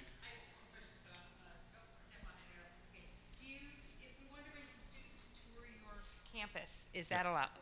Oh, Touring your campus, is that available? We would love to have students come tour the campus. We have some very good student tour guides. Great. I am looking at ways to spice up our tours. I think, for example, I've said to people, all of our brochures talk about how we have a beautiful campus on the bay, which we do. Don't we have a boat we could take them out on? And the answer is, yeah, we actually have a lot of boats. And I said, well, why don't we take them out on the bay? So, now I'm saying this and it's recorded and I'll probably get in trouble because I don't know how to drive a boat. My final question, yeah. atypical students. We have a lot of students that come through with learning challenges and everything, with the proper accommodations and all, they're doing fine. Is your school a good fit for those? That's my last. I don't know how to answer that. I guess it would depend on in what way they are atypical. We certainly provide all the support that's required by law. We are a small school, so necessarily we are going to have a smaller menu of options than you might find elsewhere. But I haven't looked into that. Yeah. No, they would have to be able to, I mean, if you're talking about testing accommodations and needing extra time and that sort of thing, yeah, I mean, we can absolutely accommodate those as everybody else can. But I don't want to promise a full array of services because, we're just a little bit smaller than UF. And yeah, by the way, right now, we have fewer than 1,000 students, so we are, we are looking, for a long time, the school's target was 300 new students a year, and as I said, they had a hard time filling that. We are pushing it up. I think our goal is to bring in 500 new students a year. It'll probably take us a couple of years to get there, but at 500 new students a year, we are still a very small campus. Anybody else?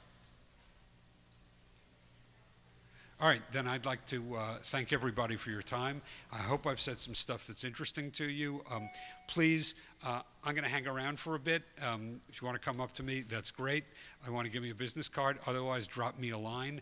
And as I said, we're looking for your students and we're looking for partners. So, and if you have any questions or anything comes to you, give me a call. Thank you very much.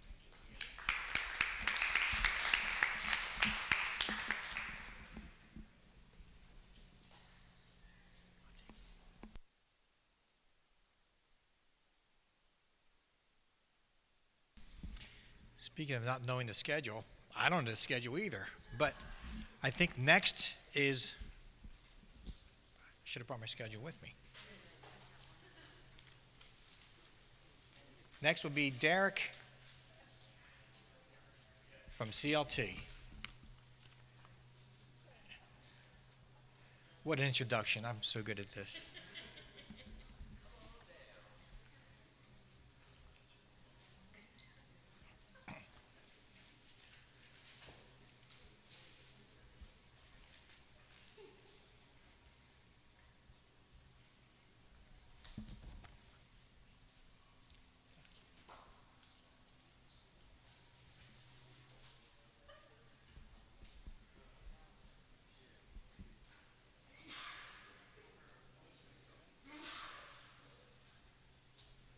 Derek, it took too much time, so we'll go to the next speaker. Do you know? Well, I didn't know if everybody's going to be coming in. I don't know. In the middle. I can find that out. Okay.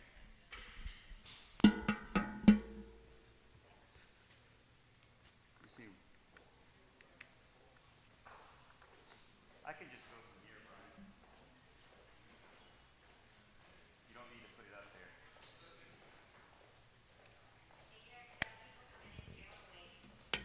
Yeah. See, it's just late. Yeah, because Michael said he was. Oh, okay. Better special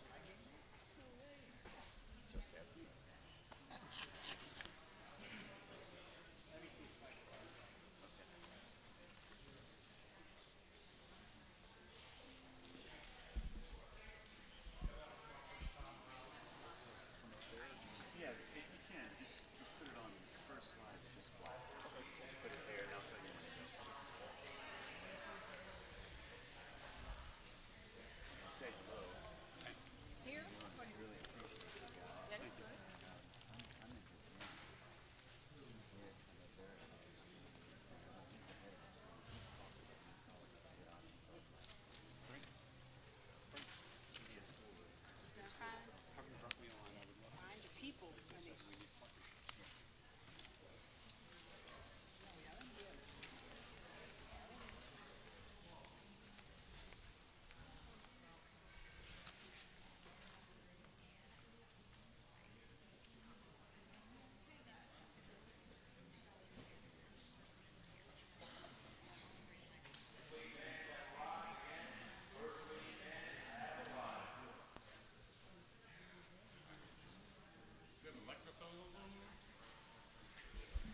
Y'all done? You take all the time you want? I did go. All right. Oh, you haven't gone yet? No. Okay. You guys are behind schedule then. Y'all are just coming in. Yeah. All right, everybody, come on in. Hi, everybody. How are you? Is this where you want me to talk right here, Joe? Just out the door. Out the door. I got it. I understand. What? Well, listen, first off, wait, I can't even see people over there, so I'm coming out here. First off, I want to thank you guys. It's actually a real privilege to be back. I mean, how long has it been? 4 years since we've been in person? So I'm very glad to be here. Normally, when you're hearing me up here, I'm talking about things like dual enrollment, safety, whatever laws are getting passed, how that's working. But I have the delight of doing something different. I had a side project that I started working on about 7-8 years ago, aside from the FCCPSA, and it was to support the CLT. If you're not familiar with it, we're going to have an introduction in just a few moments. The CLT, how long ago did it get started? Yeah, I guess it was around 2015 where I ended up meeting a bunch of my friends that were working to try to get it going. If you're not familiar with the CLT started to go ahead and compete against the SAT and the ACT. And my position at that point in time was essentially, I love what the CLT is trying to do. I don't know how far they're going to get, but I'm that guy that's always saying, let's fight against the man. And my thought was, let's fight against the man. And so I started throwing my support behind it as I was finding more and more about it. Well, they ended up opening up tests that weren't just for college placement against the SAT and the ACT. They started offering assessments for elementary and middle and high school students. And so I started paying more and more attention to it. And so when I was in Tallahassee, doing stuff for the FCCPSA and working on educational laws, on an occasion I would stop by a couple of my friends' places and talk with them. Joe, you were with me the last time we went and visited Vince, that eight months ago or so. Vince Burgess oversees all of the testing assessments in the state of Florida. And so my relationship with Vince blossomed as I was working with dual enrollment and some other stuff that was going on with the FCCPSA. And then I just started bringing him the CLT, bringing that to his attention. And he said, give me more, give me more. And so several years ago, I talked to my friend Soren, who's one of the vice presidents up there. Yes, Lord. What ultimately ended up happening, Soren was like, here, take all of this and give it to Vince. So I gave Vince all of this information, stepped away from it. COVID ended up breaking out. Soren and I would talk occasionally, and the next thing I know, the CLT was legislated into law. I went and visited Vince and several, yes, ma'am. Classical learning test. And in fact, this guy right here, who I'm about to introduce, he's our new Florida representative. And so what I asked, because this was a side project that was near and dear to my heart, was to at least have an opportunity to introduce my friend to you as he talks about the CLT, and encourage all of you to consider it as a very good, a very fine, one of the finest assessment tests out there, and to encourage all of you to at least spend some time talking, right, and getting to know each other. But Derek, thank you for coming. Let me introduce you to my friend Derek. Here he is. Thanks, Michael. Well, since I'm certified, if this fails, it's Stacy Comer's fault in the back. Since I'm certified in the Giuseppe Gibalesco School of Calisthenics, it's late in the Friday afternoon, as he did earlier. Why don't you all just stand up for a second? Stand up for a second. Because I at least want you to hear what I have to say on this first slide. Stretch out, whatever you need to do. Is it working? Yes. All right. Okay, whenever you're ready, you can go ahead and be seated. So if you throw it up there, it's just start at the blank black slide. Right. So I am former teacher in public school, started a classical school in Atlanta, was an administrator, so I know how hard the work you do is, right? It's incredibly difficult. I mean, you start and you're looking to Thanksgiving, you're looking to Christmas. If I can just make it past Christmas break, then it's just all the way to summer, right? So it's hard. So I want to start by encouraging you, right? The work that you do is crucial, right? Nobody else can do it. Don't ever belittle what you do. And there's a quote that I came across. A lot of people attribute it to Luther, Martin Luther, but it was a quote that was about him. And I asked Joe earlier, so this is his fault too if I go off the rails. I just said, this is a Christian organization, right? And he said, yes. I said, I feel free, okay? I'm going to go ahead. And he said, let it fly. So here goes. Here's the quote, and I'm applying it to you. If I profess with the loudest voice and clearest exposition every portion of the truth of God except precisely that little point which the world and the devil are at that moment attacking, I am not confessing Christ, however boldly I may be professing Christ. Where the battle rages, there the loyalty of the soldier is proved. To be steady on all the battlefields besides is mere flight and disgrace if he flinches at that point. Y'all don't flinch. How fearful is that? Brings to mind the words of Christ, I never knew you. But Lord, y'all don't flinch. You've seen where the battle's raging. This is one of them. It's not the only one, but it's one of the critical ones. So be encouraged in that. Here's another thing. It's a quote that's haunted me in my work over a guy named John Gardner. And this is your students. I want you to think about the student that gives you trouble, right? The one that you just think, oh, thank goodness he's sick today. Oh, they're out today. It's going to be easy, right? John Gardner said that great gifts, unused, even unsuspected, are hardly a rarity. No doubt there have always been a great many men and women of extraordinary talent who have died with all their music in them. Your job is to get the music out of them. God has gifted those students. He's given them specific gifts. And I would say the only quibble I have with the quote is they're not all extraordinary. Right? Some are more ordinary. But that's okay. Right? That's what Paul teaches us on giftedness. So keep doing your work. And be encouraged with this too.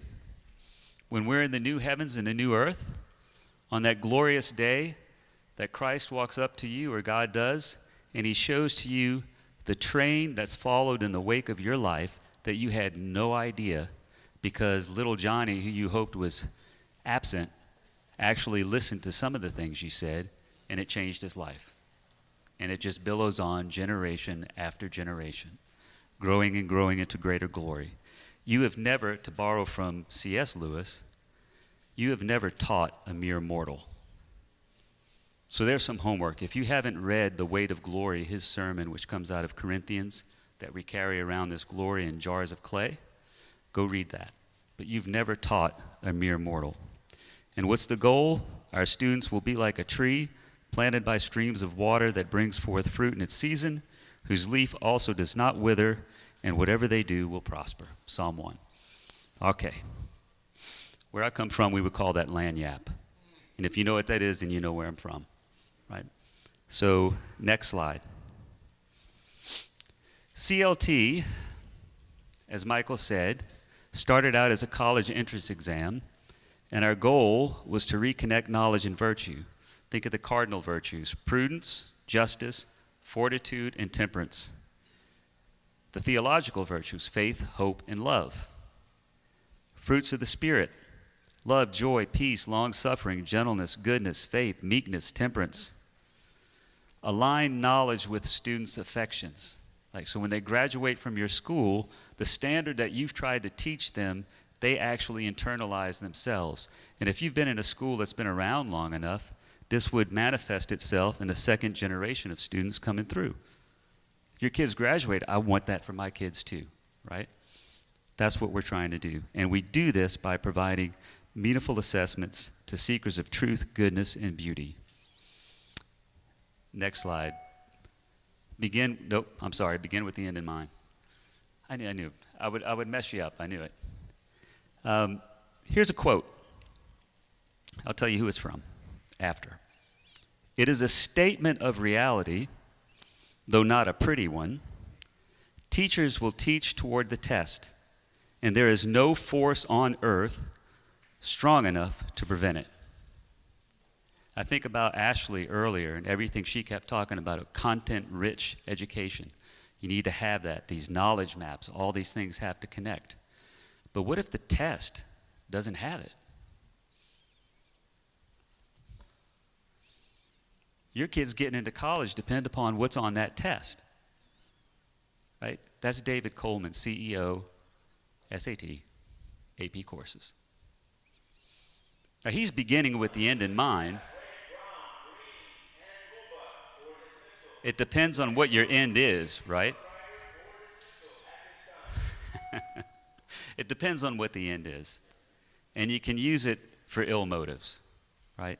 So we do start with the end in mind. Jeremy Tate is our CEO and founder. And as I said earlier with Michael, we started in 2015.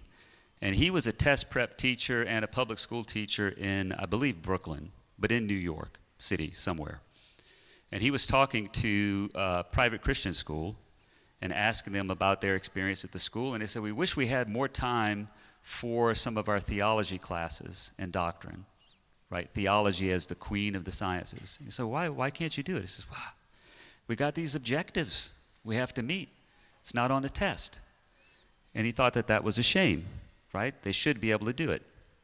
He further asked, he did an experiment, what would happen if the SAT and the ACT began to require French on the test? What would you do at your schools? If it became, I don't know, 20% of the test, what would happen? Now think about what do they omit from the test that's not on there. Right? Okay. Next slide. Classic learning test. Right? What do we mean by that? Classical education has been mentioned a lot. I've been involved with classical education in Atlanta in the past. But this is classic. Right? It's not classical.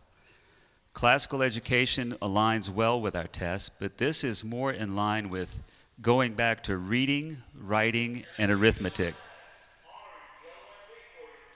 What are the core competencies that we want to instill in our students and focusing on those, right? Traditional education is another way to say it. This is also, since I said I was from Atlanta, and maybe this will help you understand it if the other things didn't. Do you remember New Coke? Who remembers New Coke, right? I don't even remember when that was. That's how old I think I'm getting. I'm like, I don't know if that was in the 80s, 90s, 2000, no clue. But what a marketing genius that was. Right? Everybody complained about New Coke and had to get back to classic Coke, right? Had to get back to it. Back to basics. That's what we mean by a classic learning test, right? So, have we been successful? We're growing in Florida. Florida public colleges and universities accept us. And here's one measure of success. This was interesting to me. We got a note on social media from somebody that was a test prep teacher for over a decade. And he said, I just went through the new class for the PSAT online. And he says, I want to tell you, I think College Board is listening. So if you throw a rock into a pack of dogs, how do you know who gets hit? Right? The one that yelps, right? The one that reacts. He said, this new PSAT test, I've never seen this before, but it has more passages about traditional and old-fashioned books than I've ever seen. Beowulf was on it, the Mayflower Compact, Anne of Green Gables, and The Hobbit. And you may think, oh, well, they're stealing from us. No, that's not how we think. We think a rising tide floats all boats, right? So we're excited to be making that impact. Next slide. Make sure. What is the test? Well, it's not just one, like Michael said. It's a complete set of assessments from 3rd grade through 12th grade. We have CLT 3 through 6. I have sample tests on the back. Make sure if you come to look at them, which I'd love you to do, but those are table copies. Those you can't take. I have other flyers you can take. I have a copy of the CLT 8, which our 7th and 8th graders take on the back table. Our CLT 10 is for 9th and 10th graders. We have an example test online that you can take, and it will be scored, so then you'd get to see the analytics for it. The CLT proper, and the CLT 10 for sophomores, 9th grade and sophomores, if you score at the national ranking, you get a $2,500 scholarship to any of our partner schools, which now, of course, in Florida includes all public colleges and universities. Right? We have over 250 other colleges outside of Florida or across the United States that we work with. The CLT, which is our original test, is online, and we have 3 practice tests there. They all get scored. You get to see the analytics. You see how well you've done. You can drill down to where you may need to do work. It shows you what kind of problems those are and how to get more help. Right? We also have student guides that you can order that help you prepare for the test. The tests are shorter, 2 to 3 hours, a little bit longer for the 3 to 6, but you can do that over multiple days because we know you value your class time, and so do we. We want you to get back into it. They can be taken online or on paper. For the CLT entrance, college entrance exam, it also can be remote proctored at home. Okay? And the analytics that we have, I'll go back to when I was an administrator. When I would get the analytic reports and everything back, I would get lost. I couldn't read it. The user interface for ours is phenomenal. It's actually really beautiful and easy to read.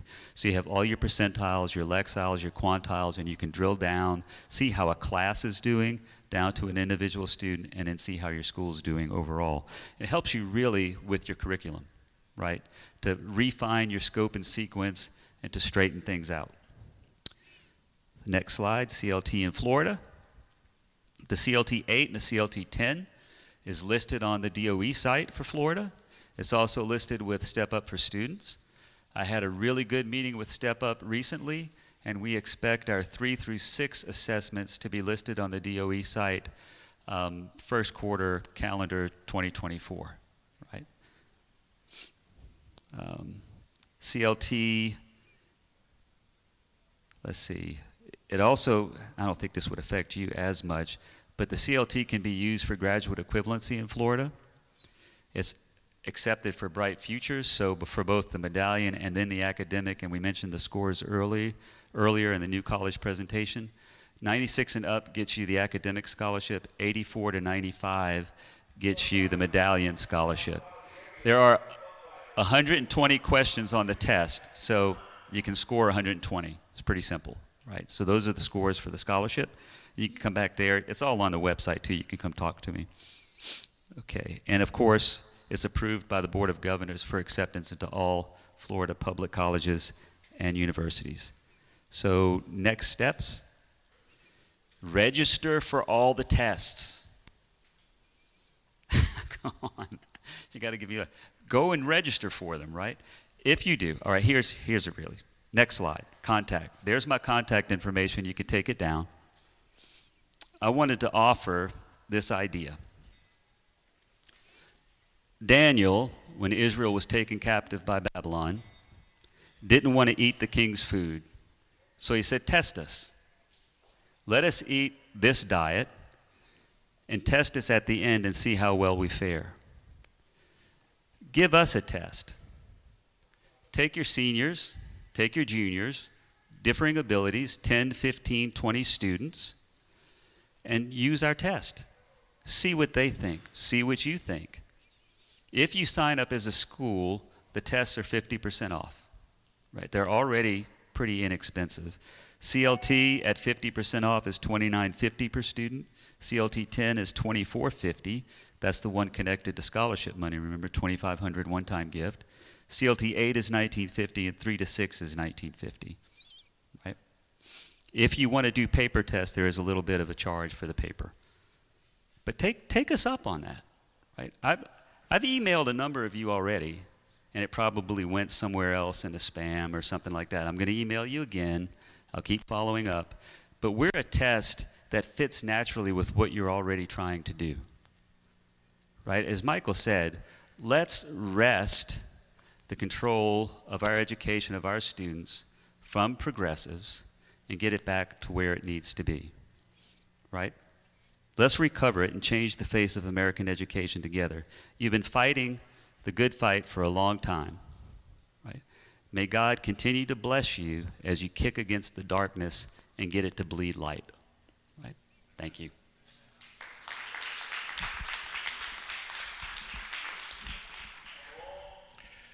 Kevin, come on up. This workshop is really focused on K-12 administrators. We've got some teachers here, a lot of us still teach in the classroom. And I think the stuff that Dr. Axley did this morning would be very valuable, obviously, for our classroom teachers as well. But the focus is on administrators. This is Kevin Mackey of Horeb and another school. I can't keep track of all the places that you work, which is fine. But they've got a workshop coming up in the spring that's got a lot more professional development stuff. So we wanted to invite him to share that because it's an organization that mirrors what our vision and mission is. And so we wanted to give him a chance to tell you about that. Thank you, Jim. Thank you so much for the invitation. As a member of FCCPSA, I can tell you I have numerous partnerships with other accreditation agencies, and I can tell you I'm not blowing smoke here. Jim and Joe are two of the most knowledgeable men I know, like hands down. So I want to thank you guys for all you do and guiding me through a couple accreditation processes when I was ahead of school. So thank you guys for all you do. God bless you. All right, I know we're running over time. I'm not going to take too much time. I had a lot of other things I wanted to discuss, but I'm going to stick to two main points. Number one, peer networking, which is really what Schools United is all about. We're all about connecting Christian school educators and really Christian school professionals that work at schools, at Christian schools. So we have peer networks right now around the country of nurses, food service professionals, principals, heads of schools, teachers, ESE directors, you name it, we have a peer network for it. And we're continuing to grow. We actually have chapters set up in Minnesota, California, Virginia, New Jersey. I have a meeting with someone from New York tomorrow. So little by little, Schools United is setting up these peer networks where we can sharpen each other. I love what the previous gentleman says. That's kind of our motto. So I'm not stealing it from you, but as a rising tide lifts all boats, right? This is what we believe as well. So especially in the state of Florida with HB1 and everything that's happening, we're seeing more states adopt universal voucher systems. Now is the time to strike as Christian educators. We know the days of looking at each other as competitors, those days are over. Now it's time to unite, come together, and strengthen. So, a little bit about peer networks. Sorry. Here we go. All right.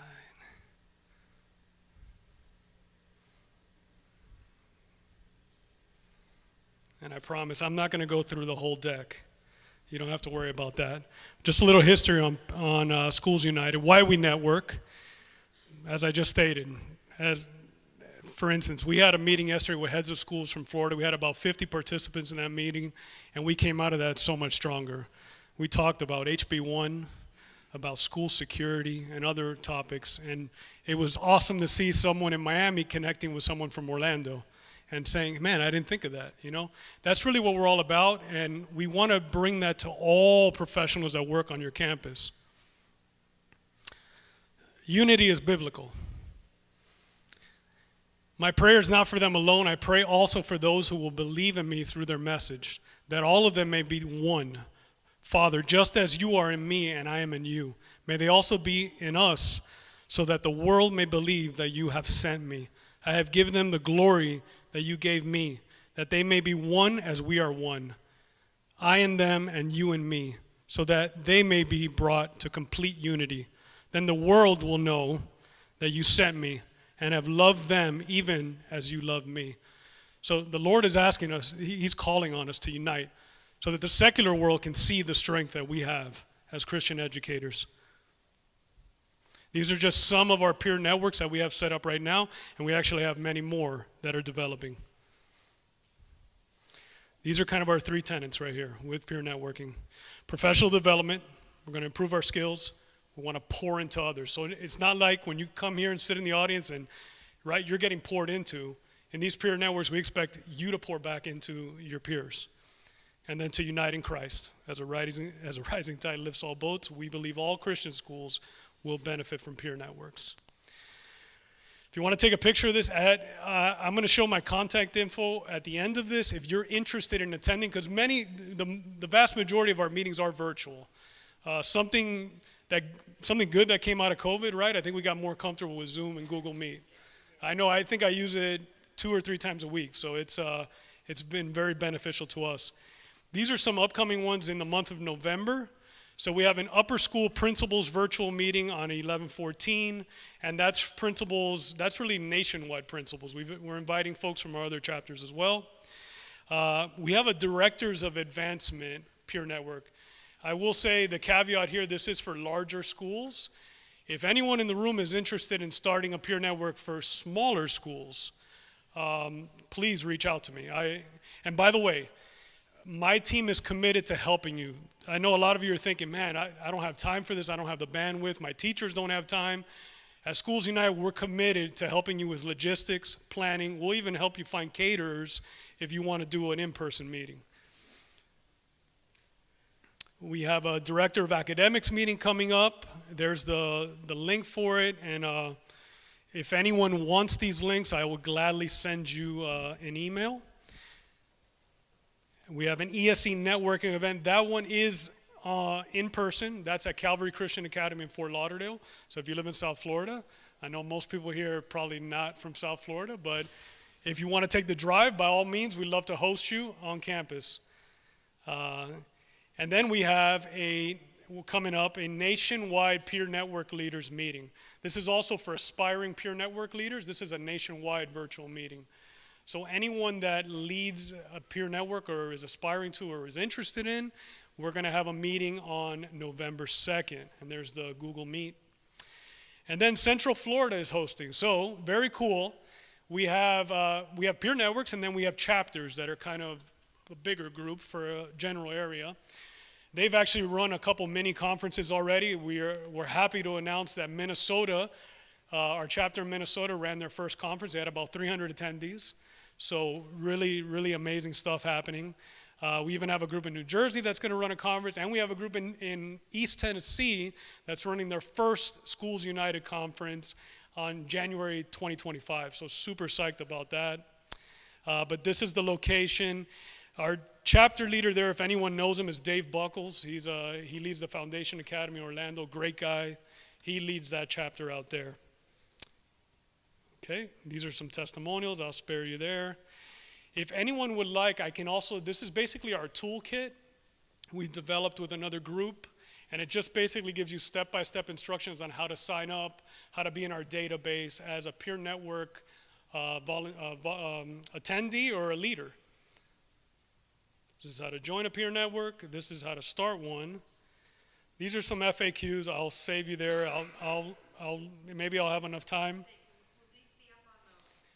I'll share it with everyone. Yeah, I can send the link. This is just a Google Drive. I'll share it with Jim and Joe, and yeah, you guys can access it.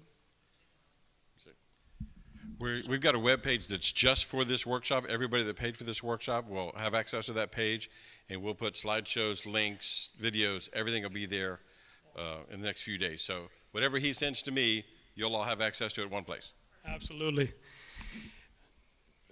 I will mention something really quick. It's kind of happened organically. We are helping schools, even I've had a few pastors reach out to me about planning schools.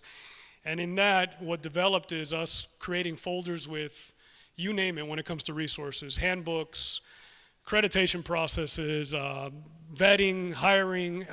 If anyone in this room needs that folder, I will gladly share it with you free of charge. It's our gift to you. If you know anyone that needs it or is a beginning administrator, I know I would have loved that when I started. So I want to dive real quick into our conference. Okay, so for about 5 years now, we've hosted a conference in Fort Lauderdale at Calvary Christian Academy. By a show of hands, because I know when I started as a principal, I had a tough time finding professional development and conferences in my area. Is anyone in that same boat where you struggle to really get PD for your staff members? If you don't want to raise your hands, that's okay. I'm sure there's someone in the room.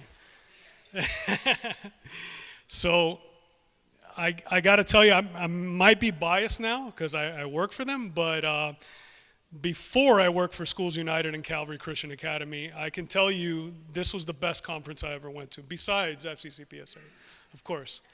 But this is just an administrators conference. This is for your entire staff. So the cool concept here is we want you to invite your pastor. We want you to invite your nurses. We want you to invite your food service professionals. Anyone that you have on your campus that works at your school, we have a breakout session for them here. So real cool, we have a keynote speaker every year. This year we, in essence, have 3. We have 1 main speaker. So Kathy Cook, if anyone knows her, she's fantastic in the Christian education field. And then we have Jeff Keaton, Dr. Julie Hamilton. And the best part of this, guys, I've been to conferences all over the country, and I've spent up to $500-600 on a conference. This is $35. You can't beat it. And for you leaders in the room, the day prior, February 15th, we have something we call Leadership Day. That's free of charge. In fact, if there's anyone in the room that, and we understand if you can't shut your school down, this takes place on a Friday, the conference in February. You can be my guest. If you want to just bring yourself and maybe a small group of your admin team, we will gladly comp you, and then you can enjoy the Leadership Day on the 15th and the conference itself on the 16th. So that's our offer only to our friends at FCCPSA, because I love, this is my favorite accreditation group. So we have keynote speakers. We have Chick-fil-A every year because it's Christian chicken, right? So it's a given. I'm telling you, Chick-fil-A will be the lunch sponsor. And then we have different breakout sessions. And then we have something cool. At the end is our peer network session. So we invite you to go into the peer network that relates most to you. So if you're a first grade teacher, you have a first grade peer network. You have various first grade peer network groups. If you're head of school, you have one just for head of schools. And really all that is, it's a roundtable discussion, and it's time of fellowship, and it's like, hey, what are you doing about this? What are you doing about that? And you're making great connections with other school leaders from around the country. Now this conference has developed into something where people fly in for this conference. And then I left cards, yes. By the way, I've heard great things about you, so it's a pleasure to finally see you. They've been talking about you for 5 years, yeah. Liz Darnell this, Liz Darnell that. I'm like, man. But I just didn't catch the date or the location. Yes, sorry about that. So I have it on the cards I left. So if you should have a card on your chair. If not, I have some extra in the back. There's a QR code on there that'll take you right to our site where you can register. But it's February, the actual conference is Friday, February 16th, 2024. But the day prior is something called Leadership Day, and it's really just for heads of schools. However, if there's someone in your building that you really want to go, you really want them to go, just email me, and I'll put them on the list. I have a little spreadsheet of those folks. And that guest speaker is Scott Barron. He's fantastic if you know him. So Scott is speaking at our Leadership Day, and we have a cool concept there. If you're going to go and if you're interested, we call it speed networking. So we have tables set up after Scott speaks, and you can just highlight something at your school. So if Synergy School went, they could highlight I understand they have a drone program here. They could highlight their drone program, and we go table to table for 5 minutes, and you hear a little bit about a program at a school. So pretty interesting concept. We've been doing that for a couple years. There's some photos there. Okay. So again, if anyone is interested in attending in February, and obviously your calendar's set already, so it's hard to shut down your school. If you'd like to be our guest, please just email me. I'm going to put my contact information up in a moment, and we would love to have you. And it just continues to grow. Our first year, I believe it was 700. It was 5 years ago. We were about 2,100 last year attendees. And as of today, for February's conference, we have almost 1,700 registered. So it continues to grow by the grace of God. It's just a great event. We would love to host you all, and it's just a great way for your staff to get PD and CEUs. It's an amazing event, and it's a beautiful event to see folks. We have great worship music, by the way. Calvary Chapel puts it on. The worship music's amazing. So we really look forward to having you all there. Okay, let me put my contact info up. If I'm doing this right, bear with me. Okay. If you want to take a picture there, that's my cell number, so feel free to text me, call me, any questions that you may have. I failed to mention we do have an early bird price. So the early bird price is $35. It's regularly $45. That runs out November 30th. If you do want to bring your whole staff, and maybe you have a teacher planning day that day, I can make the registration process a lot simpler for you. I can send you a promo code that it's free. Your whole staff can register, and then we could always invoice you closer to the conference with the early bird price, of course. Because otherwise, everyone has to register on their own, and then you got to reimburse them and that whole thing. So we can make your lives easier. And if you're on Instagram, please follow us at schools_united. I do have I have my former school here, Horeb Christian School. I have a couple that have given video testimonials. If anyone in the room is interested, because we've been highlighting heads of schools and other professionals. I even did one if you go on there. If you'd like to give maybe some tips from, the segment is called Tips from a Head of School, a Teacher. If you're interested, in doing that. And it could be on anything. It could be, I know we have someone doing one on teacher burnout or on classroom management. If you're interested in that, please email me or text me, and I can kind of give you the parameters and the breakdown, and we'd love to feature you on our Instagram, and we're starting a LinkedIn next week. So very exciting stuff. I want to thank you all. God bless you. Thank you for bearing with me. I know we ran over a little, but it's such a pleasure to be in a room with fellow Christian educators. I'll be praying for all of you. Keep up the good fight. Thank you so much. God bless you. Thank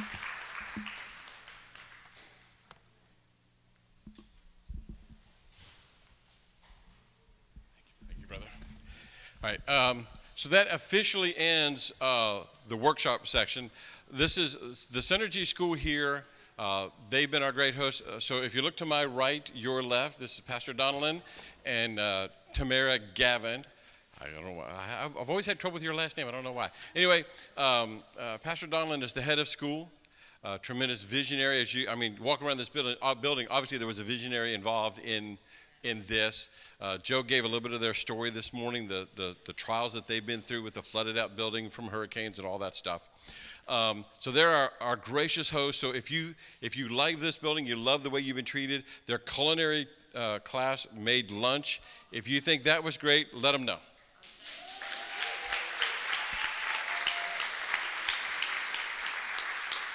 You guys come on up. And they're hosting a meet and greet. So the workshop is officially ended for today. We'll obviously be back tomorrow. We're going to do legislative stuff, school safety. Tomorrow we'll should get done around noon tomorrow. So we'll be back here in the morning. But they're hosting a meet and greet. They've got some amazing things going on here that you haven't even seen yet because it's over there. And anyway, we're going to let you tell them about that, and we'll go from there. Thank you so much for coming out. It's very humbling to have you guys here. We're a little nervous today. It was so exciting, the kids. Can I just tell you, I've never ever said to someone, oh, do you want to come work for me? I always say, do you want to come join our team? So today what you saw was a team in action, and the kids are no less part of the team. And so even though they're apprenticing or they're working or they're just, learning, maybe some of them just like to cook. I'm like, you want to be a chef? They're like, no, I just like food. I'm like, okay, that works. You learn so many different things, and it's just a great opportunity to be able to impart to the kids. And so every day, that's why we come. We have a mission. It's about the mission. And so that's what keeps us going. So we have a 4 years old through 12th grade, and of course, we're now doing an articulation with Indian River State College, where they're going to give us approximately 8,000 square feet that we'll have a presence on their campus. So I thought that was kind of neat, right? And won't God just do it? Won't He just do it? So we're super excited. So we will be able to bring some of our biology pathways over there and some equine. We have equine. I don't know if you know that. We have equine going on, and they love that kind of stuff, and so many more things that we're opening up because we're trying to impact the community. We're trying to impact the community. We're trying to empower these kids. And not every kid's going to go to college. You do know that, right? You do know. I know you know. The problem is they don't know because they're told they're going to college, you're going to college, you're going to college.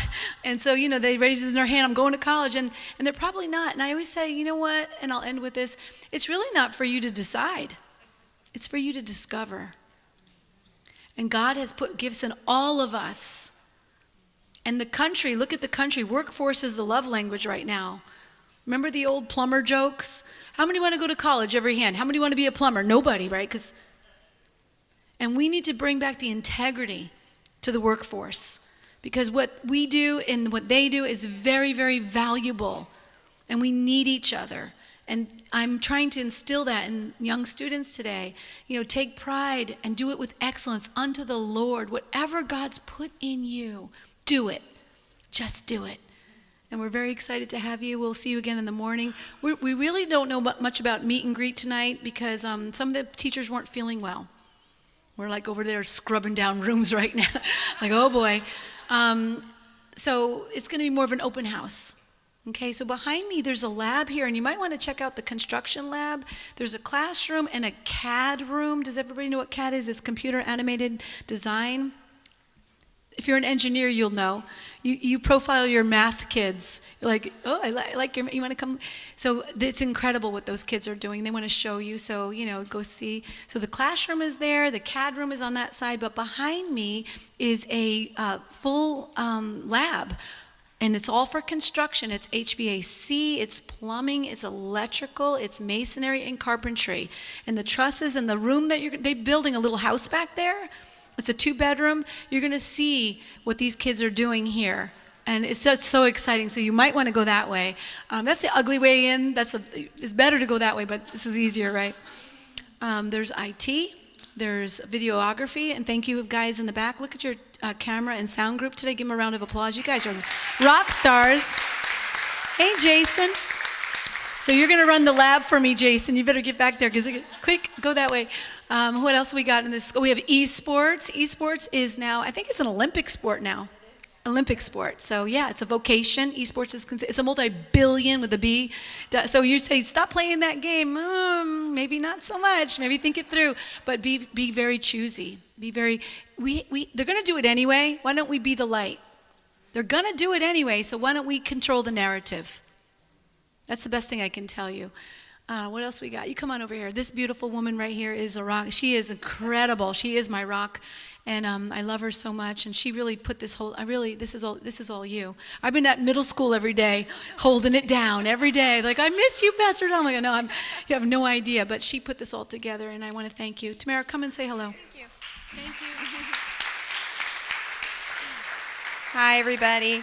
So I just want to thank you all, because I know we give our students applause, and of course they deserve it, but I thank you for giving us the opportunity to let them practice on you, because today was life-changing. I'm going to tell you right now, these kids, they were standing behind that table serving. They have been doing that since 8 o'clock this morning. Their feet were hurting.